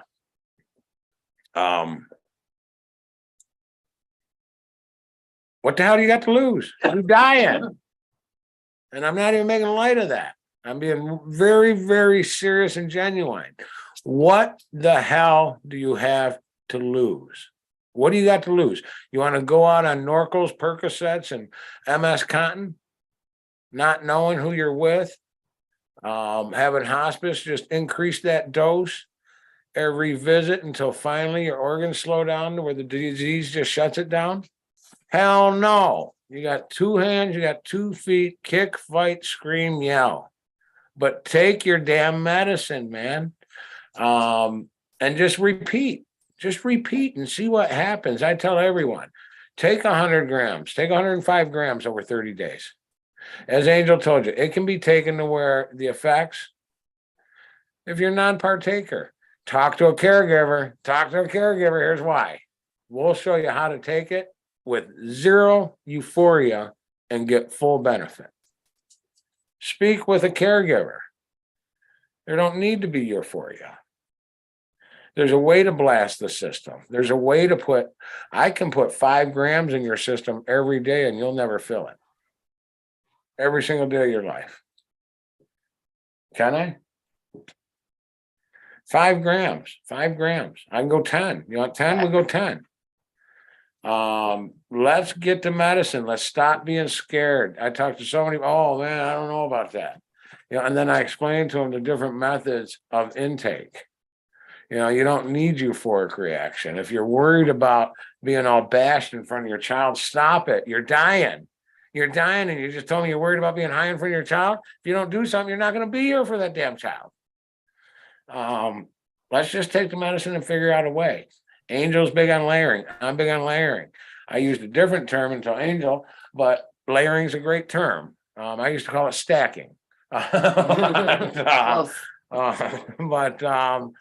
Take your medicine. Hit it from everywhere, guys. If you're sick, you can put an ointment on. Oh my Lord, like Angel says, hit the dab, smoke a joint, take your oil, have a little infused honey with your toast, you know, some medicated honey. There's so many ways that you can enjoy or attempt to enjoy. Let me rephrase that. I was there. You can attempt to enjoy rehabilitation of your illness. And that's just keeping it real, because it's always going to be in your mind while you're ill. But on the other token, guys, I hate to break it down like this, so simple every damn time. Angel, take your damn medicine. um, and I really do, but just take your medicine, people. Give it a shot. Speak to a caregiver. You don't have to get waxed. You don't have to go sideways. I initiated on such large doses, I had no choice, because for me not to go sideways, the volume would have been just too much. And I probably would have quit, to be honest with you. So you don't have to go sideways. There's ways of doing it that I didn't know about. You know, again, I found out through a caregiver. Imagine that. Just imagine that one. A caregiver taught me how to take it without euphoric effects if I don't want euphoric effects. And we can do this. We can do it together. Angel can't do it. I can't do it. Ego can't do it. Jeff can't do it. The four of us can't do it by ourselves. But we can give it one hell of a go. Bring some people together. Like we say, you go one at a time, man. One at a time, brother. Got to start somewhere. So others may heal. So others may heal. Some will understand that hashtag without a shadow of a doubt. There's a lot of people that came before us, and we've lost a lot of people. Let me let you go back in a minute before I Yeah. forget I'm old. Hey, I want to get back into this Johnson thing again too, people. Listen up. Please look into it. Please look into that, because it is real. It's an active investigation. You have the right to know as a taxpayer, both state taxpayer and federal taxpayer, because it's a federal investigation now. So you have the right to know. I'm sure before it went fed, it started state, because that's typically how they go. Oops, this is out of our hands. This is elected official, et cetera, et cetera, et cetera.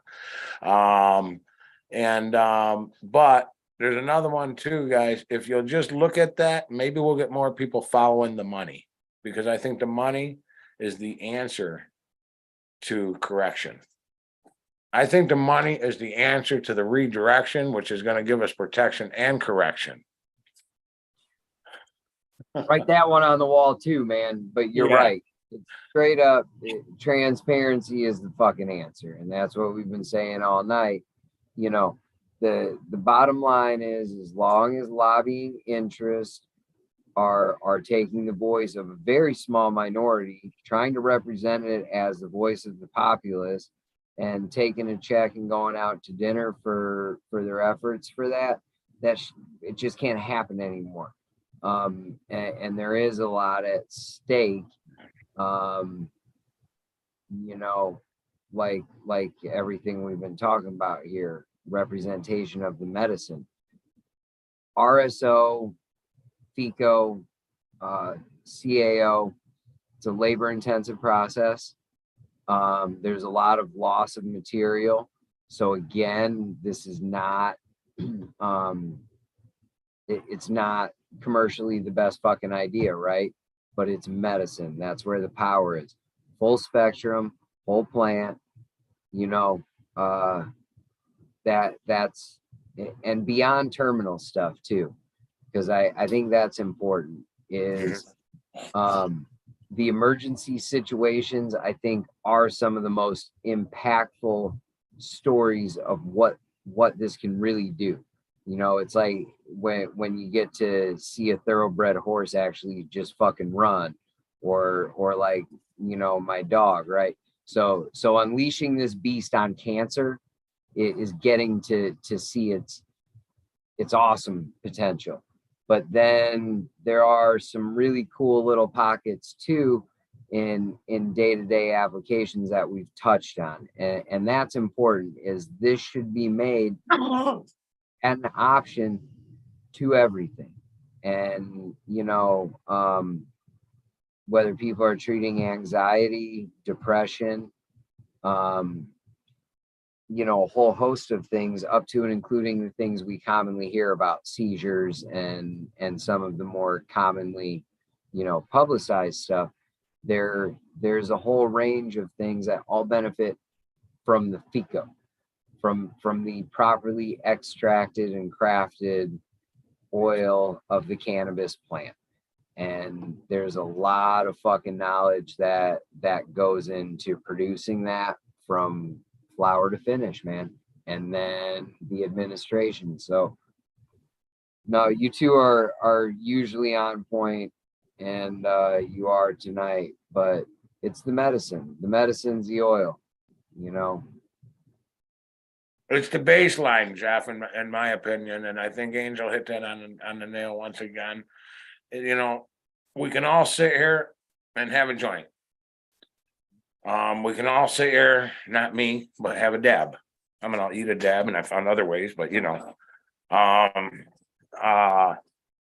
we can all sit here and have a bong, hit a vape, whatever.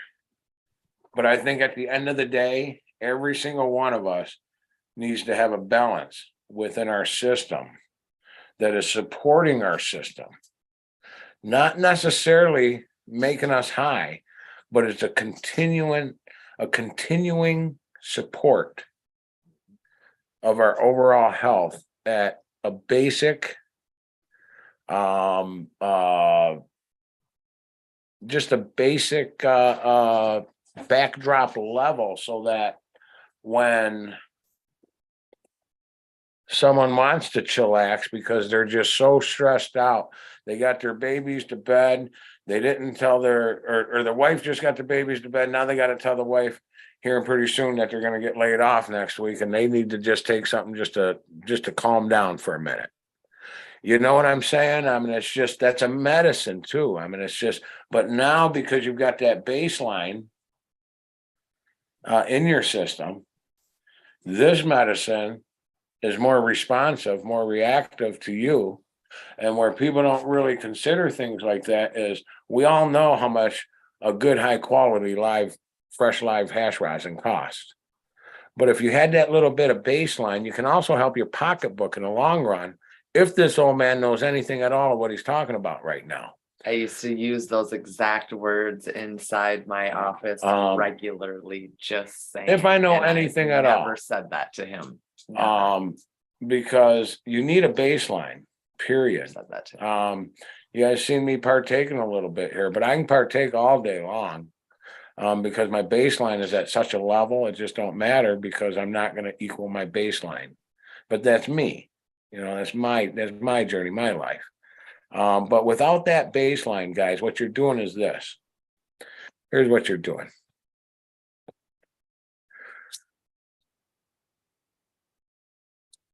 You're turning it on, you're turning it off. You're turning it on, you're turning it off. Well, sooner or later, you're going to turn it off and something real bad is going to happen. And then it's just going to spark for a minute. You know, you need a baseline. You got to keep feeding the health, feed the health, feed the health. Like I said, it's not about getting waxed. Take it without getting waxed, man. There's ways, but get that baseline in you. And that's what I got to say on that, because Angel brought it up, and it's just so true. And I'm going to add to it a little bit, even though it might be overspoke at this point, but it's just what's real. It does start here, and then we literally get the added great benefits of being able to do so many different cool things with it. Mm-hmm. We can make the brownies, we can make the cakes, we can make the tinctures, we can make the bath bombs and the ointments and the topicals and the gummies, and we can do all kinds of cool shit with it. But we can heal granny too. And you know, it takes this kind of right. It takes this kind of stuff and somebody knowing what's going on behind it to make those kind of levels happen. If more people understood even just that, their perception going forward would change, even if they've just simply been getting high for 30 years. They're gonna go, what? And as soon as they go, what? They have a question that they want an answer to. And then that answer leads to another question. That question leads to another answer. And before you know it, you have a lot more us's, and we have a lot of people that we're going to leave this world behind for eventually. And I don't want them to have to play these crazy ass games over a plan. And I want them to know that they can stand up for their moral compass and their own people and say, what you're doing is not right. And if you're not willing to change your ways, you got to go. Because if you don't, I got all these people that you're going to be so fucking uncomfortable. You're going to want to leave. It's the way it should be. Whether you're growing shitty ass pot, trying to feed it to the people and call it medicine, or it be a politician that's dismantling every effort we put forward. It can't be a plant. Let's grow a plant. Let's make medicine with a plant. Let's have a good time with a plant. I don't need your $1 million. A true caregiver really don't want your $1 million. We don't give a fuck about your $1 million. If we did, we could have had that a long time ago. Most of us could have had, we could have been there, done that. Right, exactly. We could have all become bad actors, guys. We're good. But I'd like to play with them. I'd like to not have to be shitty about it. I really would. I'd like to not have to call people out for what they are. I'd like to not have to say it like it is. I'd like to say the state of Michigan fucking rocks. Our politicians are cool as hell and listen to their people and know their lane. And we all get paid at the end of the day. And people are learning more every day. Learn something new every day. Keep learning something new every day. Nobody that smokes weed wants to be a shitty human. Fact. Not that I've run across. Everybody wanted to be kind and generous and giving. Most people that I know that are kind and generous and giving do partake. Now I'm not saying I don't know kind and generous giving people that don't. And that could have to do with my circle, as a disclosure there. But on the same token, it seems to be a common trait in more than my circle. If I'm somewhere where there's other partakers, you'll notice that the complete strangers are also kind, giving, sharing, peaceful. So just fact. It's just fact. It's just what it is. It's what it is. And Ego, you do got the great idea, give everyone a plant. But the problem is one man or four men can't do that. But damn it, I'd love to try. I once had a goal in life. This was actually printed in the Wall Street Journal and the Detroit News. I just want to say hello to every person on earth. So I certainly wouldn't mind. I've been palming seeds like a fucking politician for the last 3 weeks. Quite literally. I take a pocket full before I go out. And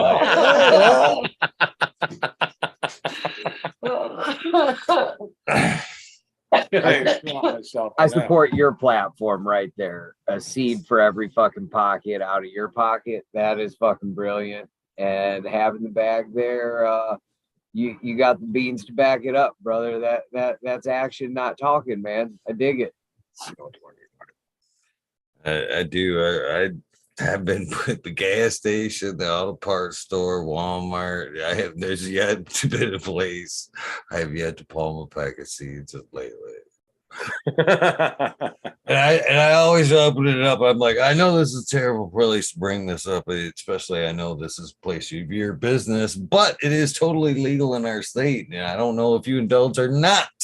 But here you go. Here's a pack of seeds. If you don't use them, then please give them to somebody you know. I know you know somebody that uses cannabis. Don't buy it again. And then I pass them a pack of seeds. That's great. Yeah. Pretty soon you'll be walking around with a little brown paper bag stapled shut, like a bag of money. Get on the real politician level. The grassroots campaign right there to get people growing. Yeah, no, right on. No, it's badass. Now, if people would just grow, I think if people would just, because I personally know partakers that don't grow out of fear, that they don't know how. and they'll just screw it up, and I can never do that. But I think that if they just grew one plant and gave it a whirl, man, you know, just give it a whirl. Give it a whirl with one plant. Don't go break the bank. Don't go put yourself under. Don't do the crazy shit we do. Don't do it. I mean, don't do it. Sometimes it is crazy. Sometimes it, you know, costs so much damn money, you don't even know where the hell it's coming from. I call it the burn factor. You're burning $2 for every dollar you got coming in. But go grow one. Go grow one. Just one. And maybe you might like it enough to next time grow two. Huh? Maybe. Maybe. And you know, it might not be for you, and that's okay too. We don't judge. I think that's another thing about us partakers. I don't care if you can grow or not grow. I don't care. It don't matter to me. I can't grow. I try to learn every year, but I'm far from, you know, that guy. So I don't care, but try, damn it. Let's give it a whirlwind. If you can't, come on back and talk to me. You know what I'm saying? But try, damn it, try. Try. It's your medicine. It's for you. Try. That's my theory. So I think that's something else that's different between caregivers and corporations. And I'm gonna turn the floor over, but think about that one for a minute. Here you got somebody saying, grow, go make your own damn medicine. Just really think about that for a minute. You don't have somebody saying, man, look at this, man. You take an ounce of this, I'm gonna throw you that. You know, I mean, really think about it, man. Let us grow it for you, and I'm gonna keep throwing you some freebies, some promotional items. Come on, man. Go caregiver. And I'm sorry, guys. I'm sorry, corpse. Go caregiver. Just go caregiver. To hell with it. They had their time, is now our time. If you can't grow it, if you can't do it yourself. Yeah, go caregiver. Go Then caregiver. Let them just help you. caregiver. Let them help you. If you want to grow it and don't know how, you find the right caregiver, they're going to help you. They're going to help you figure it out. So let them help you help yourself. Absolutely. And Eagle's gonna start kicking us off here. In I know, the I know. short. That's why I wanted to get that out real quick. and Eagle, we're doing a 24-hour soon, brother. and I didn't know. So I'm assuming others didn't know either. But Mr. Eagle Gardens and fucking talking shit with Eagle has a Patreon that was unknown, and there's some pretty cool membership packages over there, and it's a great way to help keep this going, so we can keep going with conversations like this, and he can keep doing what the hell he wants to do. Yeah, guys, a lot of people don't understand that. Wait. Go ahead. I'm sorry. On a platform that is Thank you. almost unheard of these days. He's put his heart, blood, sweat, and tears into these platforms, doing what he does, having the conversations that he has, and he's even in the memberships, he's giving right back, because that's just who Eagle is. So he won't, so I will. If you'd like to support Eagle and Eagle Gardens and fucking talking shit with Eagle, then you can head on over to the Patreon page and you can become a member over there. And it's a really easy way to kind of help that process along and keep these conversation and these words continuing on. This channel has been far more than these conversations. You know, there is a lot of gardening talk going on. Our people can come to Eagle's channels and they can hear the growers talking about what to do, what not to do, what's worked, what hasn't worked, the easy ways, the not so easy ways. It's much more, it's broad. It's been broad. I didn't realize how broad it had been, but he's done an amazing job. And I know I'd like to keep hearing the people come on and tell their stories and talk about their stuff and help keep our people up to date with what's going on out there. And then that's the way you can do it. Eagle Gardens, fucking talking shit with Eagle over on Patreon. and we'll go ahead and we'll start there. We'll go ahead and throw in, because it is what it is. CAO Craft Farms is definitely an extremely proud sponsor of Eagle Gardens, fucking talking shit with Eagle, because we support the supportable. And that just is what it is. I've known Eagle for a long time, like a lot of us have. Some of us not as long as others, but the ones who've been here know that Eagle is a support the supportable. And he won't say it, just like I wouldn't say it, just like half of us up here and listening won't say it, but we all know it's true. And there's ways to support him, and there's ways to support the channels so the conversations can continue. And that is definitely one spot, and I'm throwing it in there. Not sorry. Not sorry. I do appreciate that. I really do. And Chuck, your chance to do that 24 hours is coming up, brother. Yeah, This year. I know. We already spoke about it. That's why I threw it out there.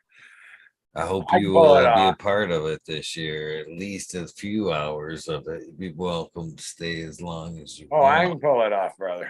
I'll wear a damn diaper. No, I won't. I got a bathroom not far. It's not easy, I'll tell you that. I've done a few. It's you But, definitely have to have that hey, bathroom listen, break. Eagle, and I don't mean to keep going on it, but I want to explain one minor thing that Angel touched on there just for a second before we're gone. Everyone, listen. You see this podcast. Beautiful. One of the greatest I've ever known on this subject, because it's truly a free fall. We had no conversation prior to tonight's podcast. This was just a total free roll and go. So it's one of the greatest out there, number one. Number two, this isn't the time that Eagle puts in on it, guys. There's prep time, there's finish time. And he's here for us, really. He's here out of his own passion and his own love. So really just take a look at it. You know, everyone's not in a boat, but there's different levels of memberships, because we really need this platform. We really need the voice, and we really need the listeners. And that's all I have to say about that, Eagle. Just want to let them know there's a little more to it than us sitting here for 4 hours and 20 minutes or 5 hours and 4 hours and 50 minutes and just talking. You know, there's a little more effort, and it takes a little more time, and everybody needs time. Everybody needs sleep. Everybody needs a little support. And like Angel said, support the supportable. We have a community of YouTubers out there. With COVID and those kinds of things going forward, a lot of people have been trapped inside their houses. And we know that. And what I didn't even realize when it all started was that this whole YouTube world, over the last 3-4 years, I've discovered it. And I've literally watched the amount of the many different ways that we're able to support people that are doing great things out there and keeping great messages going, especially when it comes to YouTube channels and platforms like Patreon and otherwise. And I know why certain things are kept extremely humbled. I understand. And time is money, money is time, and people can only go so much. They can only do so much. So we just like we can't keep growing and doing the wonderful medicinal things that we do with the plant and healing the people when we have to do other things to support things. And I've witnessed miraculous things happen on these platforms. And I think, especially once I knew there was a Patreon in play that was unaware of, go, like, just go. Why not? Yeah, why not go? There's memberships everywhere for all kinds of different people and platforms and reasons and rhymes and silly things and happy things and funny things. And Eagle's been doing something really real for us for a very long time. So why not? Why not? Let's do this.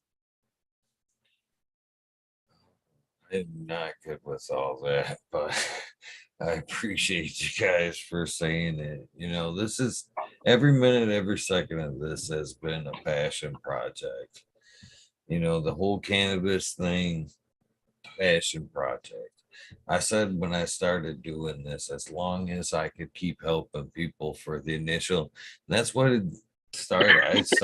I was like, right, if I can grow cannabis for what I'm paying for it, I'm gonna do it. I'm gonna continue to do it. But then what I found out was I could help a bunch of people for the price I was paying for the cannabis that monthly.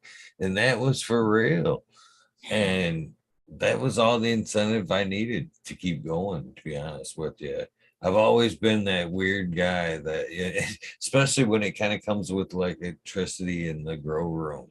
Oh, I just took down that HIP. Well, now I've got room for 2 LEDs because I'm used to paying that bill. That's the way it's always been. It is. I would continue to do this no matter what. And I thank you guys for throwing that out there. I don't mention it. Well, we thank you for being there, Eagle. And we know you don't. And I'm gonna say this out loud too, because we already went this far. I've also I'm gonna say it again. I think that Eagle should create a Venmo account, and I think that Eagle should create a Cash App account, which he don't have, he don't use, he don't deal with. You see him right now, he's shaking his head.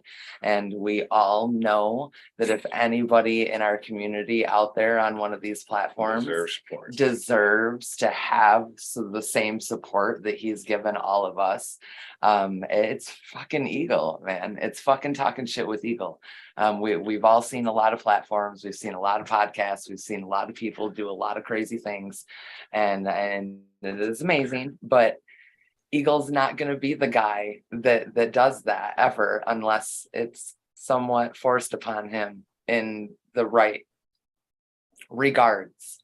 Eagle's not going to accept things that don't align with him, and these kinds of things don't really align with him, but the right people come along for the right reasons, and Amen.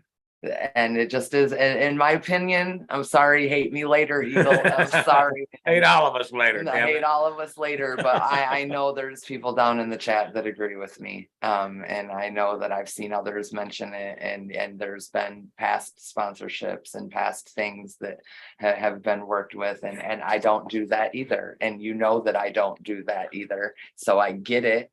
And there are other ways that can align, and I think now is the time. So I say head over to the Patreon, and I think Eagle should get some accounts together so that we can plug them at least when we're down in the chat, and then we can't see where we can get fucking talking shit with Eagle, because it's a deserving platform. The people need to hear the You're needed, conversation. Eagle. You're needed. You guys, all of you guys that have been around here doing what you've been doing much longer than I chimed in and started seeing what was really going on over here. You guys know what he's doing, and you know what he's worthy of, and I think it's time to let him do his thing. Is, for lack of better terms, Take him off the leash.